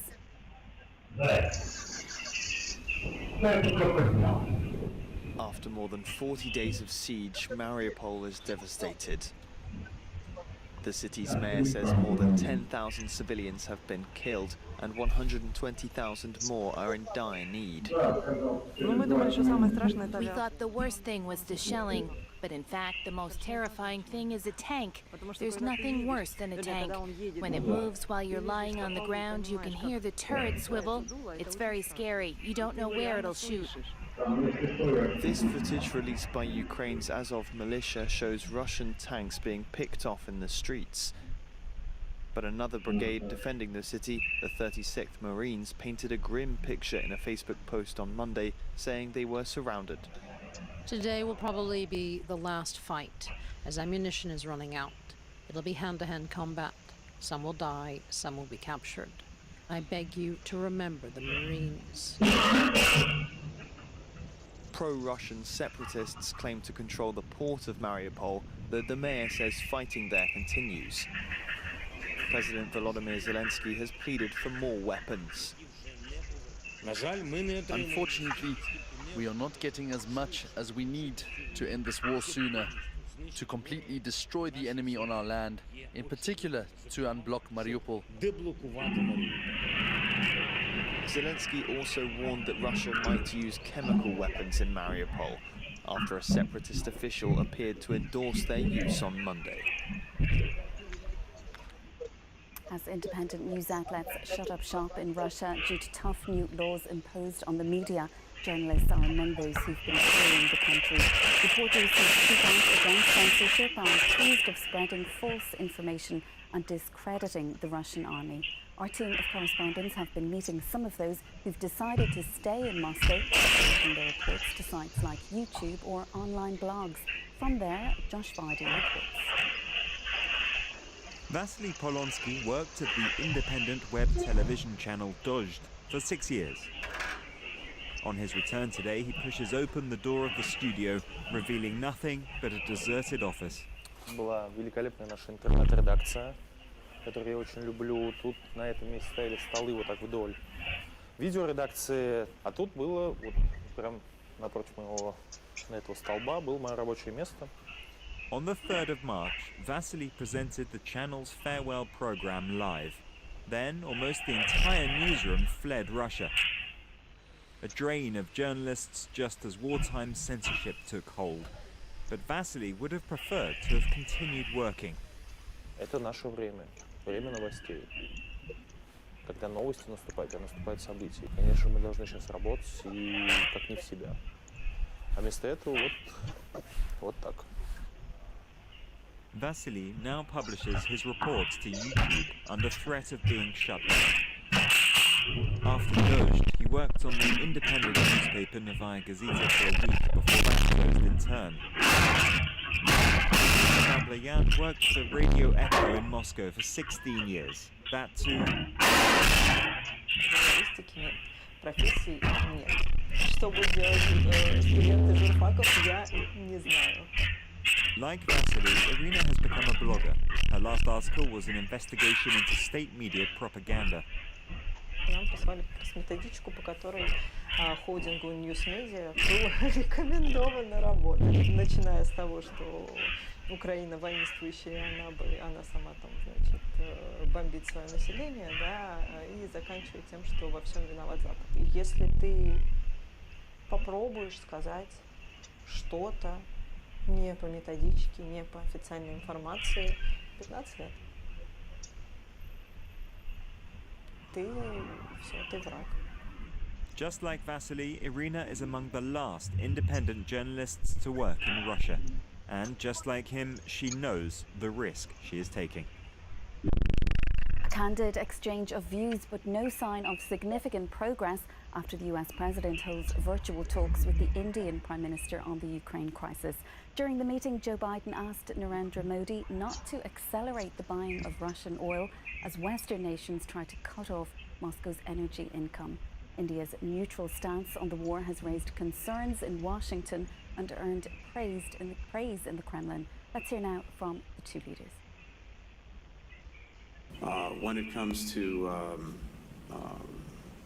oil purchases, sanctions, etc., I just note that there are carve-outs for energy purchases. Of course, we're encouraging countries not to purchase additional energy supplies from Russia. Energy purchases from Russia, I would suggest that your attention should be focused on Europe, which probably we do buy some energy which is necessary for our energy security. But I suspect, looking at the figures, probably our total purchases for the month would be less than what Europe does in an afternoon. Senior officials at the UN are calling for greater protection of children in Ukraine and for an inquiry into violence against women there. They say allegations of rape and sexual violence must be independently investigated to ensure justice and accountability. As a veto-wielding permanent member of the Security Council, Russia could block any such move. Speaking during the latest meeting of the Council, UNICEF officials said that nearly 2 out of every 3 children in Ukraine have been forced to flee their homes since the start of the war. Our correspondent, Jessica Lemasurier, has more on what was discussed. The UN's Agency for Children warned of the terrible situation that they're facing right now in Ukraine during a Security Council meeting on the impact of the war on women and children on Monday. The UN has verified that more than 142 children have been killed and 229 injured, although the actual numbers are likely to be much higher. UNICEF's Director for Emergency Operations, Manuel Fontaine, told the Council that nearly 2/3 of all Ukrainian children have fled their homes and that half of the more than 3 million who have remained are at risk, partly due to food, water and power shortages. Well, he said that in his 31 years as a humanitarian, he'd rarely seen so much damage caused in so little time. He described his visit to an underground maternity ward in Lviv that is staffed 24/7 by a team of tireless women who are assisting births amidst the air raid sirens. He commended the work done by women-led grassroots networks in Ukraine. Now, the conflict's disrupting children's education. The UN says that 5.7 million children are unable to go to school right now.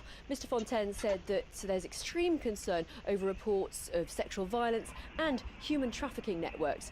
The head of UN Women, Sima Bahous, said that rape is being used as a weapon of war in Ukraine and that all accusations of rape and sexual abuse must be investigated.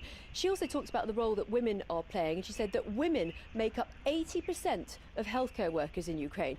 Now, civil society briefer Katerina Cherepacha emphasised that Ukrainian women are not only victims, but that they also play a crucial role in peace building in Ukraine.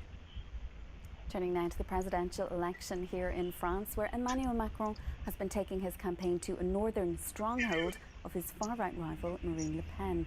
Both candidates are back on the campaign trail ahead of what's shaping up to be a closely fought race to the Elysée. Jean-Emile Jamin has the latest. It was a Monday supposed to be set aside for meetings and to plot the campaign strategy going forward. But at the last minute, a change in schedule for Marine Le Pen saw a chance encounter with this wheat farmer in Yonne. It offered the National Rally candidate an opportunity to go on the charm offensive and to discuss her principal campaign themes: low purchasing power, rising inflation, and their consequences for the agricultural sector. Il y a un autre nuage noir qui arrive sur la tête des Français et qui va être l'inflation des prix de l'alimentation.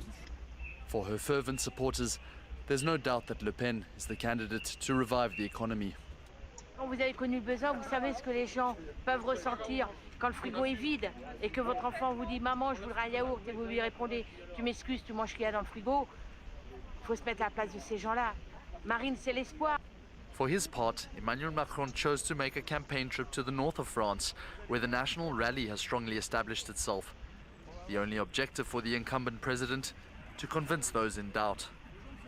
Je veux même convaincre nos compatriotes qui ont voté pour le Front National ou qui se sont abstenus de venir me rejoindre. Donc oui, moi je veux convaincre toutes les Françaises et tous les Français sans exclusive. Et je ne donne de leçons de morale à personne. It's a tricky task for Macron, who met with industrial workers to discuss the sensitive topic of retirement at the age of 65. Moi j'ai commencé à 16 ans. Eh ben alors c'est bon parce que à 16 ans, ben non, parce que soi-disant qu'il faut refaire 6 mois ou 1 an en plus. Non. That's just one of the sticking points the En Marche candidate will have to navigate between votes if he is to retain his post. Every minute of protests is a lost opportunity to earn dollars, so says the Prime Minister of Sri Lanka, as thousands continue to join anti-government demonstrations over the country's crippling economic crisis. It's the first time he's addressed the nation since the start of the crisis. He's insisting he needs more time to pull the country out of the deep end. From Kandy, our team of correspondents sent us this report.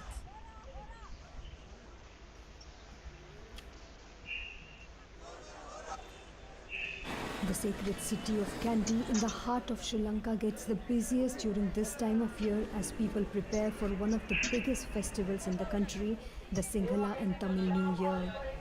But the surging prices in the country are dampening this year's preparations. These firecrackers that used to be the best seller every year fail to find any buyers. Things are expensive. Rather than spending their money on firecrackers, people would rather spend it on rice, sugar and essentials. I'm selling these for 80 cents each. People would rather buy a kilo of rice with that money. At a time when Sri Lankans are struggling to meet their daily needs, it is unimaginable to plan anything special.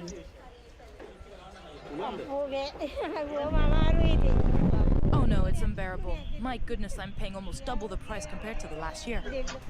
An acute fuel shortage is causing rolling power cuts lasting up to 10 hours and hurting the tourism industry, the biggest foreign currency earner in the country. Small guest house owners are constantly looking for ways to stay afloat. Earlier, we are using this as a decoration. After this crisis started, we started to light these lamps, but unfortunately, we are shortage of kerosene oil. No electricity means no air conditioner, mosquito repeller, or refrigerator. It's very expensive these days, all the food items. The price have gone double and wastage also have gone double. The world-famous Ceylon tea is also hanging by a thread. In a bid to become the world's first entirely organic farming nation last year, the government imposed a sudden ban on fertilizer imports that drastically affected tea production. And now, with the country's limited foreign reserves, fertilizer imports are disrupted. The price was very less and the fertilizer was subsidized, and it was given at about 1,500 rupees per bag, that's 50 kg. Now what the information we get from our suppliers is it's about 15,000 rupees per 50 kg bag. Until these industries suffer, it's hard for Sri Lanka to pull out of the economic turmoil.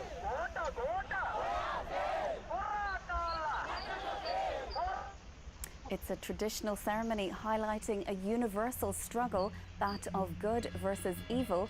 Men dressed as devils take to the streets of a town in El Salvador to whip people at this time of year to mark the start of Easter week. It's the first time the ceremony has been able to take place since the start of the COVID pandemic. Let's take another look now at the top stories this hour. Repositioning and refocusing. US officials warn that Moscow is gearing up for a major new offensive in Ukraine's Donbass region. It comes as President Zelensky warns that tens of thousands of Russian troops are preparing to do battle. Back on the campaign trail as Emmanuel Macron and Marine Le Pen go on a charm offensive to win over the undecided ahead of the second round of voting in the French presidential election that's due to take place on April 24th. And every minute of protests is a lost opportunity to earn dollars, so says the Prime Minister of Sri Lanka, as thousands continue to join anti-government demonstrations over the country's crippling economic crisis. Well, it's time now for our business update, and we start as ever with a quick check on the markets. Several indices in Asia opened down initially on Tuesday as investors await inflation figures from the US later. The Labour Department is due to release its latest report on consumer prices.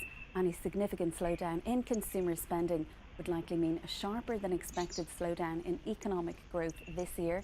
As you can see, all the four main indices there are still down by up to almost 2%. Well, for some analysis of what it all means, we've been speaking with Han Tan, Chief Market Analyst at Exinity Group. Investors have plenty to contend with, but I think front and center is the Fed's plans to tighten policy. We know they have already raised interest rates with more to come, and also their plans to wind down their balance sheet, right? And whether or not these policy tightening can actually quell the red-hot inflation without breaking the U.S. economy, or if we'll see a stagflation environment. And of course, the still raging war in the Ukraine is fueling those inflationary pressures, and also, overall, still quite a bit to digest for market participants. In other business news, European countries are moving quickly to reduce their reliance on Russian gas after Moscow's invasion of Ukraine. In Denmark, operations have resumed on a suspended pipeline from Norway that will deliver gas to several countries, including Poland. It comes as the Italian Prime Minister travelled to Algeria to ink the agreement to remove Russia as its top supplier.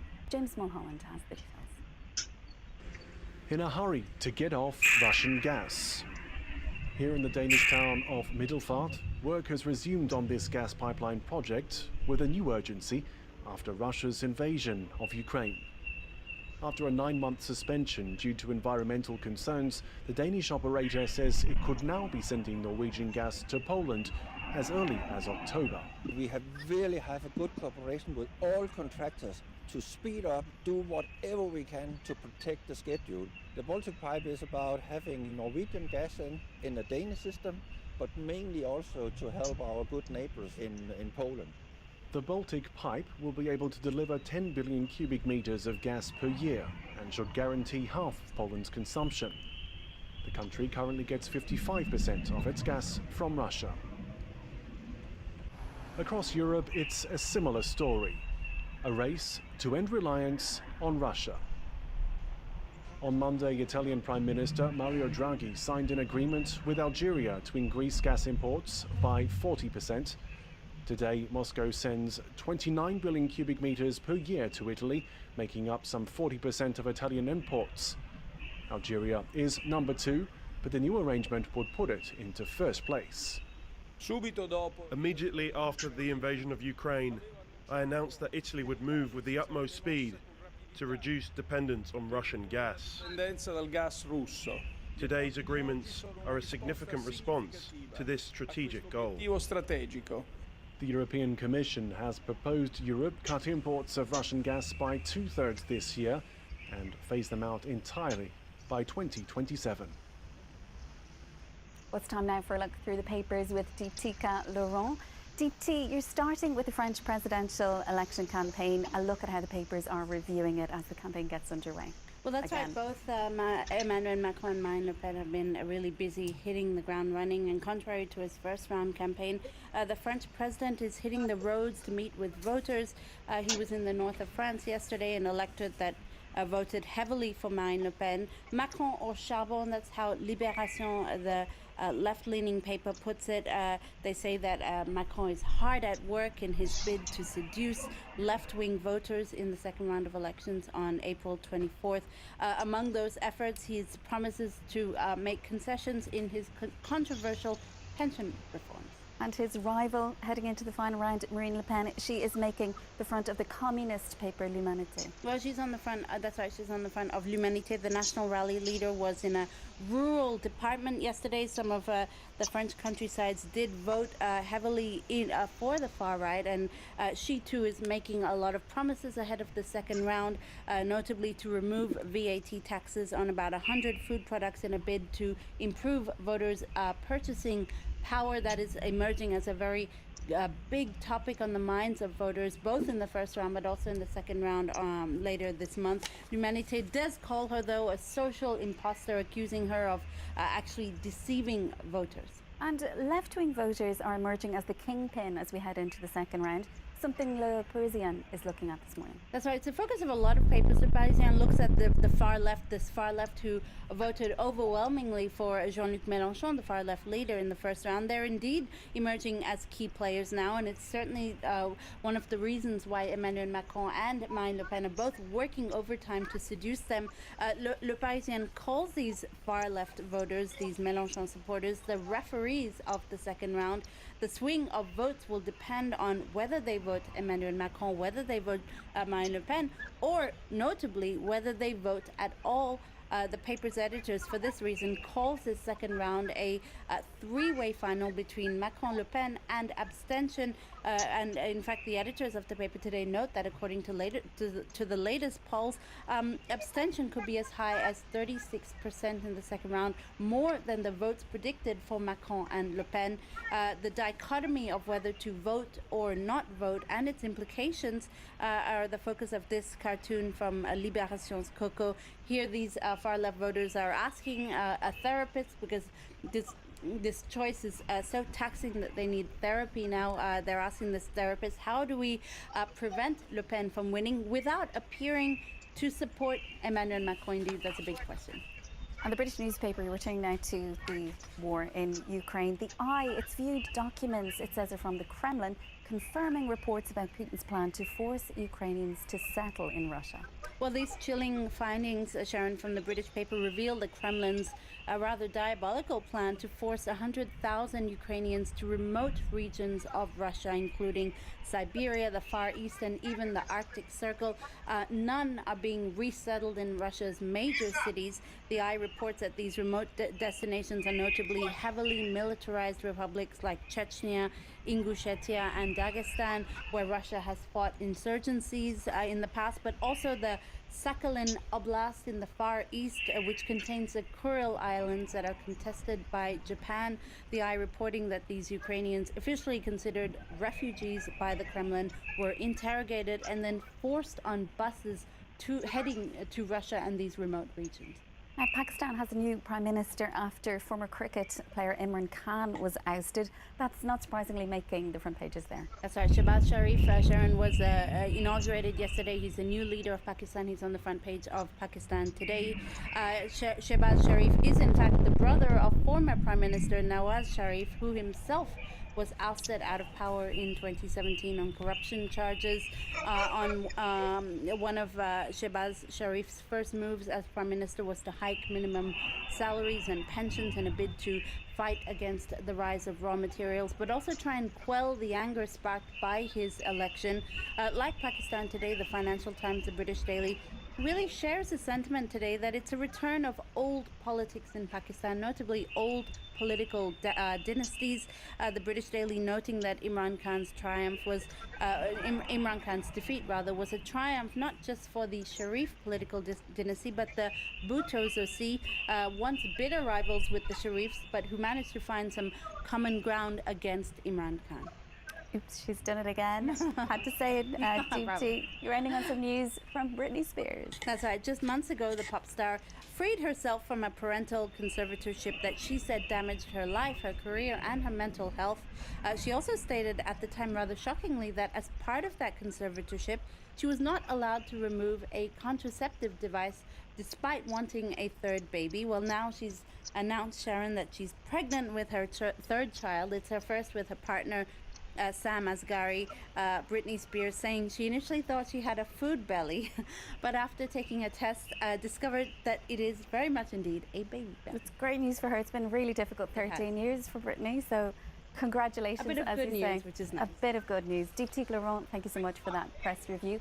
Do stay with us. We'll be right back. Coming up, we take a closer look at how the war is affecting farmers in Ukraine, with the country exporting more than 40% of the world's sunflower oil.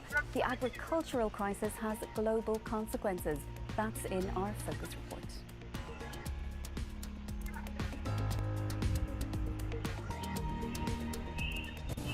They are the voices at the Conference of the Future of Europe, an unprecedented project in Strasbourg, gathering 800 citizens who want concrete action on climate, employment, healthcare and even diplomacy. E questo perché vogliamo essere veramente una parte attiva di questo progetto democratico e per far sì che questo evento abbia realmente successo e non sia solo un evento di facciata. Join us across Europe as we follow 4 women aged 16 to 22, all hoping to bring about change. I have this feeling like, oh my God, we are doing here such a huge thing that's going to probably have a huge impact. I hope so.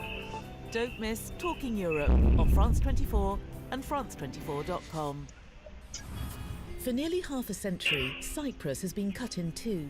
In the north, the Turkish Cypriot government, and in the south, the Republic of Cyprus, Greek-speaking and Christian. Varosha, a former seaside resort and a symbol of the island's division, became a ghost town when it was abandoned by its inhabitants following the Turkish invasion in 1974. In 2019, Turkey reopened Varosha to tourists and to former residents. Long deprived of their right to return, they are now demanding the return of their property. C'est moi qui me bats pour l'instant, mais je sais pas combien d'années je pourrais encore me battre. Watch Varosha Revisited on France 24 and France24.com.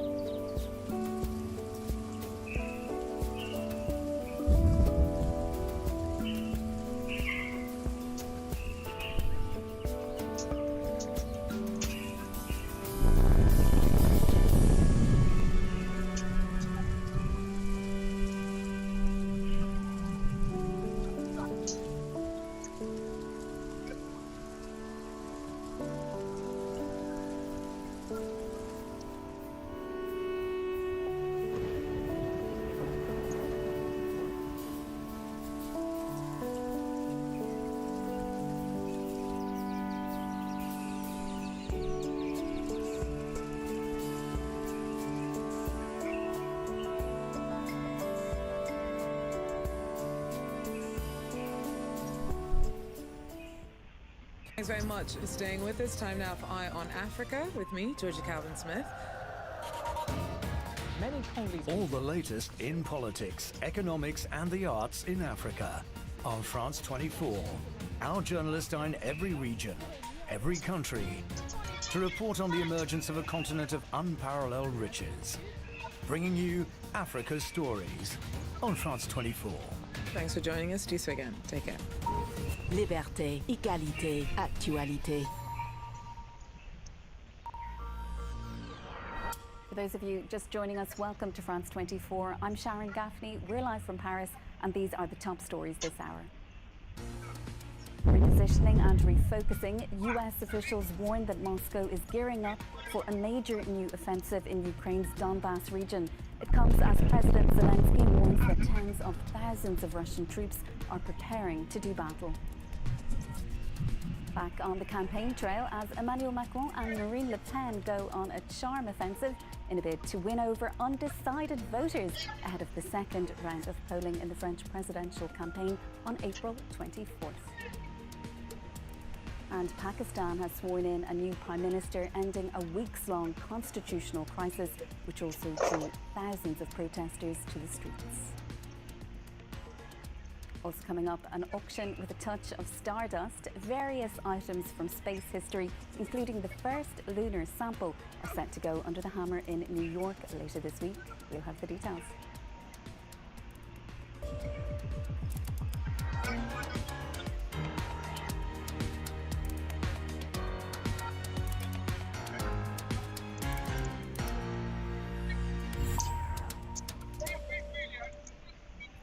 Good to have you with us.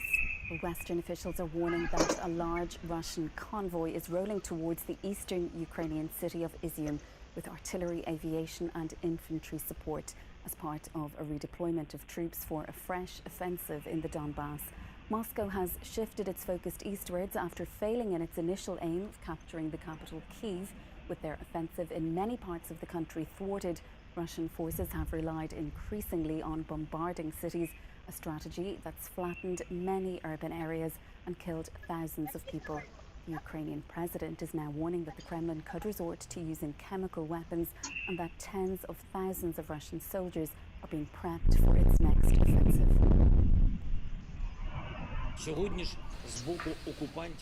Today we heard a statement from the occupiers confirming they are preparing for a new stage in their terror against us and our defenders.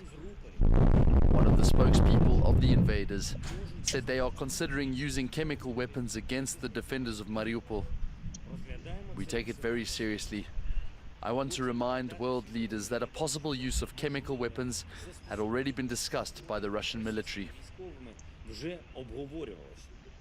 Despite repeated warnings of a potential Russian assault, some people have chosen to stay in Donbass amid a mass exodus from the region. Our colleagues at France 2 television have been meeting some of them. Jean-Emile Jamin has the details. Severodonetsk, a ghost town where the streets are deserted. This was one of the first targets of Russian troops when they invaded Ukraine in February. Civilians are still in grave danger, but here in this building they remain, and in their numbers. This winding bunker dates back to the Soviet era. Peering through the underground rooms are the looks of stony faces, many of whom have lived here for the past month. This family explains how finances have prevented them from leaving. Since February 24th, we've had no more pensions and no more salary. No one has any money. At least here we have some humanitarian aid and also the army. Here a baby lays fast asleep, while in this bunker there is still electricity and a working television. With no running water, it's the simplest place of refuge, but it will have to do. At the beginning of the war, we would have been helped by volunteers if we evacuated. After a week, we would have had to pay rent. And since we have no income, we can't rent an apartment. This woman is convinced that the shelter will protect them from any bombing, yet outside the Russians are still shelling the city.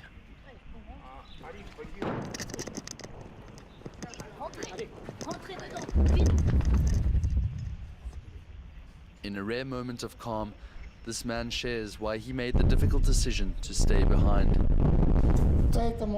It's hard to leave this area. We don't know which route is the least dangerous either. And how would the journey towards Kramatorsk go?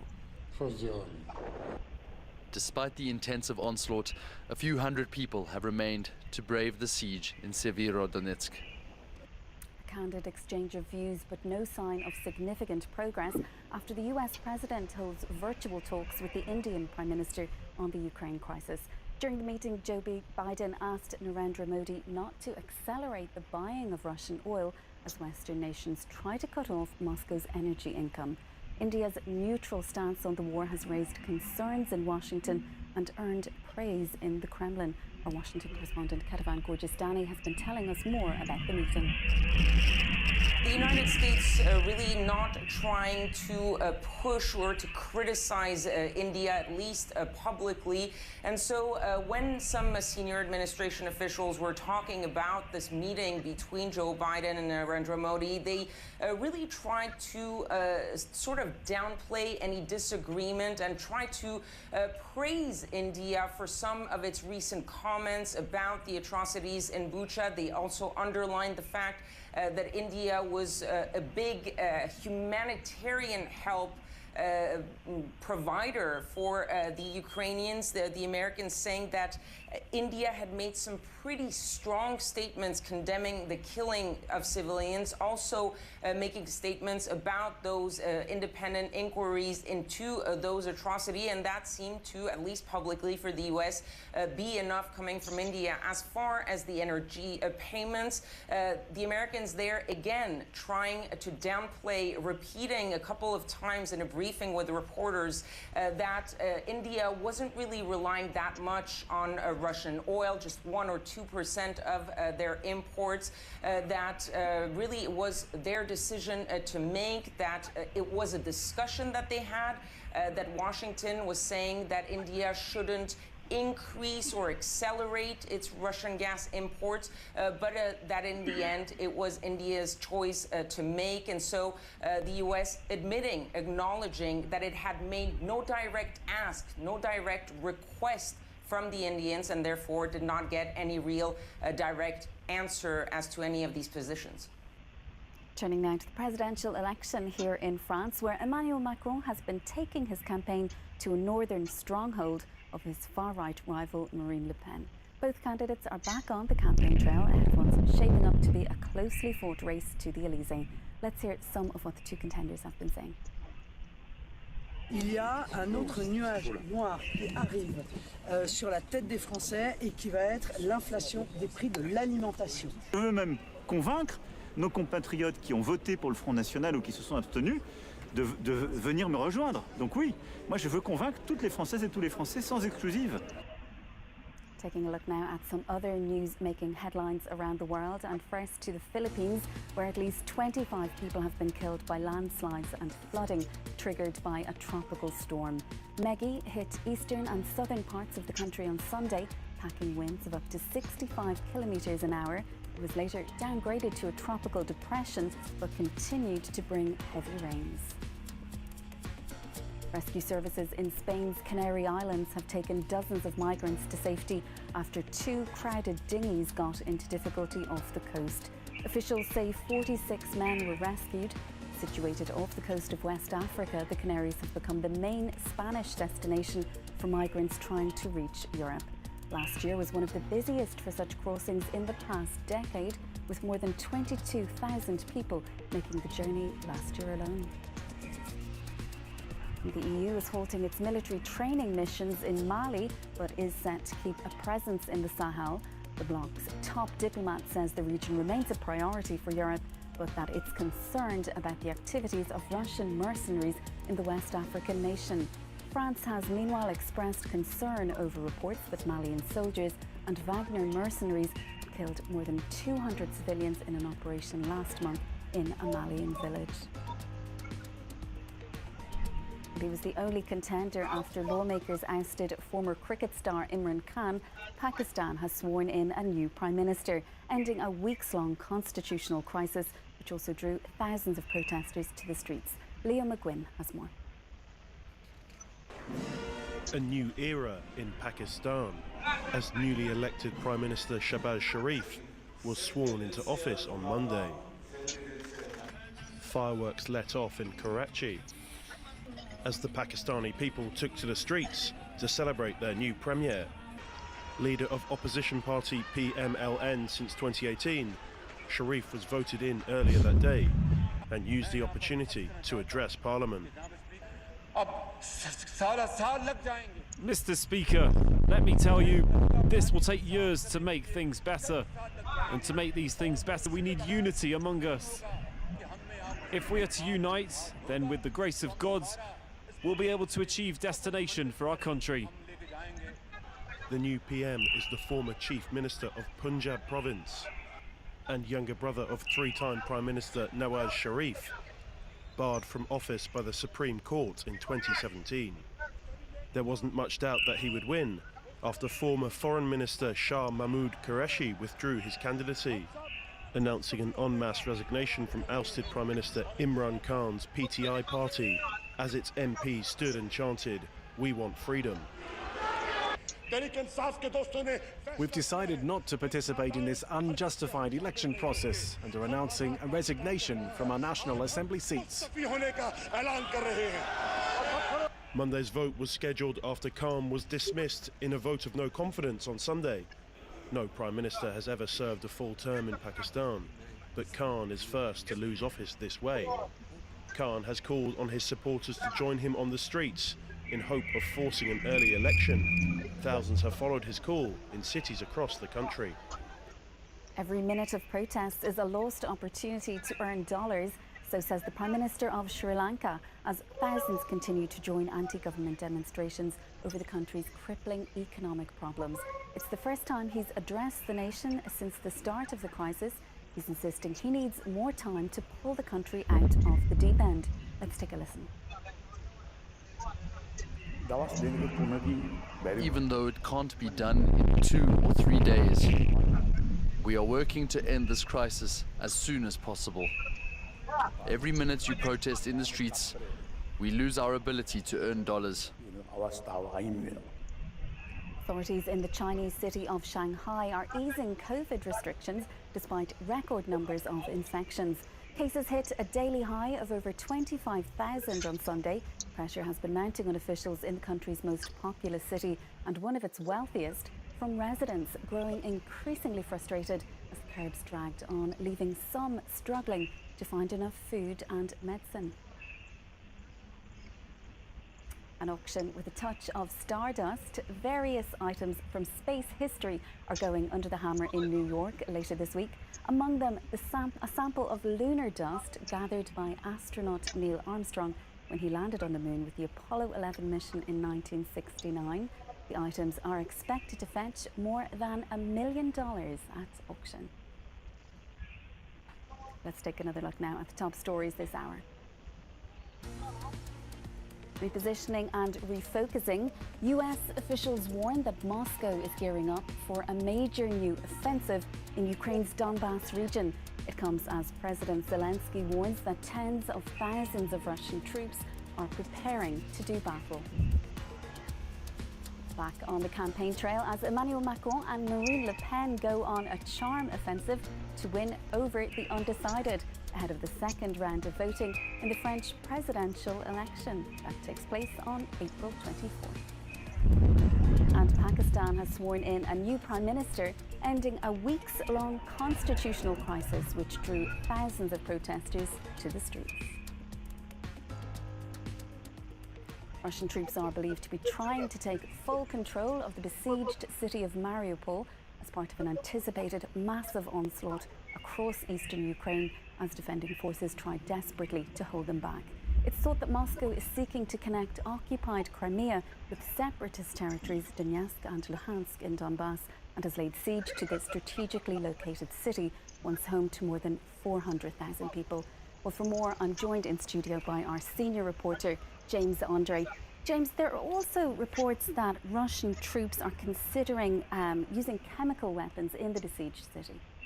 Yes, absolutely. That was, officials from the breakaway Russian-backed separatist region in Ukraine who've said that indeed they wanted to quote, open quote, use to smoke out the moles inside the plants, because what we are talking about here are some large steelworks inside Mariupol, because this is a very big industrial city. 30% of Ukrainian GDP is linked to the production of steel, and these steelworks that we visited, in fact, with Robert Parsons back in 2014, at the beginning of this conflict, see the pictures we filmed back in those days, belonged to a billionaire called Rimat Akhmetov that was considered to be pro-Russian, and then came out with declarations backing Zelensky, and is now completely fully on the Ukrainian side. But back in those days, what he did was he has tens of thousands of employees in the city, and back in those days he'd use them as militias to defend the city against the Russian-backed separatists. Now, years down the line, the production lines are now stopped, and these huge steelworks are now being used by the forces defending the city, by the territorial defense, by the Azov battalion, by the Ukrainian army. And these are now, apparently, it's very difficult to know exactly what the situation is. There was this post on Facebook by the 36th Marine Brigade of the Ukrainian army that said that they were now stuck inside these buildings, besieged, that they were running out of ammunition, and that the situation was dire, that they believed they would either be killed or captured. Then there was denial from the top brass in the Ukrainian army, who said that indeed the situation was difficult, but that Mariupol was still being defended. But basically at this stage it does appear that it's only the central part of the city, which is formed by these huge steelworks, that is still resisting to the Russian push, and it does seem the situation is very difficult in town. And James, the siege, it's been ongoing since very close to the start of the invasion. Tell us why exactly Mariupol is so strategically significant.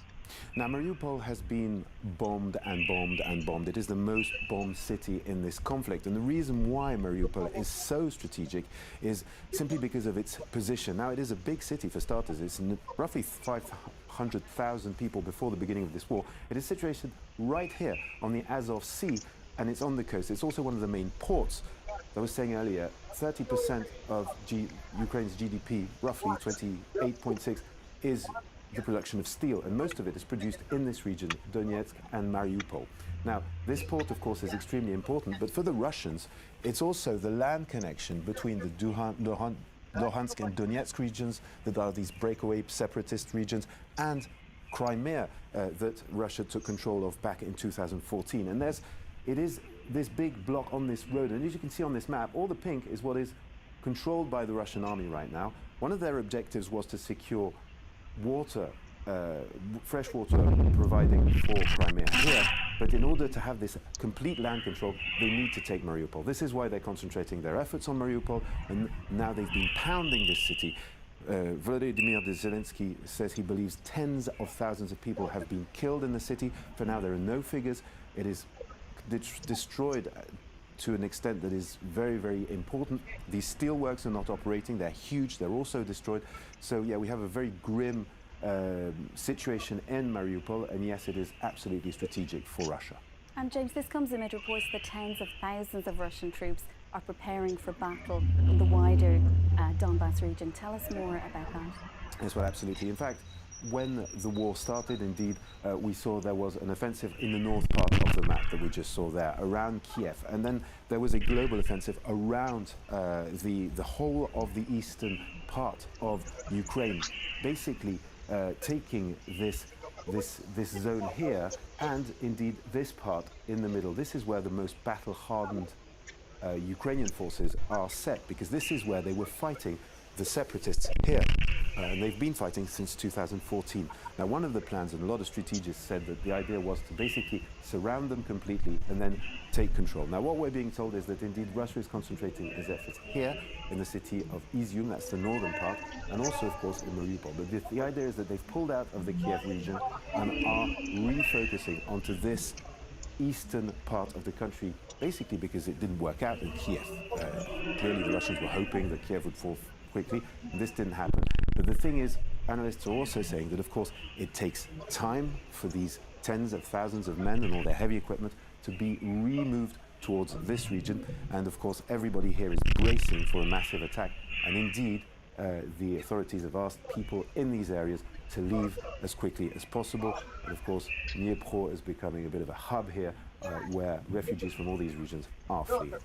James Andre, senior reporter, France 24, thank you so much for that update.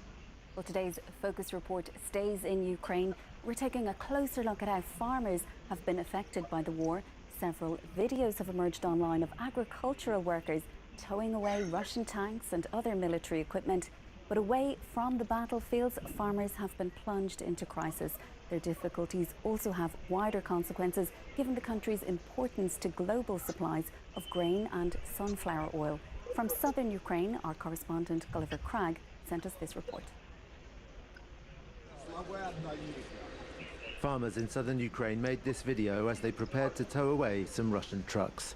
Ці суки приїхали, мій чорнозем український вісить. Подивіться, блядь, непобіждені, блядь. Отакі діла, ребята. One of the trucks has a Pantsir surface-to-air missile system on it. Alexander's friend Andriy today has 3 Russian vehicles in his yard, or what's left of them. We repaired 2 and gave them to the Ukrainian army. The others are good for spare parts. If one of our soldiers' vehicles breaks down and they need a part, we'll of course help them. Look, this one was bulletproofed, that's a rarity. It's got super thick glass. But that didn't save them. Nothing will save them on our territory. Ukrainian forces fought Russian troops off the farm Andriy works on in mid-March. The Russians weren't on our fields for long, so they didn't have time to lay mines. But I heard they did on other farmers' lands. As for Alexander, most of his land is occupied by Russian forces. As he takes us to see the few fields that aren't, he talks to his sister, who's in the occupied area. Are they shooting there?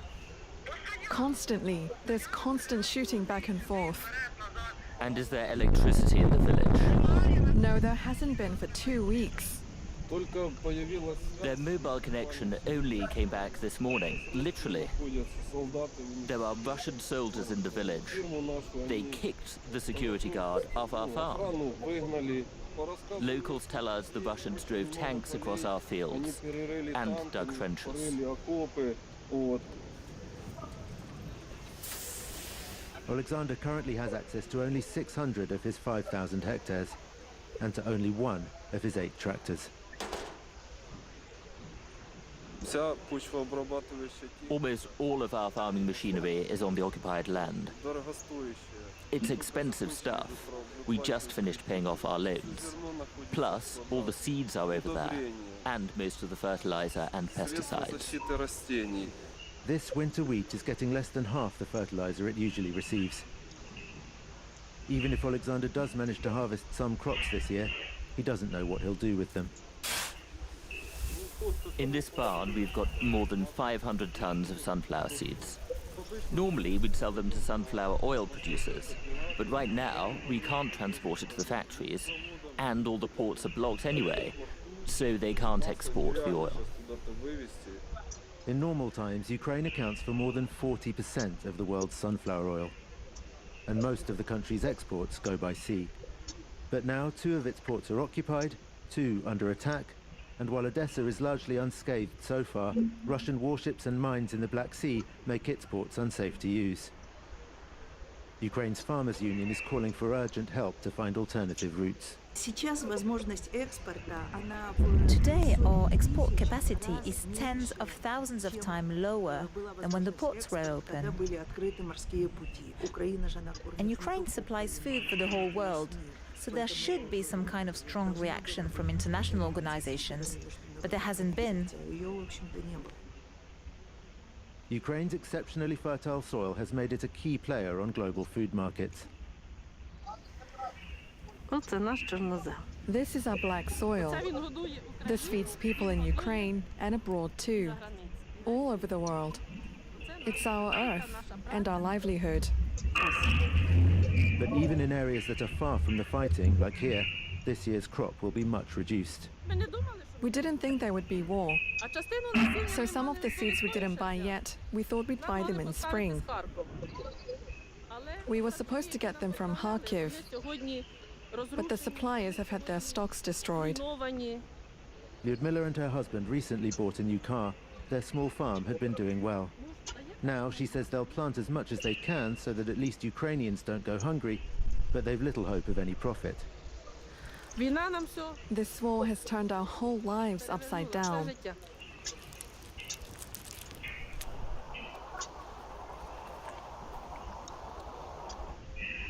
Despite everything, Alexander and his friends do try to relax from time to time, picnicking on a hunting reserve they manage.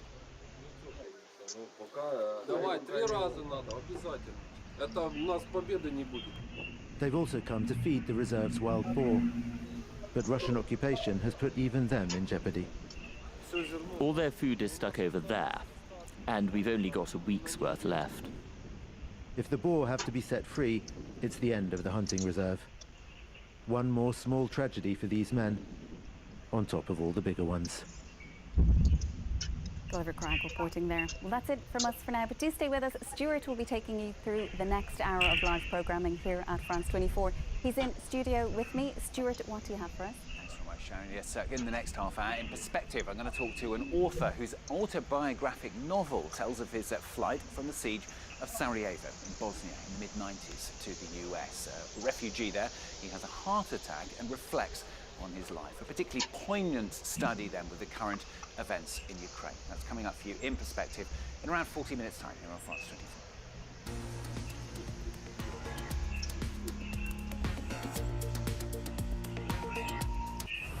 24. Faced with the Russian invasion, a spirit of resistance and unity has taken hold of Ukraine.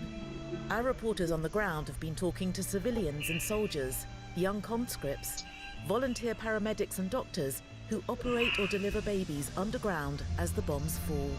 Trapped by the war, the Ukrainian people tell stories of darkness and despair, but also of courage and hope.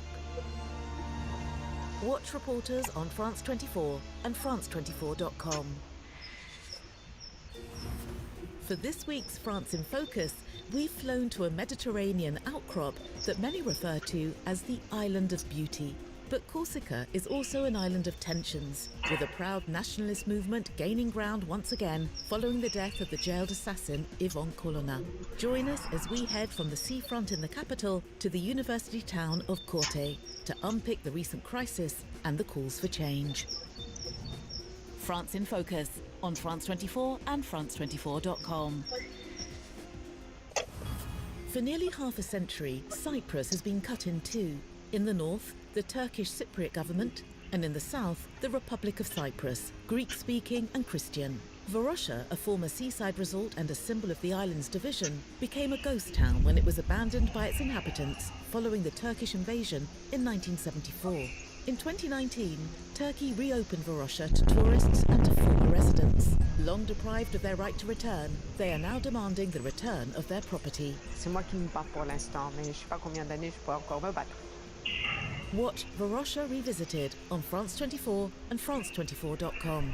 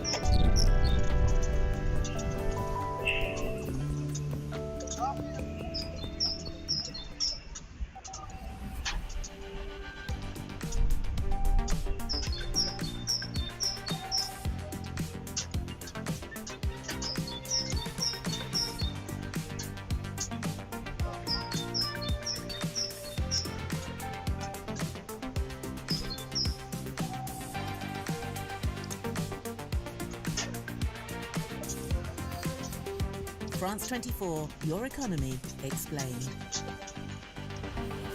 Liberté, égalité, actualité.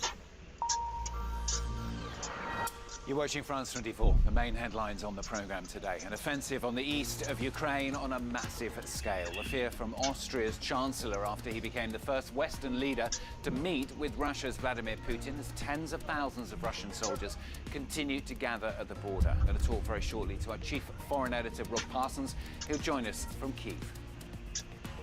Emmanuel Macron gives his first indications of a turn towards the left as he aims to court the votes of the eliminated far-left candidate Jean-Luc Mélenchon for the second round of France's presidential election. Marine Le Pen accusing Macron of doing too little to help voters with the rising cost of living. And Sri Lanka's Prime Minister appeals for an end to protests over the country's huge economic crisis. We have a special report as observers warn the government needs an urgent plan to help people. Good to have you with us, Dan. We are live from Paris here on France 24. I'm Stuart Norfolk. Also coming up for you in business today, as countries try to wean themselves off from Russian energy, we're going to be looking at how Europe is stepping up efforts to find alternatives. That's with UCA. And the hot pink satin outfit worn by Madonna in her famous 1985 Material Music Girl video, alongside Kurt Cobain's blue Fender Mustang from his Smells Like Teen Spirit video. Both of them are up for auction. How much, though? We'll tell you very shortly,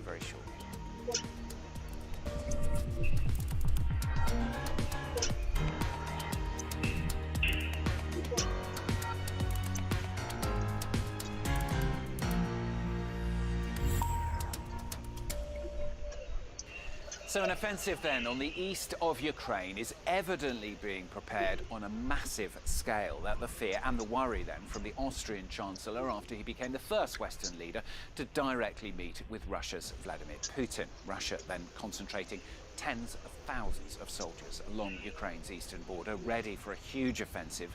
The forces are re-equipping, they're refurbishing, they're redeploying, and it's left residents across the Donbas region fleeing the coming offensive. Well, let's cross live then to Kyiv. We're going to talk to our chief foreign editor who joins us from there. Rob, we've had world leaders coming there to where you are in Kyiv. We've had world leaders trying to get through as well to Vladimir Putin, the Austrian Chancellor, yesterday. I mean, nothing, though, seems to be making an awful lot of difference, does it?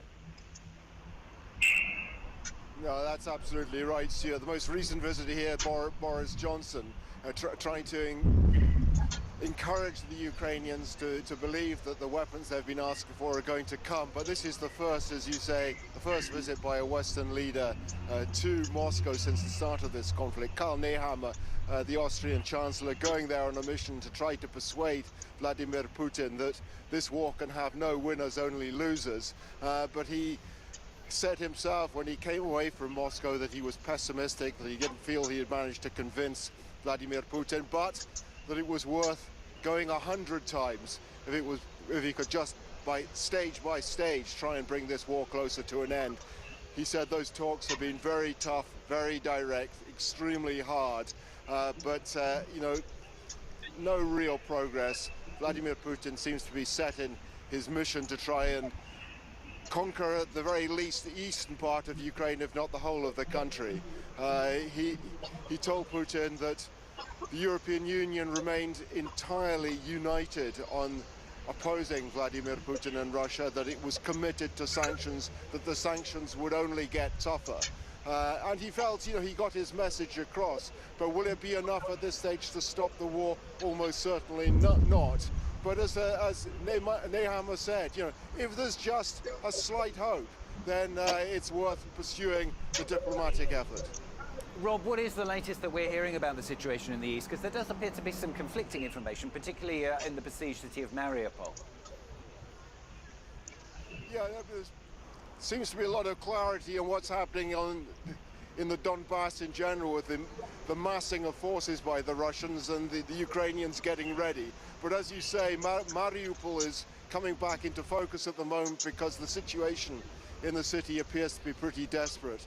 There was a report that came out on Monday on Facebook that appeared to be coming from the commander of the 36th Marine Brigade of the Ukrainian Army, which is one of the main units fighting in Mariupol at the moment, which suggested that they were really on their last legs, that ammunition was running out, that half the brigade was wounded, that they were down to using members of the orchestra, the cooks and their drivers to continue the fight against the Russians. But that's been contradicted since by the deputy mayor of Mariupol and by the commander-in-chief of the Ukrainian forces, who says he's in regular contact with those fighting inside the city and that defense continues. It's certainly the case that the Russians are pressing harder, that they're squeezing the Ukrainian forces into a tighter circle all the time, but that the forces are determined to fight on to the bitter end and to inflict as heavy losses upon the Russians as they possibly can.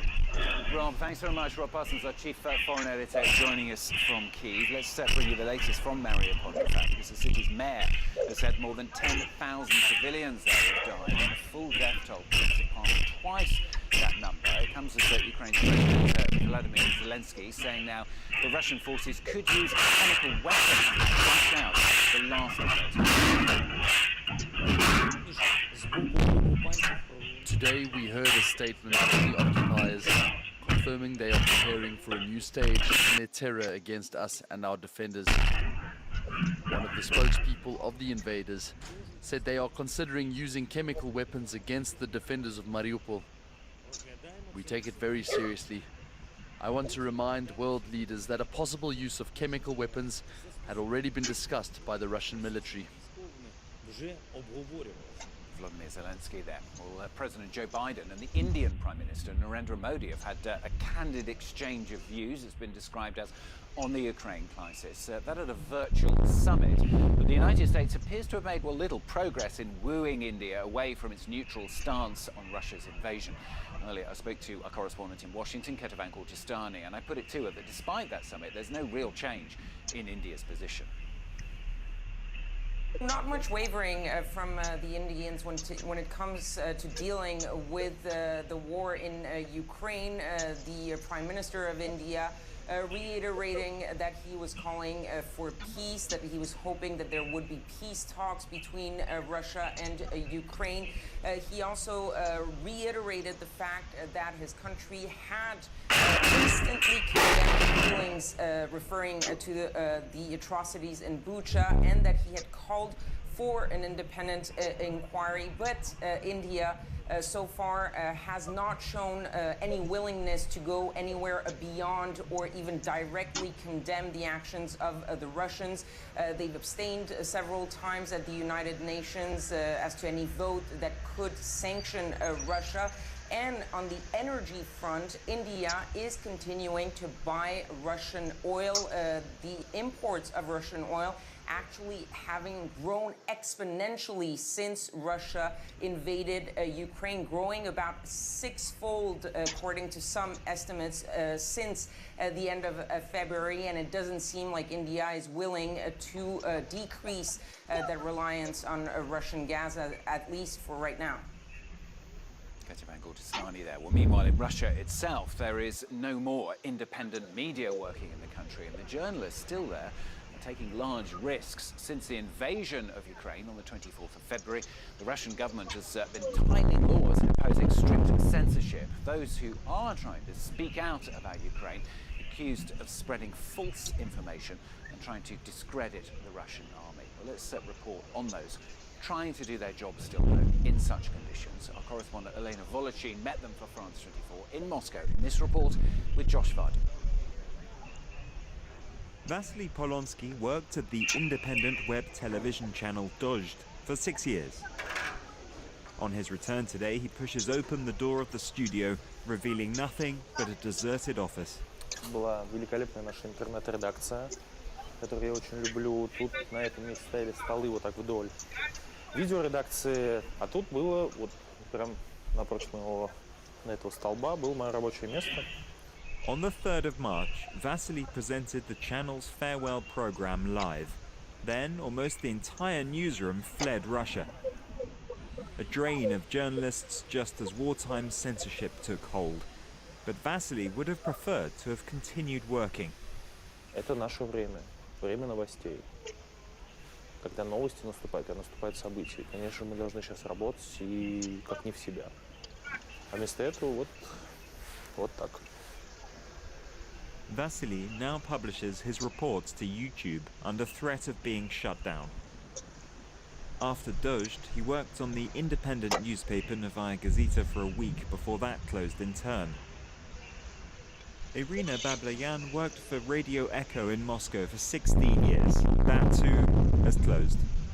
Журналистики нет, профессии нет. Что будут делать?